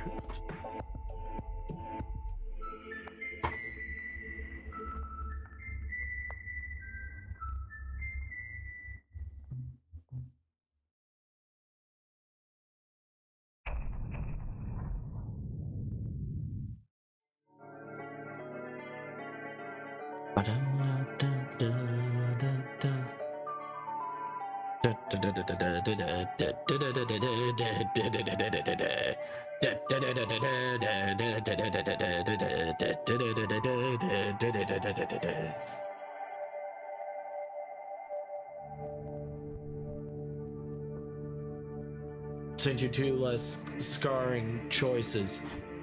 All right, I'll look at it in a minute. Let's finish this.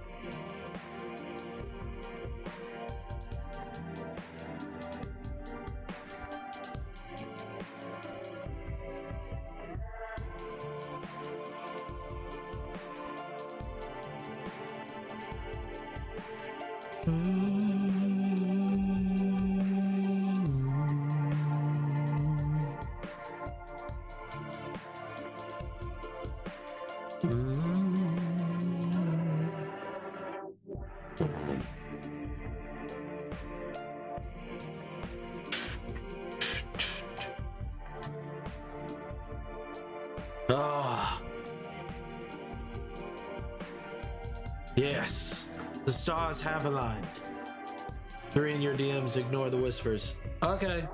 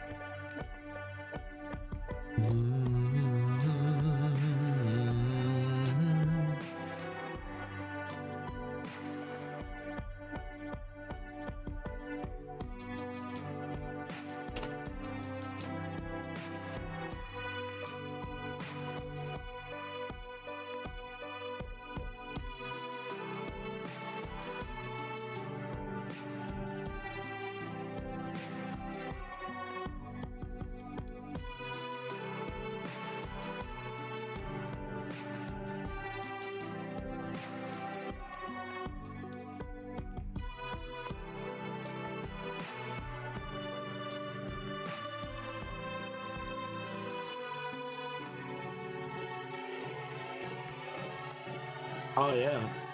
More, please. Always more.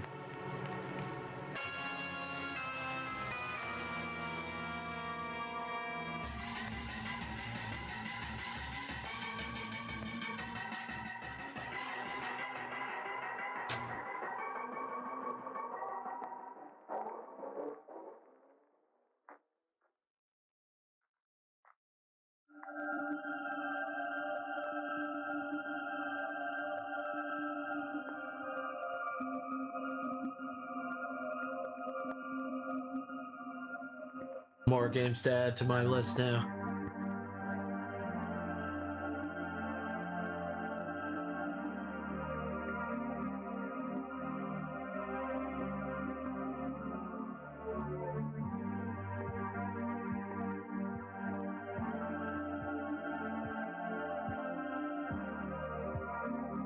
Chibi has become stronger.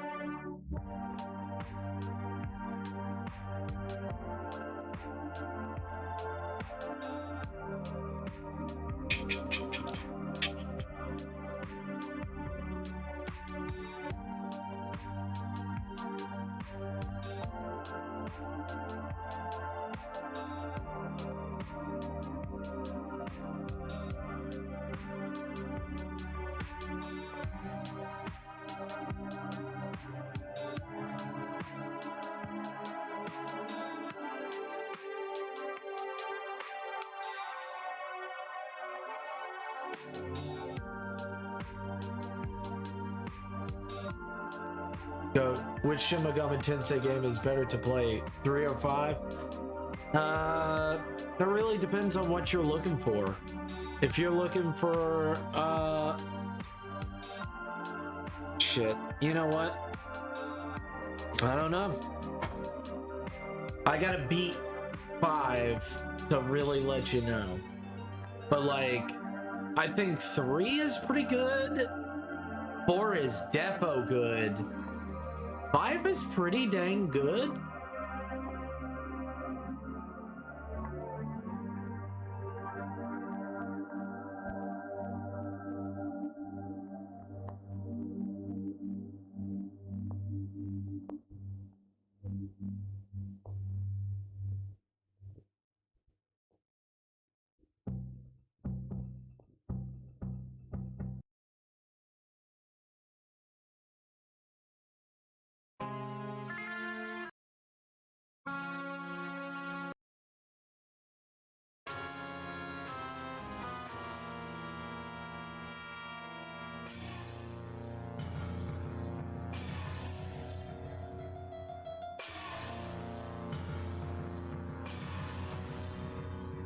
Oh yeah, 4 is really good.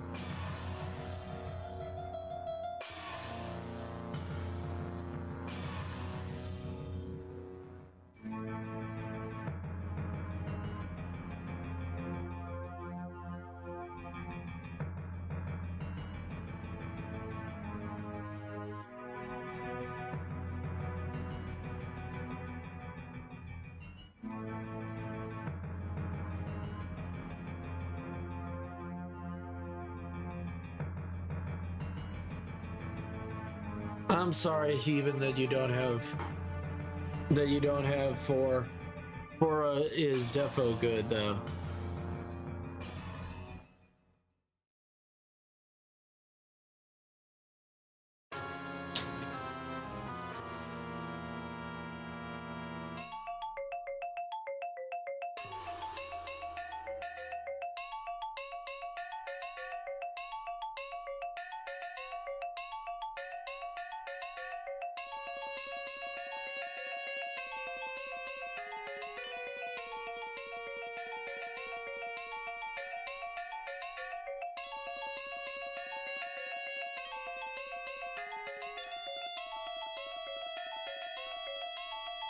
Do you want calm music or guitar thrashing good?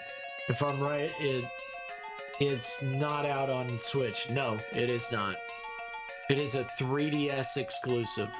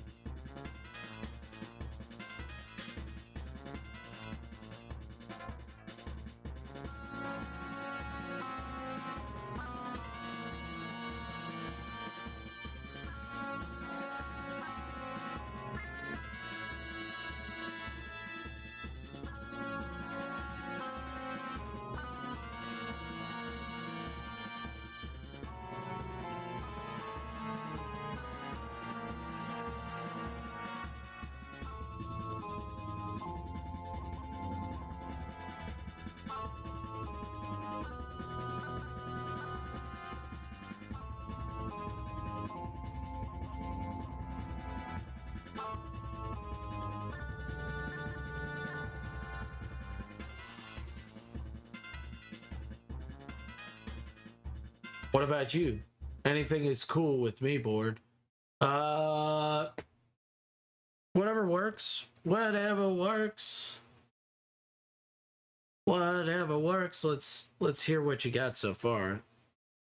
Let's turn.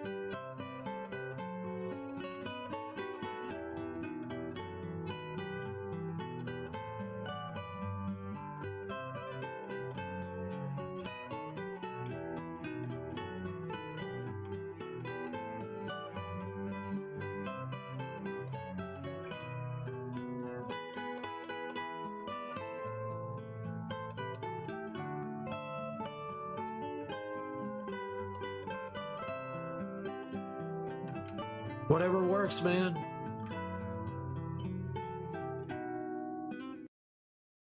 Seems you're picking some good ones.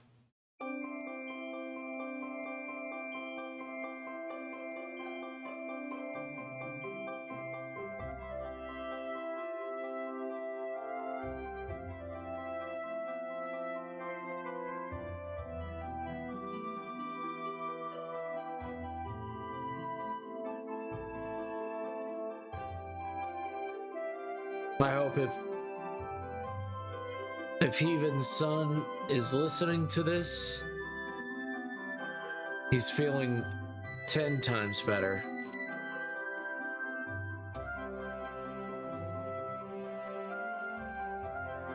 I hope he is feeling better, though.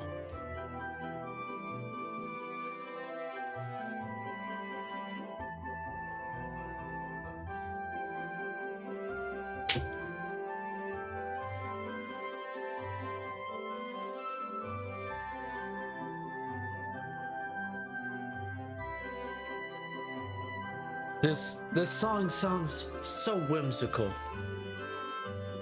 It's kind of like the Mario Odyssey.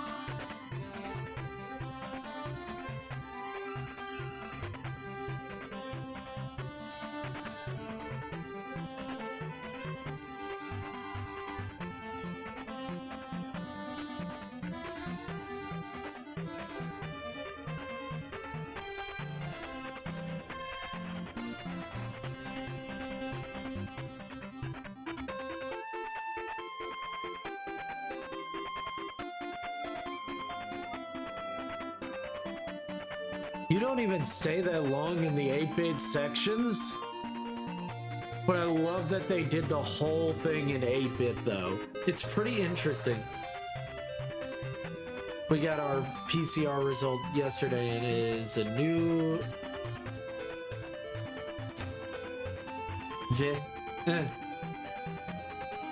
Negative? Oh, okay. I played all the ones I was able to get a hold of, starting from the very first. I think Y7 was the last I got to play, but I'm missing some in between. Oh, dear bless. So, let's hope it doesn't get you. Here's hoping.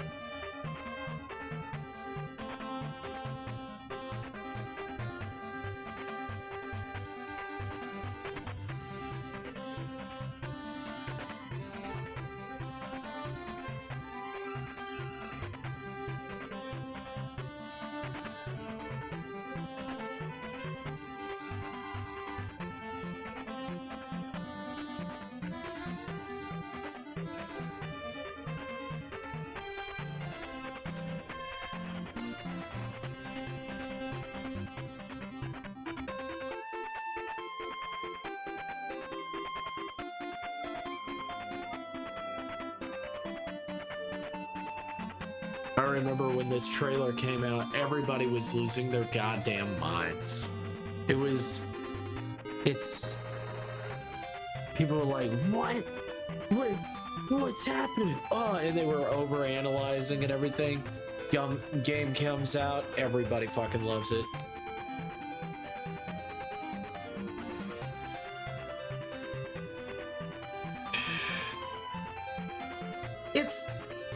It's not my favorite game, but it's a damn good Mario game.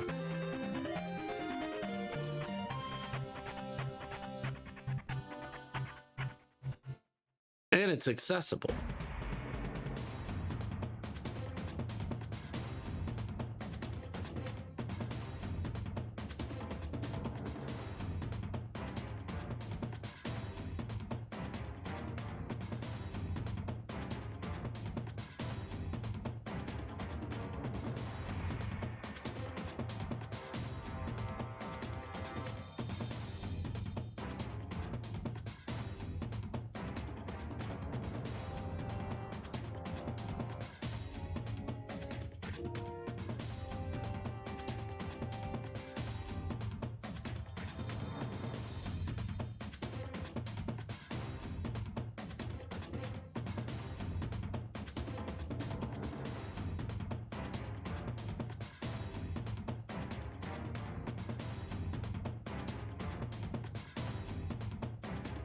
Ah, sleepy boy. Sleepy boy. I know. My rabbit's been sleeping as well. He's just, there's nothing I can do. Sometimes he just sleeps.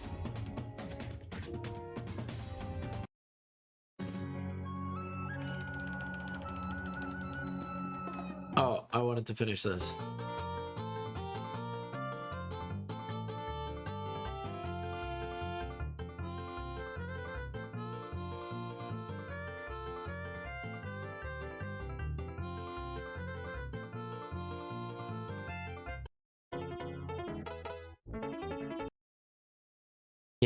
Can't keep doing it.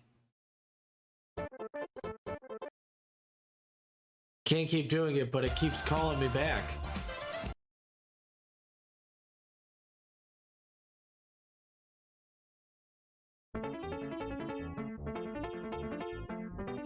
It just keeps calling me back, guys. I'm sorry. I'm not sorry.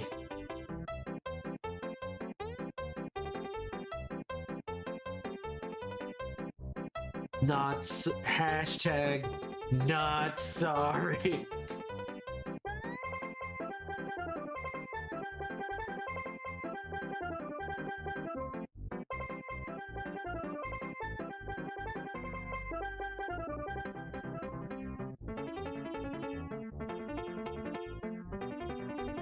Hashtag I am getting away with it.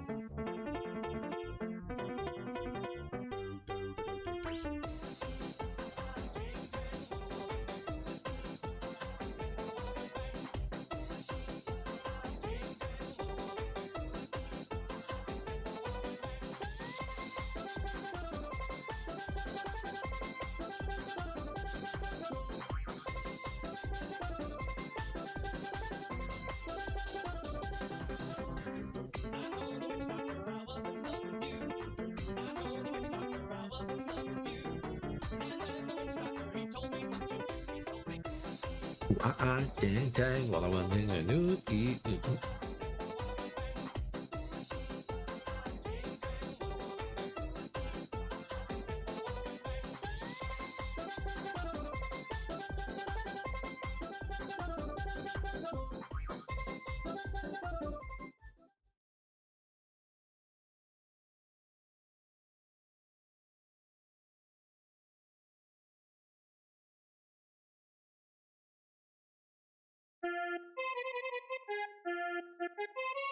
Finally.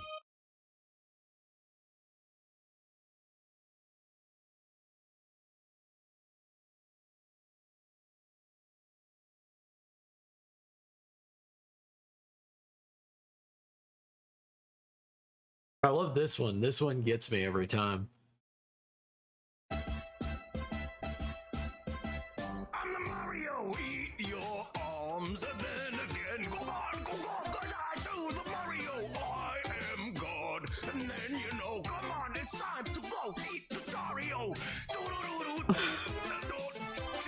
just like that. Dick.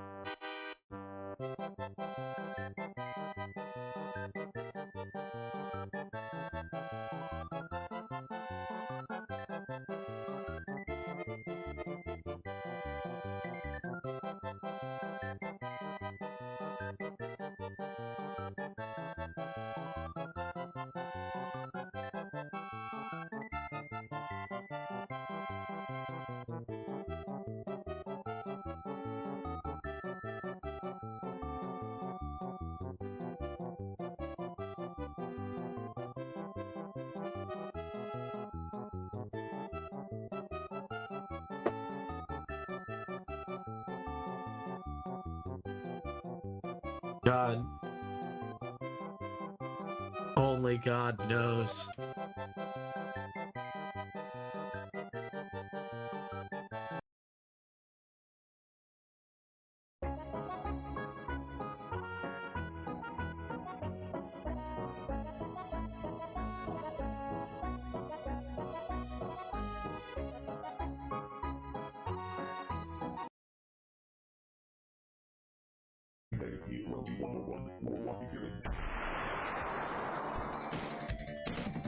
What happened? Someone set up the bug. We get signal. What? Main screen turn on. It's you. How are you, gentlemen? All your bases are belong to us. Damn. All the bases?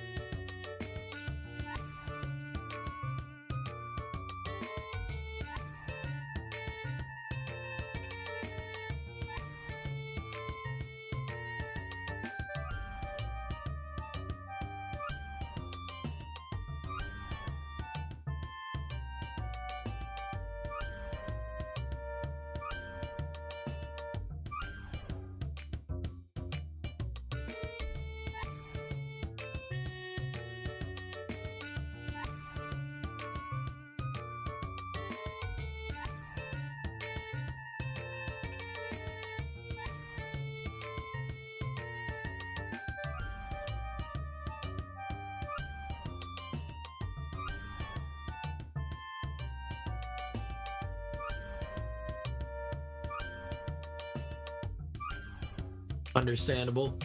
Forest Maze is such an earworm. Wow, you didn't like those? No, I like them. Okay, alright. Alright, big whiny man. It's all good. It's okay.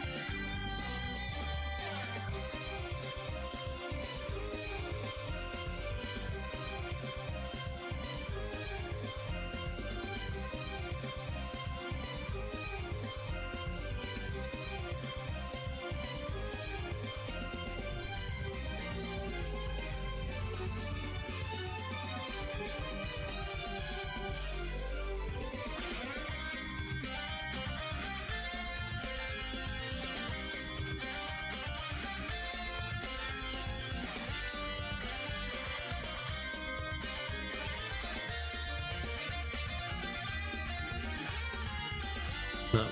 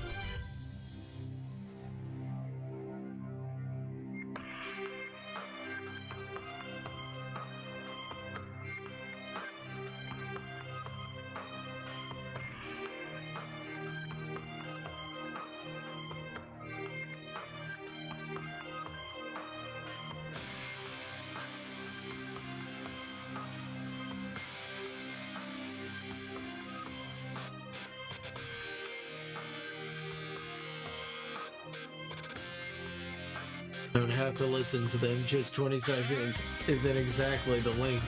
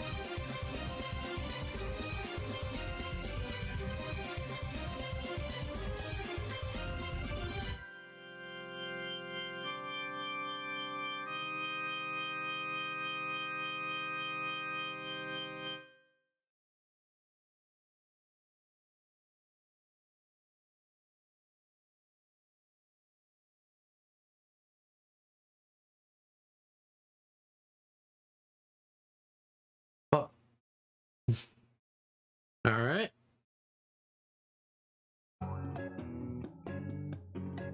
I was thinking of a song. I was thinking of something. And I can't think of what. And now I'm confused and I better.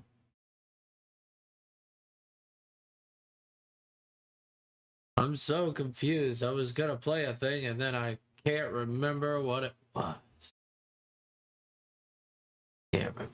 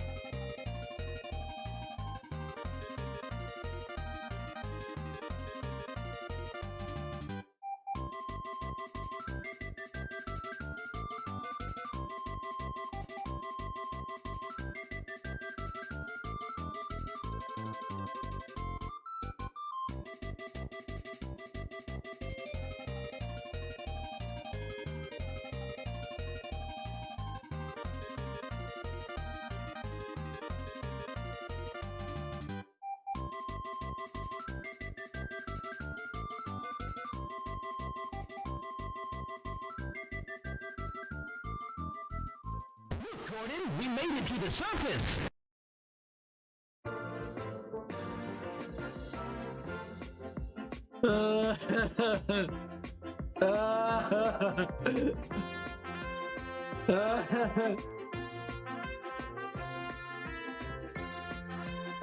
Meatloaf. No, not Meatloaf.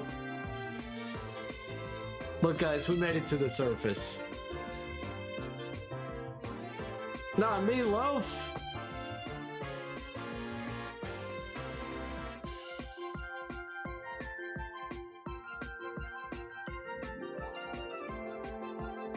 Oh, yeah.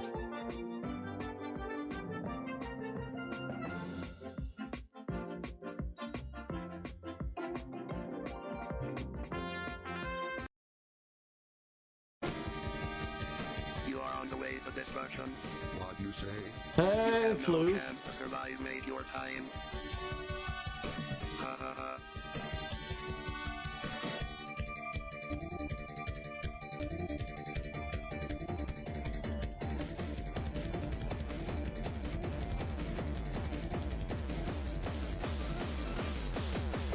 All your face, all your face, serve to on to us. All your face, all your face, serve to on to us. All your face, all your face, serve to on to us. All your face, all your face, serve to on to us. All your face, serve to on to us. All your face,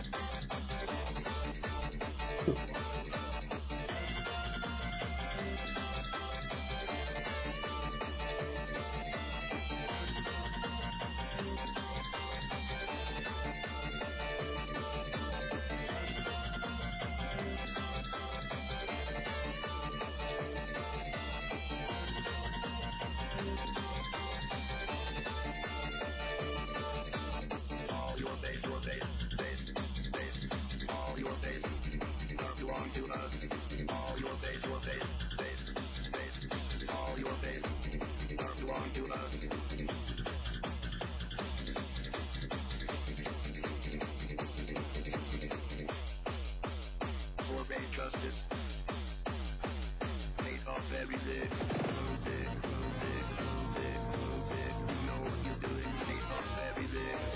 How's you? Hello, Fluff. I just woke up. Well,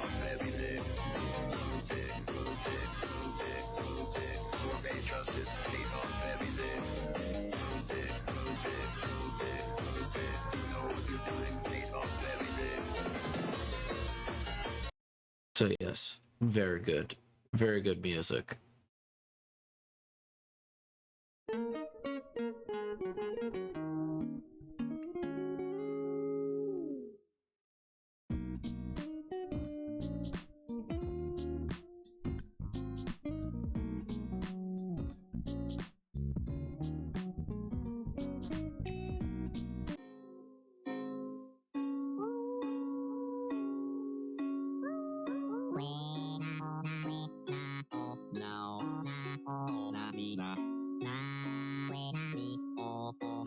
Oh no!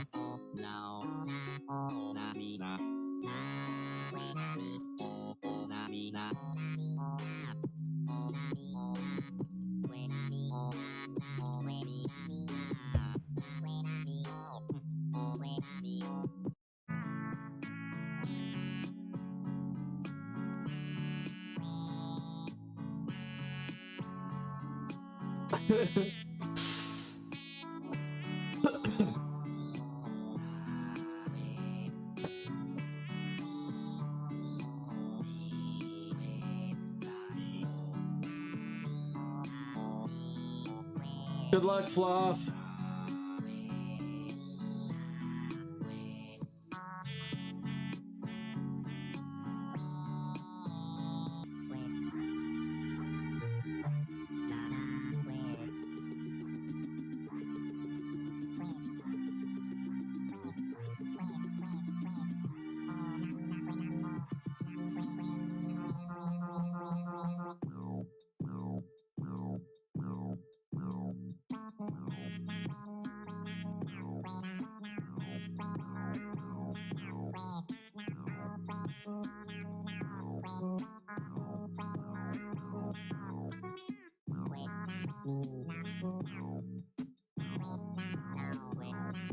Good luck, Fluff.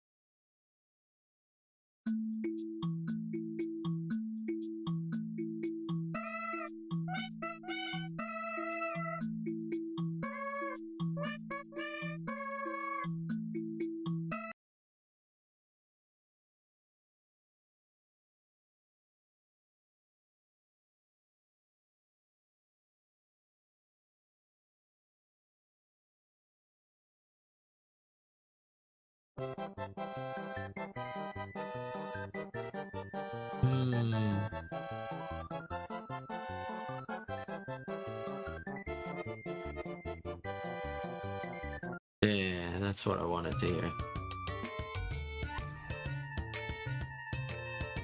I mean, you can freaking Yoshi's in their buttholes. Their butthole. Their big old butthole. Have you checked it?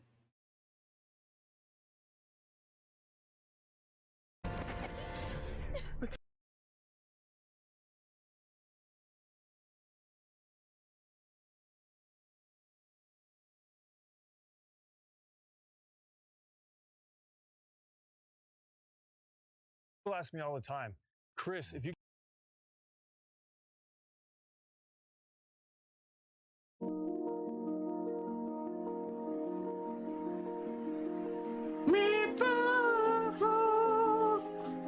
My butthole.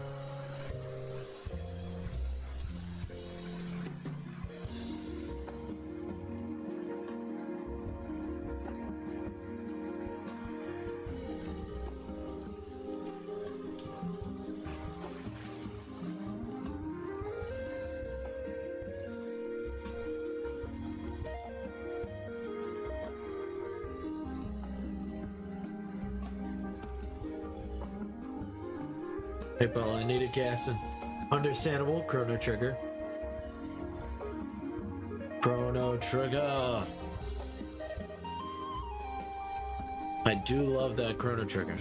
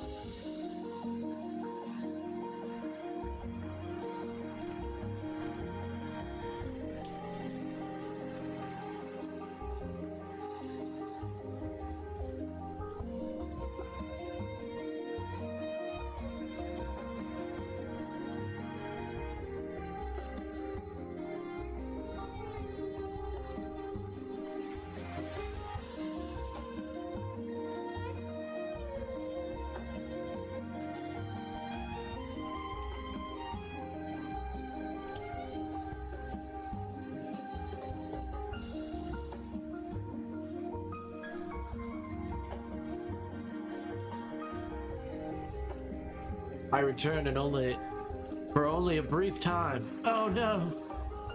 My good friend. My good friend.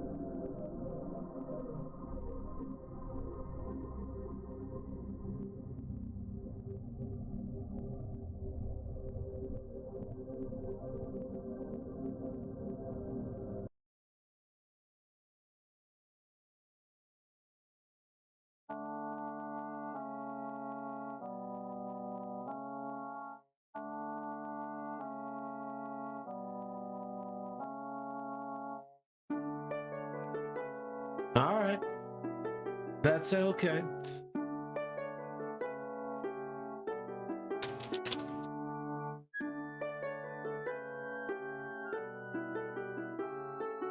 That's all right, boy.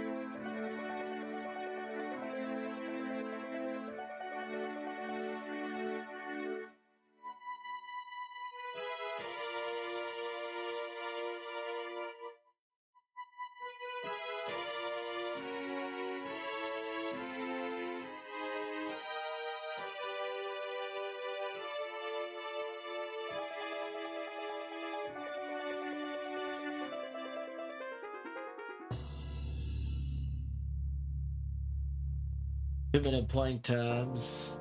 Gotta get heckin' swole. Oh, goals reminder. Exercise if you haven't instead. Intend to. Ah, yes.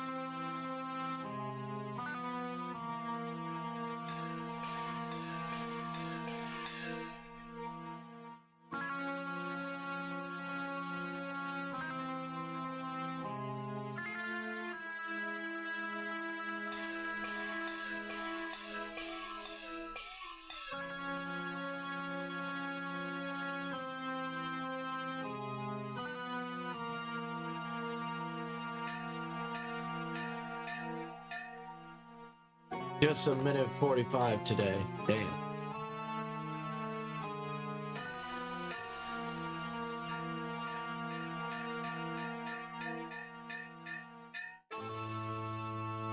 Might be because the air is filled with methane.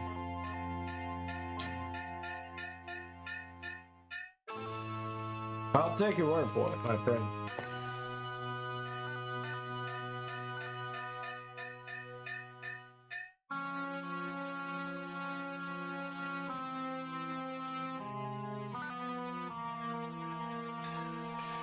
Just see what I'm doing? You guys see what I'm doing? It's like one of those. It's like my Japanese anime.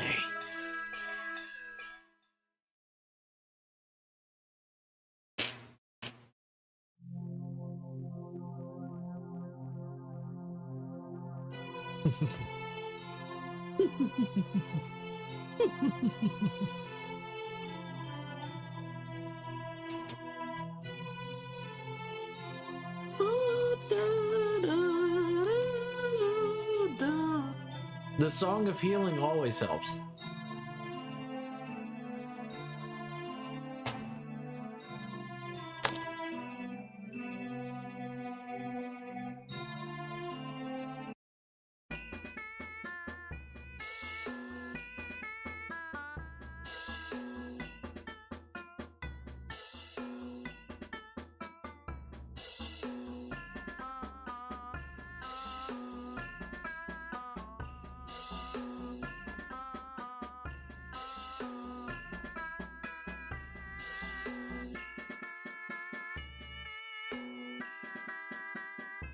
I hope it gets that dark in the new game. I hope they're like, yep, nope.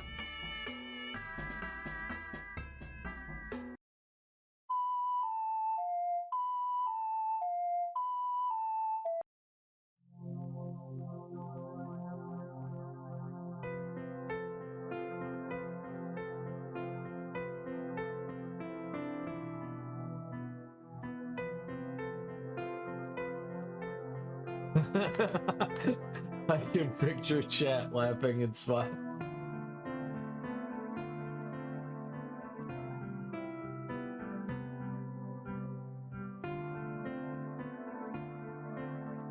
Yeah, it's okay.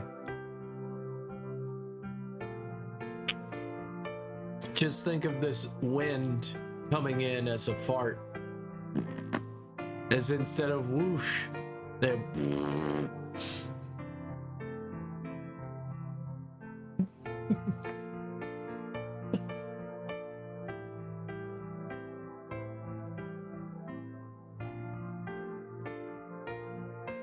God damn it.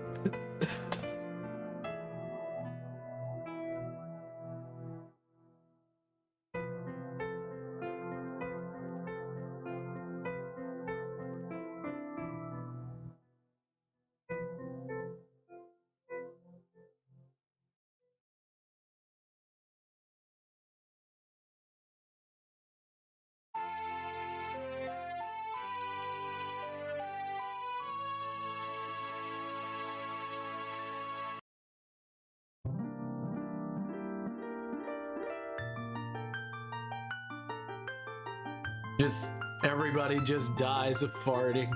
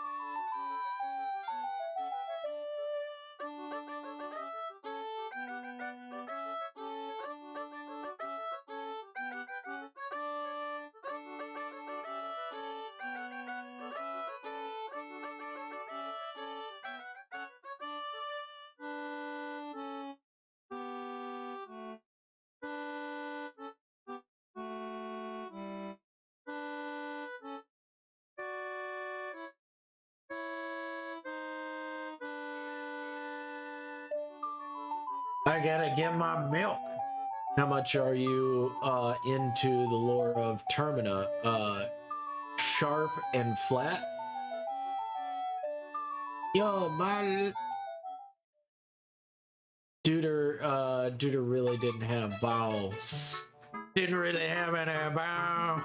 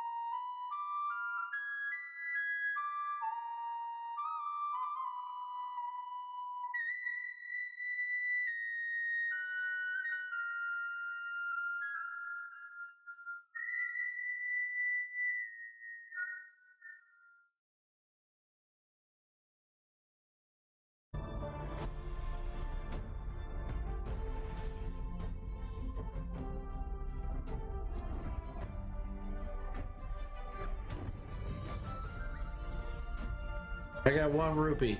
Keep up the good one. Chunk, you got 1 rupee. Keep up the good work. I wish to mix the world together in a big melting pot of dance.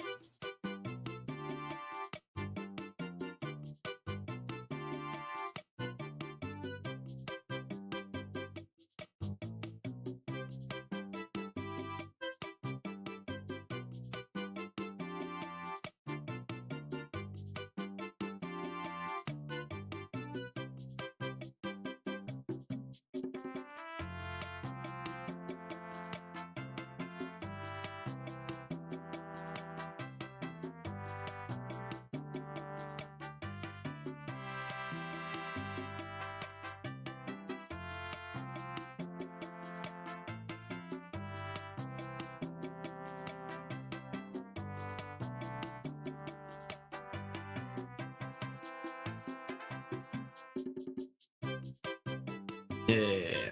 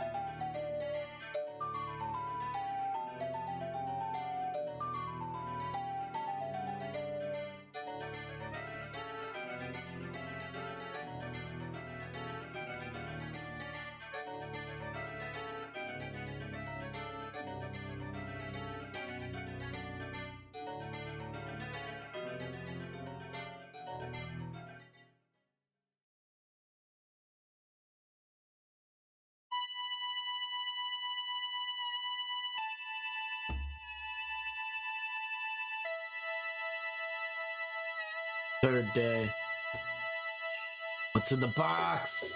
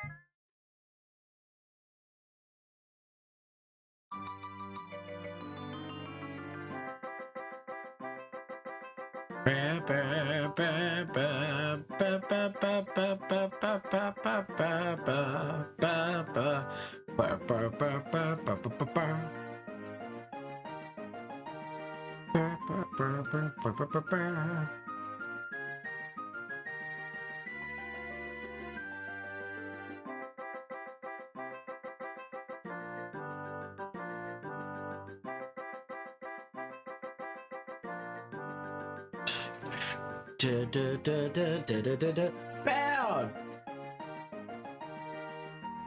The mini games those two had sucked. Hello, Bound. I'd rather raise damn pay.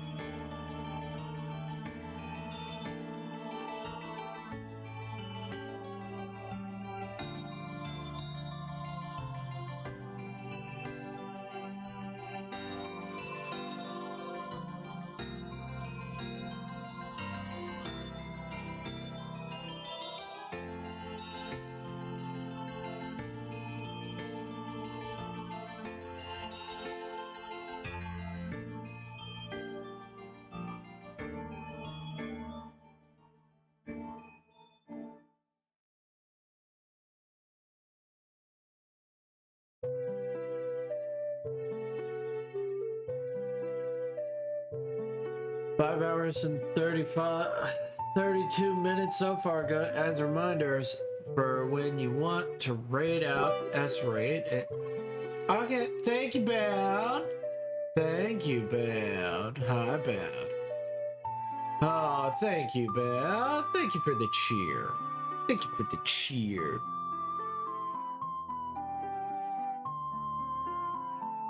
Yeah. Alright.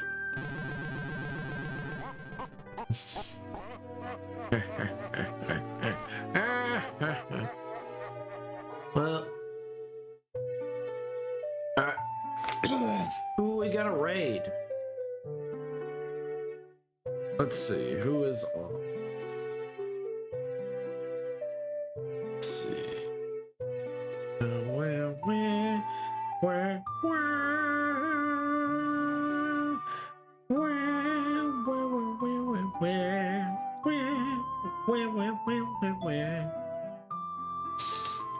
Alright. I could raid Mitz Bun or Galactic Cat 93. Either one. Kira Cat.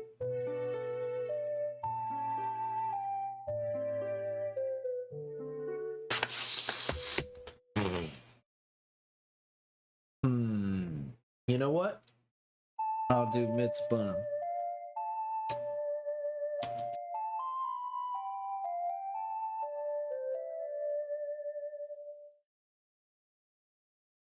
Alright, guys. Thank you guys so much. Thank you guys so much for being awesome. Thank you guys for being amazing. Thank you guys for being stupendous. I know it's so easy for you guys. What? What, boys? What? It's 5:51. I need to go to bed.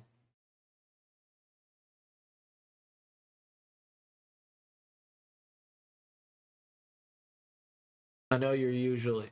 I wasn't expecting that. Yeah, I was like, oh, it's been 5 hours. I didn't know what time it was. I was listening to Nintendo music and just doing work. I was not paying attention. I was just trying to figure out the balloons and stuff. Okay, bye. Have fun. Take care. Stay amazing, Pound. I know it's so easy for you. I believe in you. Aw, hugs. Thank you guys so much. You're one of the best chat on Twitch. Gosh dang it. Gosh darn it. Gosh dang. Tell that person that they're amazing. Tell that person that they're awesome. Thank you guys for being amazing. I will see you guys next time. Night-night, everybody. I'm going to bed. Bye-bye. Thank you, board. Bye-bye. Wait.